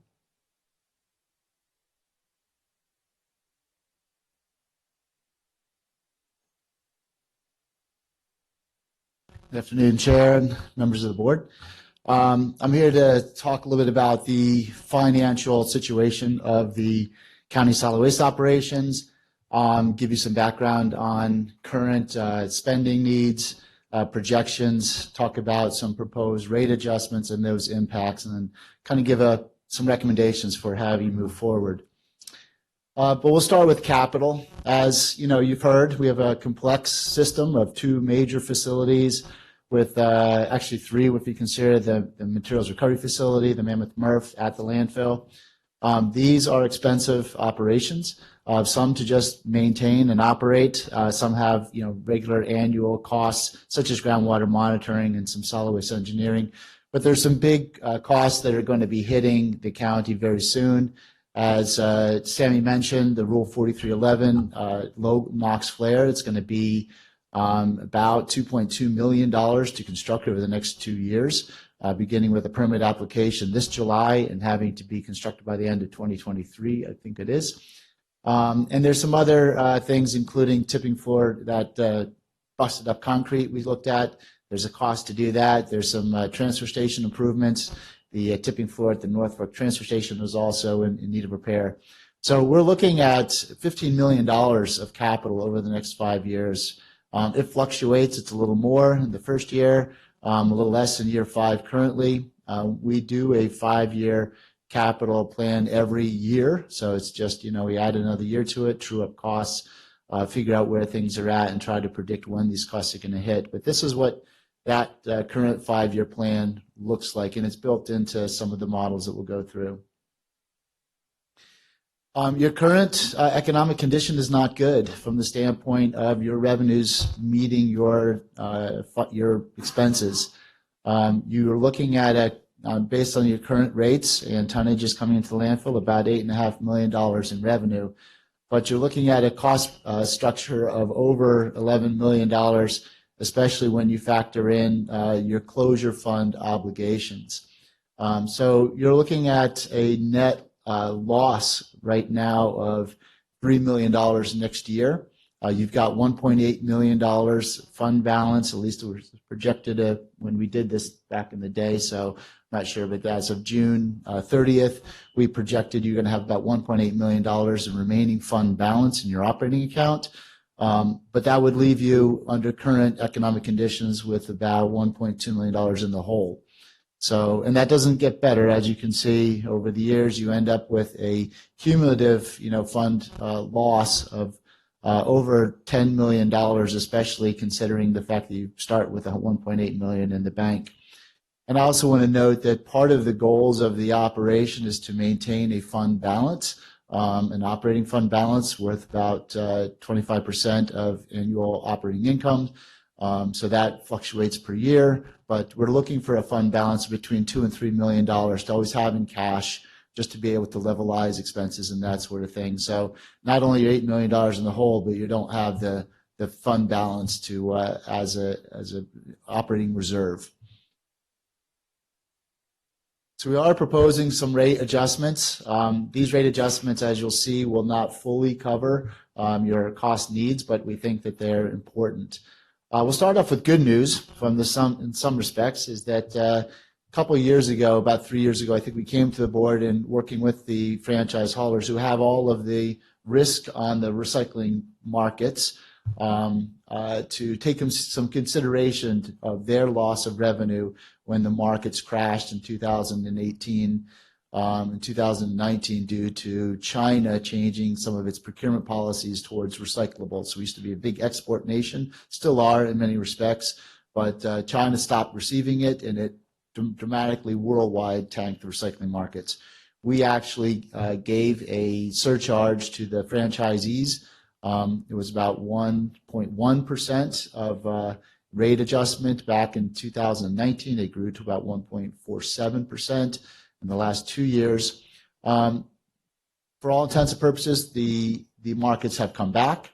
We're going to be looking at new ways under new contract amendment language to try to de-risk the recycling markets from the contract a little bit. But the good news is we're removing that surcharge we had on the past, and you'll see those numbers fly through.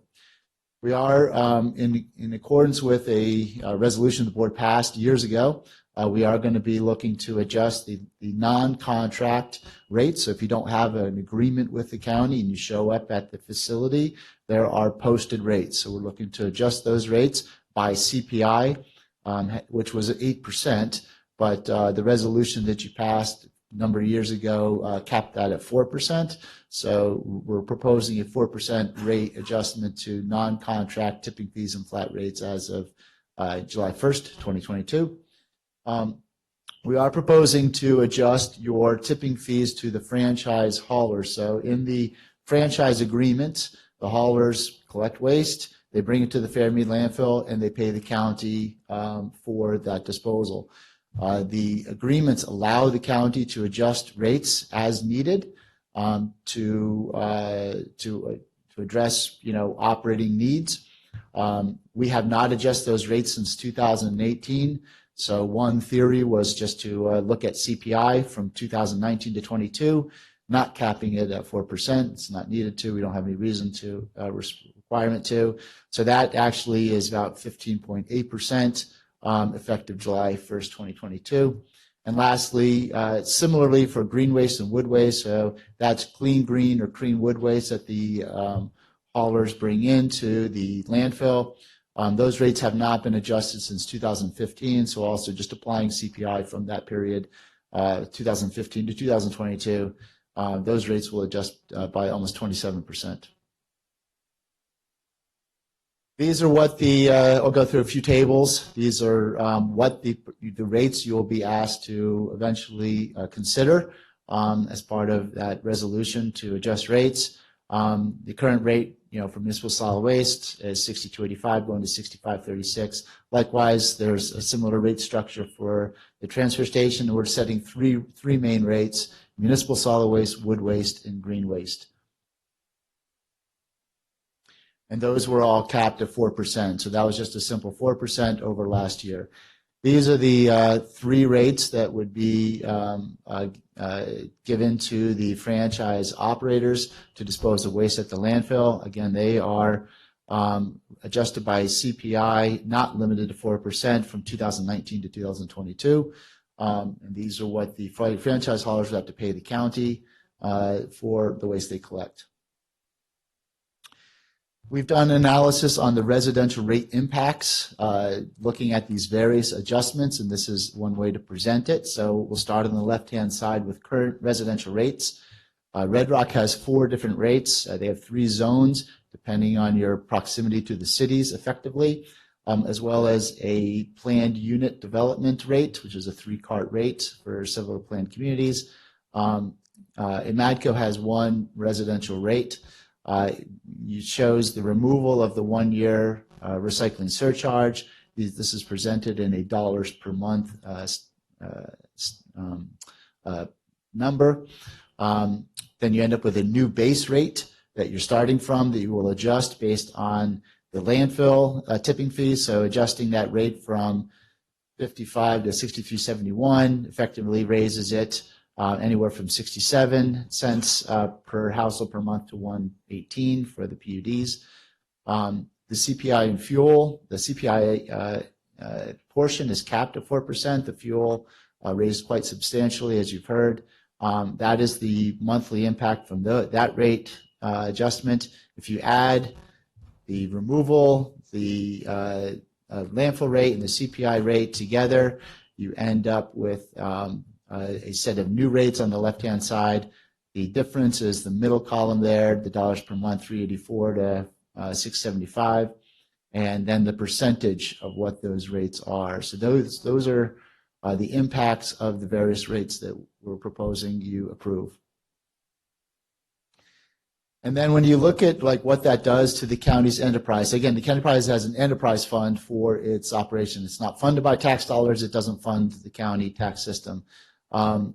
The landfill services revenue goes up about $700,000 with those rate adjustments that we've looked at to about 9.2. I believe the county is proposing to look at a $250,000 contribution from franchise fees to the fund.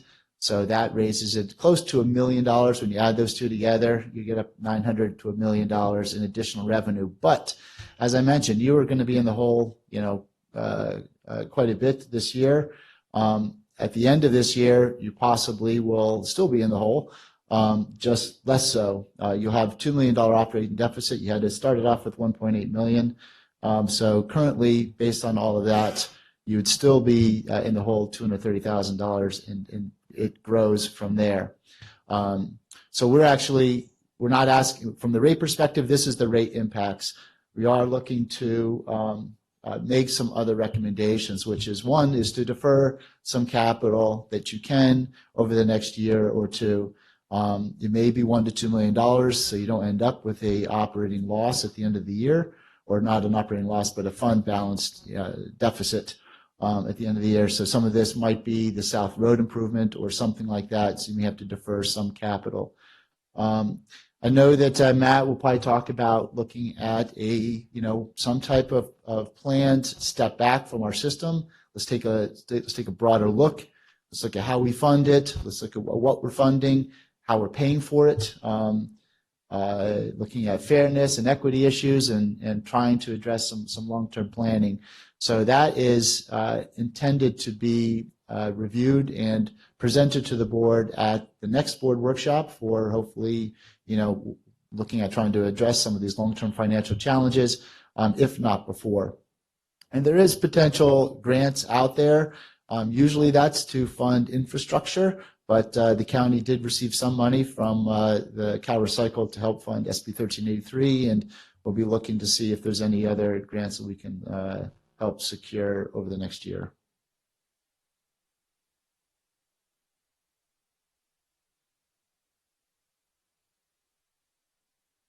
Good afternoon. For the record, my name is Terry Bovary with Reptalis, and here with me today is Sarah Neely, who's lead analyst for the engagement. We were contracted by the county to perform a cost of service and rate study for the county for the solid waste rates of the system. And I have just a few slides to run you through this afternoon. The primary scope that we were tasked with was to obviously perform the cost of service evaluation, identify the cost of the solid waste operations. To do that, we developed a 5-year projection of financial operations, both revenues and expenditures, to identify what the net revenue requirements of the system, and I'll define that momentarily, as well as the unit cost associated with the tip fees. The second key element of the scope was to examine what might be the effects from loss of contracted waste. As part of our engagement, we prepared a report dated June 14th that supports and provides a lot more detail concerning our evaluation. And there are a number of tables and more details about the assumptions that went into the development of the financial projections, the cost of service. But again, the primary focus of our effort was to identify what that cost service was, to ensure that the proposed rates for today, for the fiscal year 23, for the tipping fees are reasonable and that are cost justified or cost based. And that's going to be the finding of our conclusion, which we'll present in just a moment. But just briefly about the methodology that went into the development of our study. It's a data-driven process, so we receive a lot of different types of data points to make our evaluation, including 3 years of historical data related to tonnage, financial information, the current budget, the capital improvement plan, which was discussed a little bit ago, as well as a review of the contractual operations. When we develop these financial projections, we develop them within Microsoft Excel. It's a financial model that is dynamic and can be adjusted based on changes in assumptions. So during the engagement, we played around with some of the sensitivity on these assumptions as well. And ultimately, we try to determine that net revenue requirements, as I mentioned before. So let me go ahead and define that. If you look at the figure on the right, it's titled revenue sufficiency. This is the basic premise of what we try to do when we examine cash flow sufficiency. And we do this for each year of the forecast. So we start with, the most recently completed historical fiscal year as our base. We also look at the budget. So in this case, the financial forecast encompassed the fiscal year ending 2022, which is about to end here on June 30th. And it went all the way to the fiscal year ending 2027. And so we try to examine the forecast of those revenues with and without the rate adjustments relative to the primary revenue requirements, which includes operating expenses, capital, and closure reserves. And so if the revenues less these expenditures have a shortfall, then that's viewed as a deficiency. If they're greater, then that generates a surplus. And so we try to look at what are the net revenue requirements that have to be funded from the tip fees and the user fees to determine what that cost of service is. And that's generally the methodology that we followed, as better described in the accompanying report. So just very briefly, some of the key assumptions that went into the financial projections. You'll notice there's a graph to the top right called the financial projection that shows, starting with the fiscal year 2022 all the way through 2027. This is somewhat similar to the financial projections that Mr. Carlton just presented, but ours were independent. We didn't really know what John's assumptions were. We developed our own based on our own due diligence and our assumptions in the development of these financial projections, and we have some differences. Primarily, we were focused on pure cost of service. So, for example, when it comes to closure transfers, we've assumed about $1 million per year in each year of the forecast. And the basis for that is we look at what the closure liability, the closure cost estimates as provided by the consulting engineers, which recently went up pretty significantly in the past year. And then we look at a projection of the airspace consumption at the landfill based on the waste going into the landfill. And so the consumption of airspace times the overall cost gives us what our estimated closure cost is. So point is that we have some differences, but the conclusions are still the same, that we're forecasting a deficiency. So by way of example, at that financial projection chart, the bars represent the expenditures, the line represent the revenues, and there are two lines. It's a little bit difficult to see, so I apologize. But there's one line that's slightly above another line, and that represents what the forecast of the revenues might look like if we implement the fiscal year 23 proposed rate adjustments. So you can see that even with implementation of the rate adjustments, we have a deficiency year over year in the forecast period that narrows in the final year as the capital expenditures come down a bit. On average, from fiscal year 23 through fiscal year 27, we're going to be spending around $3 million a year based on the capital needs of the system, as was previously presented. Based on that deficiency, we can see within the liner fund itself, exclusive of the closure funds, that those fund balances go negative. And in this case, our fund balances go negative to a greater degree than Mr. Carlton had presented. And partially that's, again, because we assumed a greater transfer into the closure funds. Among other assumptions, we had some differences in growth rate assumptions. So on the left, we've enumerated some of these assumptions. As I just mentioned, the tonnage growth rate we assumed over the forecast period was about 0.5% per year. We did examine some sensitivity. If we were to increase that to, let's say, 4% per year, it really doesn't change the overall cost of service or findings for the fiscal year 23. Higher tonnages do generate better net revenue margins, but because it's only for 1 year and because of the deficiency that we have, the recommended rates are still recommended to be implemented just because of the delta between the costs.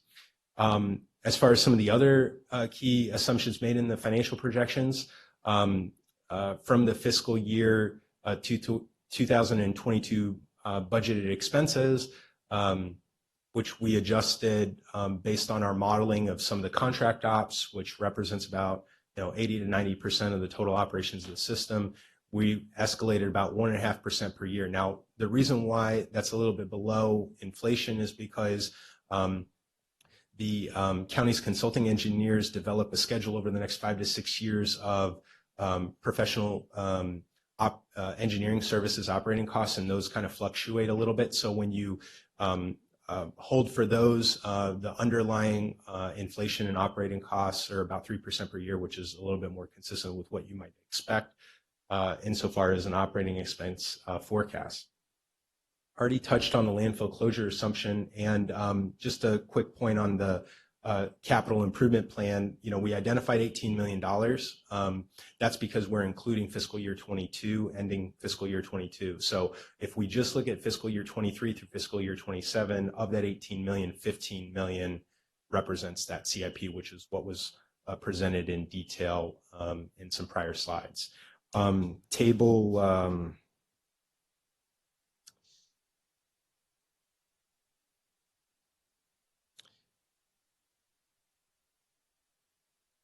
Table 8 of our report provides some details on the capital assumptions. And I believe we have another exhibit or some other tables that call out specifically the capital projects that are enumerated if any was interested. But the bottom line takeaway is the same as what was previously presented, that the current rates are deficient, insufficient, based on our analysis. So in terms of the cost of service, focusing in back to fiscal year 23, which is the rates in question, examining, what is the cost of service for the gate fees. So these are non-contract self-haul customers coming to the county.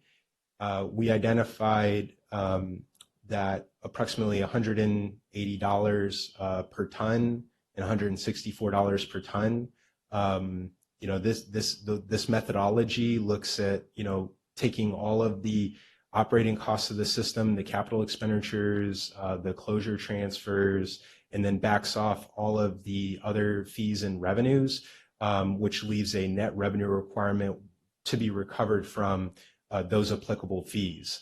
And this was the methodology to assess whether or not the recommended fees were reasonable or below, the total cost of service. And so when we divide those costs by the identified tons at the landfill and the North Fork Transfer Station, that's how we come up with that cost of service, which again is above the recommended rates for the fiscal year 23 for the, I'll refer to them as the gate fees, but the non-contract self-haul rates. In addition to that, we looked at the same methodology applied to the unincorporated tip fees. So if we take the operating costs, the capital expenditures of the closure, and then we back off all the other related fees, both the gate tip fees and the other contracted fee revenues and investment income, the net revenue requirements, approximately $6.8 million, divided by all the franchise collection tonnage for that year that we have forecasted, results in a rate of about $100 per ton. Based on the cost service. I mean, I think that, again, that it's not just suggesting that, these are the fees that should be charged, but it's just to demonstrate that the recommended fees are less than what's identified as cost of service through this methodology. So the second element of our scope was to look at, what are the effects if we were to lose the contracted waste streams from the cities and out of county. And the total, as indicated in our report, the total annual tons is roughly 136,200 tons per year from these customers. You'll notice a table on the right, and that is entitled the fiscal year 23 landfill contract rate. So this is the county's contracted landfill operator, Red Rock contract rate for acceptable waste. And the rate represents economies of scale. So as more waste is brought into the landfill, the contract rate charged to the county declines. So if we're currently at in the 800 to 900 tons per day average, our rate is roughly $14. These rates that are shown will be the rates that are going to come into effect starting July 1st of the fiscal year 23. And if we were to lose the waste from the 136,000 or so tons per year, then that would drop down that efficiency or tons per day process from about 900 to 400 tons. So that would mean that, the average unit cost that the remaining customers would have to pay for every ton would go up by roughly $4 just for the contract. So losing the tons from these customers, not only are we, losing revenues and costs, which I'll run through the accounting of that in a second. But the remaining customers, the unincorporated customers and the gate fee customers, they're going to effectively have a higher unit cost of operation from the loss. And that was one of the findings of our evaluation based on the current contract with the landfill operator. On the left-hand side of the slide, we tried to enumerate the financial effects from that loss. I just mentioned the total number of tons. It's estimated that the revenue from these customers generates about $3.4 million a year. And so the loss of those tons at the lower rate, around $14, results in a $1.9 million reduction in your contracted expenses. It also results in a reduction to the closure fund expense, as well as another variable charge that's paid back for regulatory purposes to Cal Recycle of roughly $200,000 on a net basis. However, we lose about $1 million in net revenues.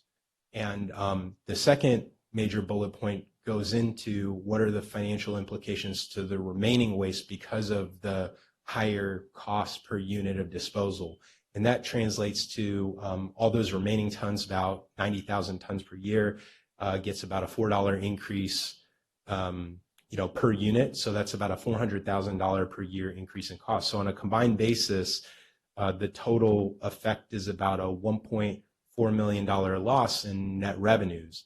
Now, a very important assumption to disclose here is that we didn't examine any shifting in capital costs if we were to lose this waste. And I think it's a valid argument to suggest that some of the capital costs, if they're driven by the volume of waste, so the consumption of airspace. So, for example, one of the larger costs within the CIP is the cell liner expansion at $6 million. So we assume that that would still likely be required based on the projections and the need to have a reserve for capacity. But for theoretical purposes, if we were to assume that the cost per ton based on $6 million, it translates to about $5 per ton for capacity for that cost. So if we were to lose those tons and be able to push out the cell expansion, if you were able to do that, then we might be able to save about $5 per ton, which translates to about a $700,000 savings. So the $1.4 million loss becomes a $700,000 loss. Either way, losing these customers would result in a higher cost of operations for all the remaining customers of the county, including the unincorporated customers. And that, a lot of this is due to the fact that, the county doesn't have control over these other waste streams, so has to price them differently to encourage those wastes to come for the benefit of the unincorporated members of the county.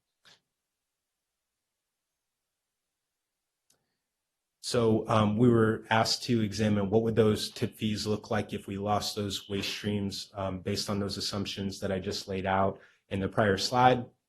And so we can see that the tip fees are higher than what was presented before. In this case, for the gate fees going to $231 and $186.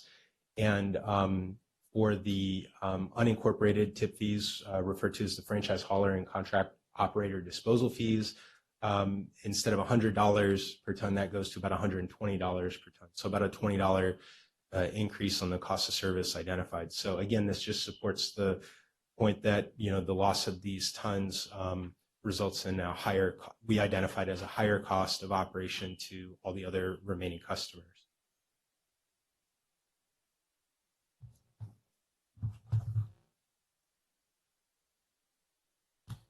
Thank you, Terry. So just to close out the presentation, as I mentioned, 1383 implementation is something that we're working on. As you're aware, some of the items we've accomplished so far as the ordinance adoption and getting our waivers for those low population tracts. And then moving forward, we'll be making amendments to the franchise contracts to incorporate all the necessary tasks related to 1383 implementation. and continuing with outreach and education along with our procurement policy and the edible food collection recovery. So with that, that's our presentation, and we're available for questions. If I may, Mr. Chairman, just in closing, again, Matt Treber, Chief of Development Services. I wanted to take time to first thank the board for your patience through this process, and certainly the team before you on the Tetra Tech side, and Raftelis and HDR, and the county folks, support staff, right, Andrea and Boom and Jared. Combined, you've heard from folks who have more than 100 years of experience and experts in the solid waste field about the operations.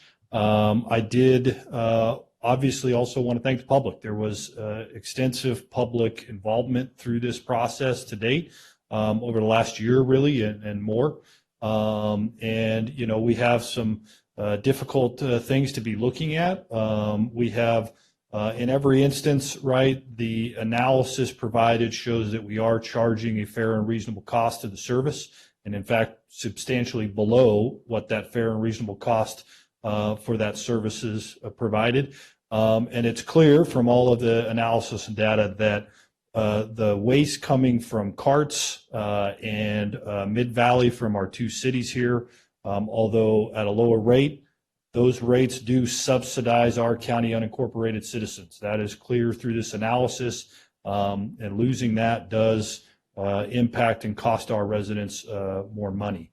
That's not to be said that there isn't substantial work still left to be done. I think that's clear from the presentation on that, and that's why certainly as staff, we're recommending the board's approval of the resolution that's before you, setting the rate increases and seeking direction, as was described by John, to come back and after we've done a complete analysis of the entire solid waste program and looking at different options and be ready to present those to the board by the next solid waste workshop, if not sooner. So with that, we're available for any questions the board has. Okay. All right, it's a public hearing. I'm going to open it up to public comment.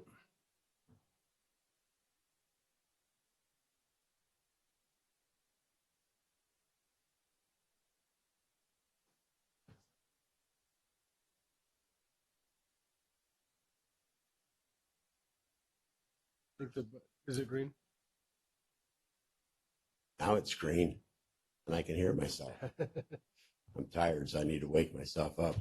Anyways, my name is Mark Reed, resident of Oakhurst, a member of the Trash Advisory Group. First, the Trash Advisory Group wants to express our appreciation for Terry of Raftelis for the tremendous amount of work in a very short period of time, and the staff for arranging for Terry to provide an overview of his work to us. He collected quite a volume of county data and assembled into a meaningful summary for a format in short order. Although he did a large amount of work, so far he has only scratched the surface, and a lot of work remains to do for a deep dive that he is supposed to do. We also want to acknowledge that your job as county supervisors and that the staff leaves you in a very difficult and tight spot. On one hand, there is a July 1st deadline for authorizing retail rates for the franchise haulers. And at the same time, there are flaws in the rate designs and corresponding unanswered questions in both the retail rates and the tipping fees. Both service charges and tipping fees are included in the resolution before you today. These things put you between that proverbial rock and a hard spot. Over the course of the last several months, we have made various observations, suggestions, recommendations, and even a proposed resolution. We do not plan to repeat those here today as they still stand. However, we offer and have a number of additional points to offer. Unfortunately, we cannot touch upon them briefly in this forum. We trust and urge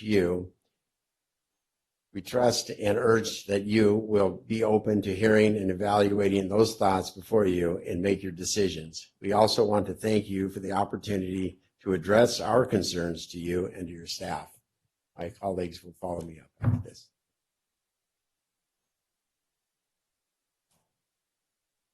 Dan Metz, Oakhurst. Good afternoon. It is past the 11th hour, and here you are again having to act quickly. We appreciate the tough spot that you're in, and we have a suggestion way forward. In short, we recommend that you separate the two issues, service rates now, tipping fees later.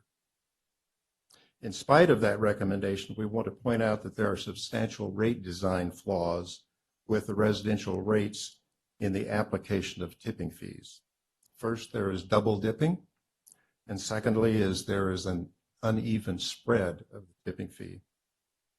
First, tipping fees are embedded in the residential rates, ranging from somewhere around $5 per month to $7 per month, and that's spread across the county.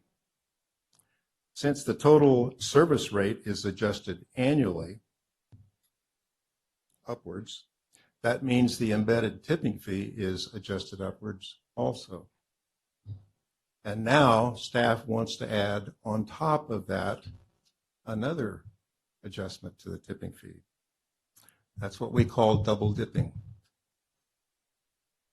Further, the tipping fee is spread unevenly amongst all the customers across the county. Page 38 of presentation, the fourth column demonstrates that. The lowest charge is 67 cents per month per customer, and the highest is $1.18. In Oakhurst, it's 96 cents per month per customer. That would suggest that we produce in Oakhurst 41% more waste than somebody in Valley District Zone 1. I don't think so. Something is wrong with the rates that charge you something different from me for the same tipping fee at Fairmead.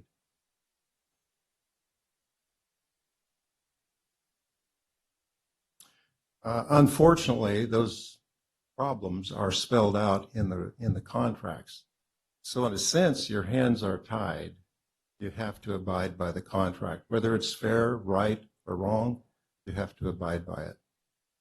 So we recommend that you proceed with the residential rates or the service charges, but holding the tipping fee out of the increase. And then the third thing is refer all the tipping fee back to the staff to go back and do their homework and wait for Raftelis, Terry, to do his due diligence. He has only scratched the surface.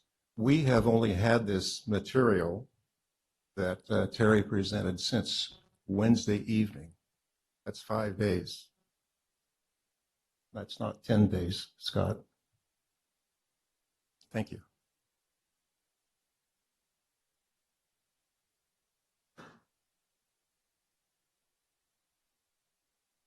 Hi, my name is Sue O'Connor, and I'm from Oakhurst also. And I really appreciated the Raftelis presentation. It helped me to really understand that we are a freight train running out of track. The landfill is a Madera County asset and Madera County liability. It's not an unincorporated area asset. It's not an unincorporated area liability. Although we in the unincorporated areas get disproportionately charged as though it is. The landfill is a county-wide obligation, just like the roads are. The county board and staff try to convince us that the unincorporated residents are benefiting and being saved money through discounts offered to Madera cities and out-of-county haulers, even though we only represent 40% of the waste in the landfills versus 60% of waste being received at a discount. Disparity in tipping fees for unincorporated franchise will continue to increase because it cannot cover, as they've already said, it's not enough already. It's already not enough. In 2016, the disparity was $18 a ton. In 2018, the disparity was $33 a ton. And now the proposal is $42 a ton that the unincorporated area franchisees are being charged, which gets passed on to us as unincorporated residents. When will that be enough? We already know it's going to be up to 100. When is the disparity going to be addressed? The county may be benefiting by making trash a commodity. The unincorporated residents are not. We continue to be charged more and more, and yet the unequal tipping fees are still not enough to cover the increased closure liabilities and capital needed for expansion to cover the solicited waste at discounted rates. I think it's imperative for the board to recognize that the asset and liability for the Fairmead landfill is a county responsibility and not for the unincorporated residents. The county should explore how to fund the landfill capital improvements via the general fund, just as they do roads and other infrastructure responsibilities. The proposal before you does not represent a model that incorporates any franchise fees to fund the solid waste obligations. Unincorporated franchise fees were pitched in 2012 as a solid waste supplement to fund county solid waste obligations and lessen the tipping fees. Instead, those fees have been absorbed by the general fund, and as I understand it, there's talk of earmarking about $225,000 of over $1 million or close to $1 million for solid waste. And that's not right. It should all go to solid waste. That could help keep our costs down. That could help fund what we need. I would like the board to direct staff to present a financial model with a 10% contract tipping fee rate hike, which would still be under the Fresno market price and competitive. I would also like the board to direct staff to present a financial model that incorporates 100% of the franchise fees to solid waste to contribute to the closure and capital improvements as a sincere effort to address the disparity of financial burden on the unincorporated areas as originally pitched to the public and passed by the board in 2012. Thank you.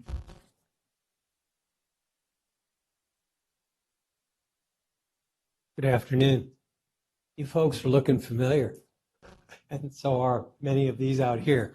My name is Hank Schultz. I am from Oakhurst. I am a member of TAG, which we are also calling WAG, Waste Advisory Group. And we greatly appreciate the opportunities to collaborate with the Board of Supervisors as well as the staff on this issue of solid waste. Let's compare gambling and planning. Gambling is exciting. Sometimes you win. Good planning isn't fun. However, you always win when you take the time to plan and plan extensively and with a broad scope. Operating any landfill in California is a huge gamble. Actually, Mr. Varney, we had a very good discussion with him about his speculation of the ability of Madera County to even get another landfill licensed and going. It's a gamble. And if you can get it in place, what will be the cost? The model that you're looking at and depending on does not incorporate setting aside money for a new landfill. And that could run anywhere from 15 to 25 million, maybe more. These folks, these experts can attest to that. Putting in gas monitoring equipment, liners to prevent water contamination and what have you, those things are not cheap, and all of those have to be paid in advance of a new landfill. So what's at stake? Other than having to pay for another landfill when this one is full, you also have the process of studying, preparing, and paying for endless permits just to get to that point. In the meantime, we must plan and pay for Fairmead's future. And there have been many comments made about that. It is not an easy thing. The recent Raftellus presentation estimates capping, that means covering the landfill, and caring, which means continuing to monitor it, I believe, for 30 years, for a full Fairmead will cost over $50 million, which the county is mandated to do. You can't get around that. We own the landfill, so we also own the responsibility for it when it's full. Therefore, we must resume making increasingly large transfers to our two landfill closure funds. This hasn't been done for 12 years or more. Currently, the funds hold about $8 million. At present, landfill tipping volume closure fund transfers work out to about, and that's an error if you have the handout that I provided, not $39 a ton, but $3.90. That is not covered by the market-driven tipping fees of $26 or less for Chowchilla, Madera, and carts. If we continue the current trend, Fairmead will be about 85% full or more by 2048. Why gamble? Fairmead's capacity could serve the county another additional 20 or more years if we eliminate all waste we are not contracted to take. It is not an easy thing to get our arms around, but we can, and it's something that Matt likes to say, we work hard, but we can work harder. And we are more than available to work hard with the county to study the different issues in this and come to a conclusion that the residents of the county will feel good about. Because after all, in the end, the residents pay for all of this, all $50 to $75 million over the next 30 plus years. Thank you very much. Anybody else in the chambers wishing to speak? If not, I believe we have public comment from Mark Sobel online. Mark, are you there? I am here. Can you hear me? We can.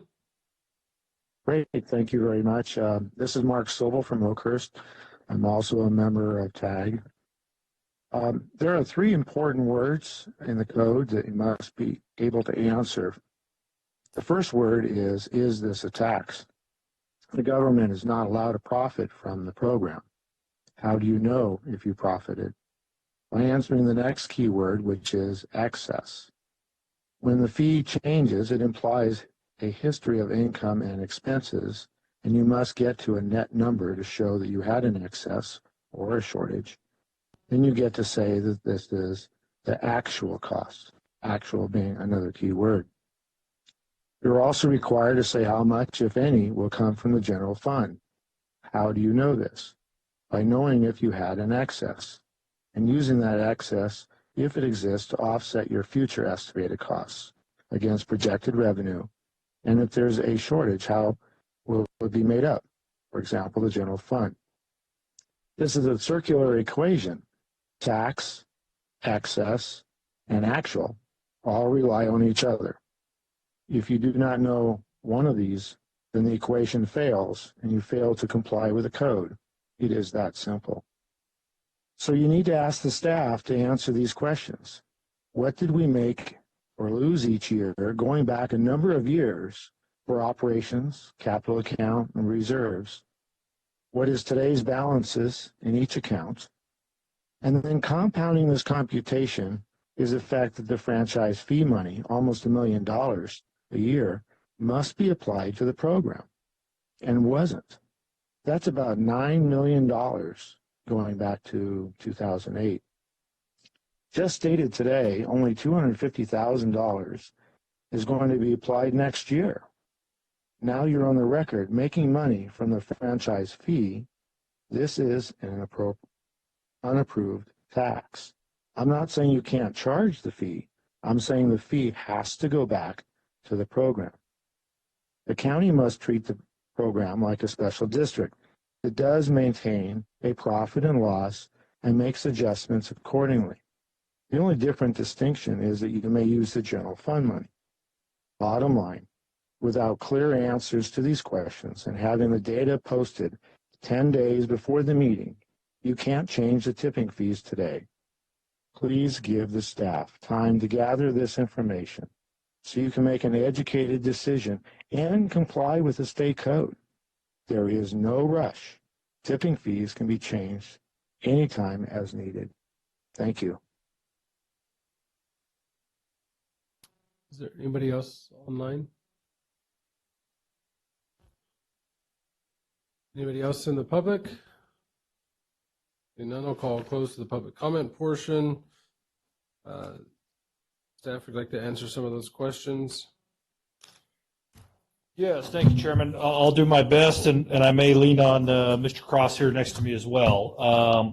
I failed to mention during our presentation, right, as the board is aware, we received a number of comments from the public in regards to a perceived or a notion that we had not met Government Code 66016 in regards to this item before you today, which speaks to notification and providing actual or estimated costs for the services and the rates that are before this board for consideration.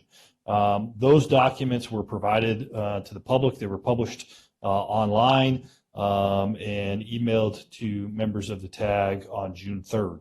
Well in advance of the 10-day requirement for this. There has been substantial work on a fiscal review for those rates, as Terry provided to this board and the public today.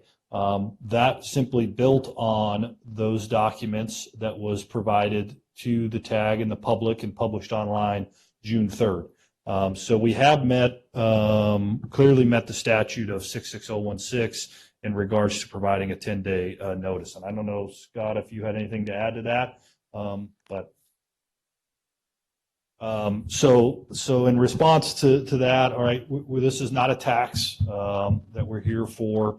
There is nothing that has been done illegal on the operation or in violation of any government code or statute or public resource code in regards to our franchise fee and going and all being allocated to this fund, right? That is not a mandate or a requirement. And certainly working with our CAO's office and Jay and Joel both, right, we have moved those, but there was nothing that prohibited the county from doing what the county has done historically in years prior. Try to touch on some other things, right, that we've heard. Again, right, part of our request before the board is to get that direction to do this comprehensive review and analysis over the next 10 to 12 months and bring back those options. And, we clearly have a situation, right? Could the board postpone the tipping fee? Certainly. But I think we have shown the rates that we are charging are substantially less than what the fair, reasonable cost of those rates are, right? Delay in that causes additional issues on the financial side and running the operation. And hence why we're also going to take a review and look at that to see what other options may be there to see about $100, which is what Ralph Tellis's review of the data has suggested for a fair and reasonable cost for the service out there a ton, and seeing what other options may be there. So over the next 12 months, but I certainly, we're here. We do recommend the board's approval of the resolution that's before you. Oh, one additional item I would make. I know there was a comment in regards to the solid waste facility being funded from the general fund. And there was a reference to, as we do with roads, there is no general fund dollars allocated to road maintenance or road repair or new roadway infrastructure. So I wanted to make that clear for the public and the board as well, right? Those are not general fund expenditures, and nor has solid waste, at least in my recollection, ever been funded through the general fund. So.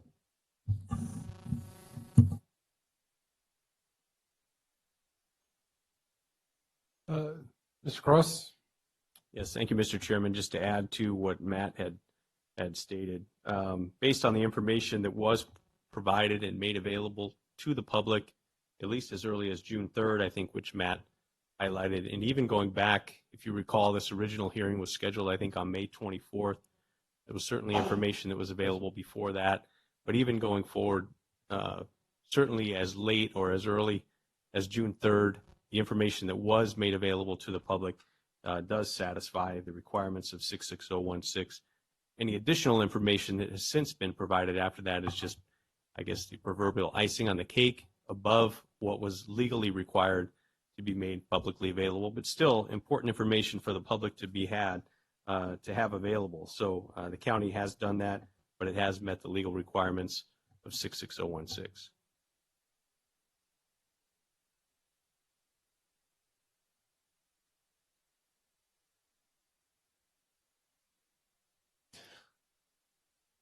So, Mr. Chairman, we're here, I guess public comments have been concluded, so we need to have an action on item 7E. So what I'd like to do is to make a motion to adopt the resolution approving the increases of solid waste collection rates and increases to tipping fees.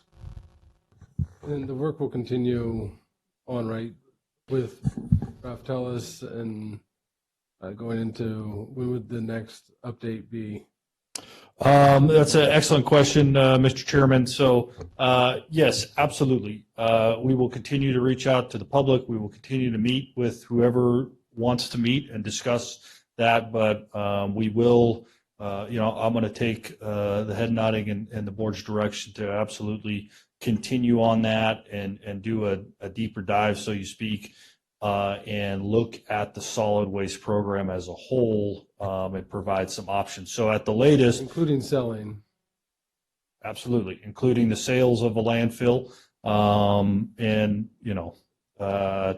Raftelis and John Carlton. We've discussed some other options, right? We do have contracts that are in place that mandate a number of different things. Some of that is the ability of carts to bring waste to that landfill at a rate. We are right now working on an amendment to Mid-Valley contract to increase those rates that the cities would be paying into that landfill. So that's an important figure to be doing. That's ongoing right now. We hope to get that out next month.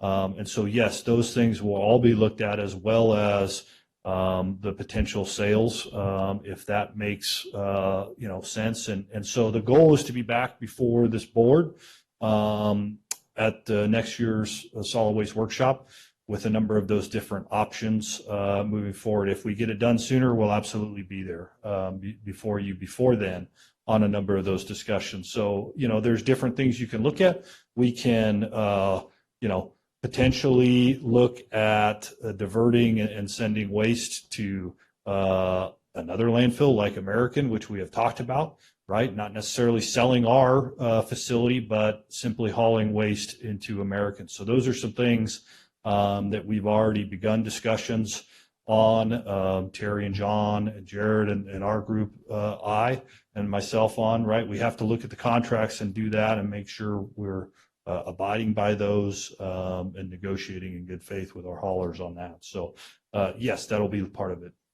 And Matt, or sorry, are you done? No, please. Just for the public's right to know, there's no mandate that folks have to take their self-haul to the Fairmead landfill or to the North Fork transfer station, correct? That is correct, right? You may recall we had a year ago, almost just a little more than a year ago at 218, and there was discussions of mandatory waste collection services, right? And the board pulled back from that, and we went a complete different direction, which I certainly wholly support. And so, no, any member of the public, resident of Madera County, right? The county has not mandated that they handle their trash, right? They can haul it, self-haul. They can sign up for service. They can haul to another facility and landfill, and that is available. Yes. Thank you. I appreciate the participation and the input. It's not an easy decision, but we saw this morning that if there's no action that's taken, then it gets worse later on down the road. So with that, I'll second Supervisor Poitras's motion. Roll call vote, please. Supervisor Poitras? Yes. Supervisor Gonzalez? Yes. Pro Tem Frazier? Yes. Vote passes 3-0. Thank you. All right, item 8A. Discussion and consideration to receive board input on a letter regarding SB 1338, Care Court Proposal. Thank you, Chairman. The Care Court proposal is strongly supported by the legislature and the governor. In concept, it is an excellent concept. However, the speed at which the legislature and the governor wish to adopt this may be excessive and set the county, all the counties, frankly, up for failure. So we've drafted a letter to the authors based on some information we received from CSAC and other entities saying how we would greatly prefer and appreciate that they implement this. Basically, Care Court is an opportunity for folks. Some people support it, some people don't. We could argue the civil liberties about it all day long, I think, either way, but it's designed for those folks that can't be 5150 but continue to find themselves in a psychological or psychotic state where they need to be committed today because their symptoms cycle so fast that tomorrow they'll be fine, and if they went in front of a judge tomorrow, the problem never gets dealt with. So it's something that is going to happen. I can just guarantee that. I would just prefer that our county chime in along with some of the other counties on what we would like to see in the program to best serve our citizens. Mr. Chairman, I'd just like to mention that at RCRC last week, this was brought up, and the position was caution. And it's mainly great idea, but there's going to be significant costs to the counties, a mandate that's an unfunded mandate, and that we need to be very, very careful. Again, great idea, but the devil's in the details. How many unfunded mandates can we deal with in one day? Apparently at least 3. Okay. And that is one of the concerns of CSAC is that that there may be a move afoot to try to redirect some of your MHSA, mental health, Sustainability Act money into the Care Court because, quote unquote, counties aren't spending the MHSA money fast enough. So everyone is against that. I think that at the state level they've cooled a little bit on that idea, but I haven't seen the big bag of money yet that's supposed to help fund this. So this isn't really a letter of support. It's a letter of, if you're going to do this, this is what we'd like to see in the program. Is this kind of a thumbs up type of thing? Yeah. Is this good? Yes, sir. Yeah. Okay. 3 thumbs. We can't see the thumb online. I guess he's gone. All right, and then there was one more that we... yes, sir. We added one. It was SB 443. It's a bill that has to do with emergency medical services pre-hospital, and it's, well, in the opinion of those who oppose it, it's bad for 2 reasons. Number one, it tries to make law certain ideas that were actually defeated in court, so the case law would be in opposition to this. And it also undermines the county's authority to set the rules for the cities within their counties for their local EMS agency, their LEMSA. So, for example, in our area, if this were to become law, the city of Madera could decide to do its own EMT ambulance services, and they wouldn't have to abide by any of the rules or expectations or recommendations of the entity that governs Fresno, Madera, and I believe Kings County is the 3rd county in our group. And I think it would undermine people like Sierra who have an exclusive franchise for their area. It doesn't, in my opinion, it doesn't do anything to improve EMS service delivery. It actually makes things more confusing. A second. Okay. Move to send this letter. I'm sorry, who moved? I just seconded it. And we have I'm drafted getting a it. little out of order. Yeah, we have drafted it over Chairman Pro Tem Frazier's signature for signature today. Great. Pro Tem Frazier? Yes. Yeah. Supervisor Gonzalez? Yes. Supervisor Poitras? Yes. Vote passes 3-0. Thank you. And signed. All right, and Forgo we're going to forgo supervisor and staff reports. And with that, I will call this meeting adjourned.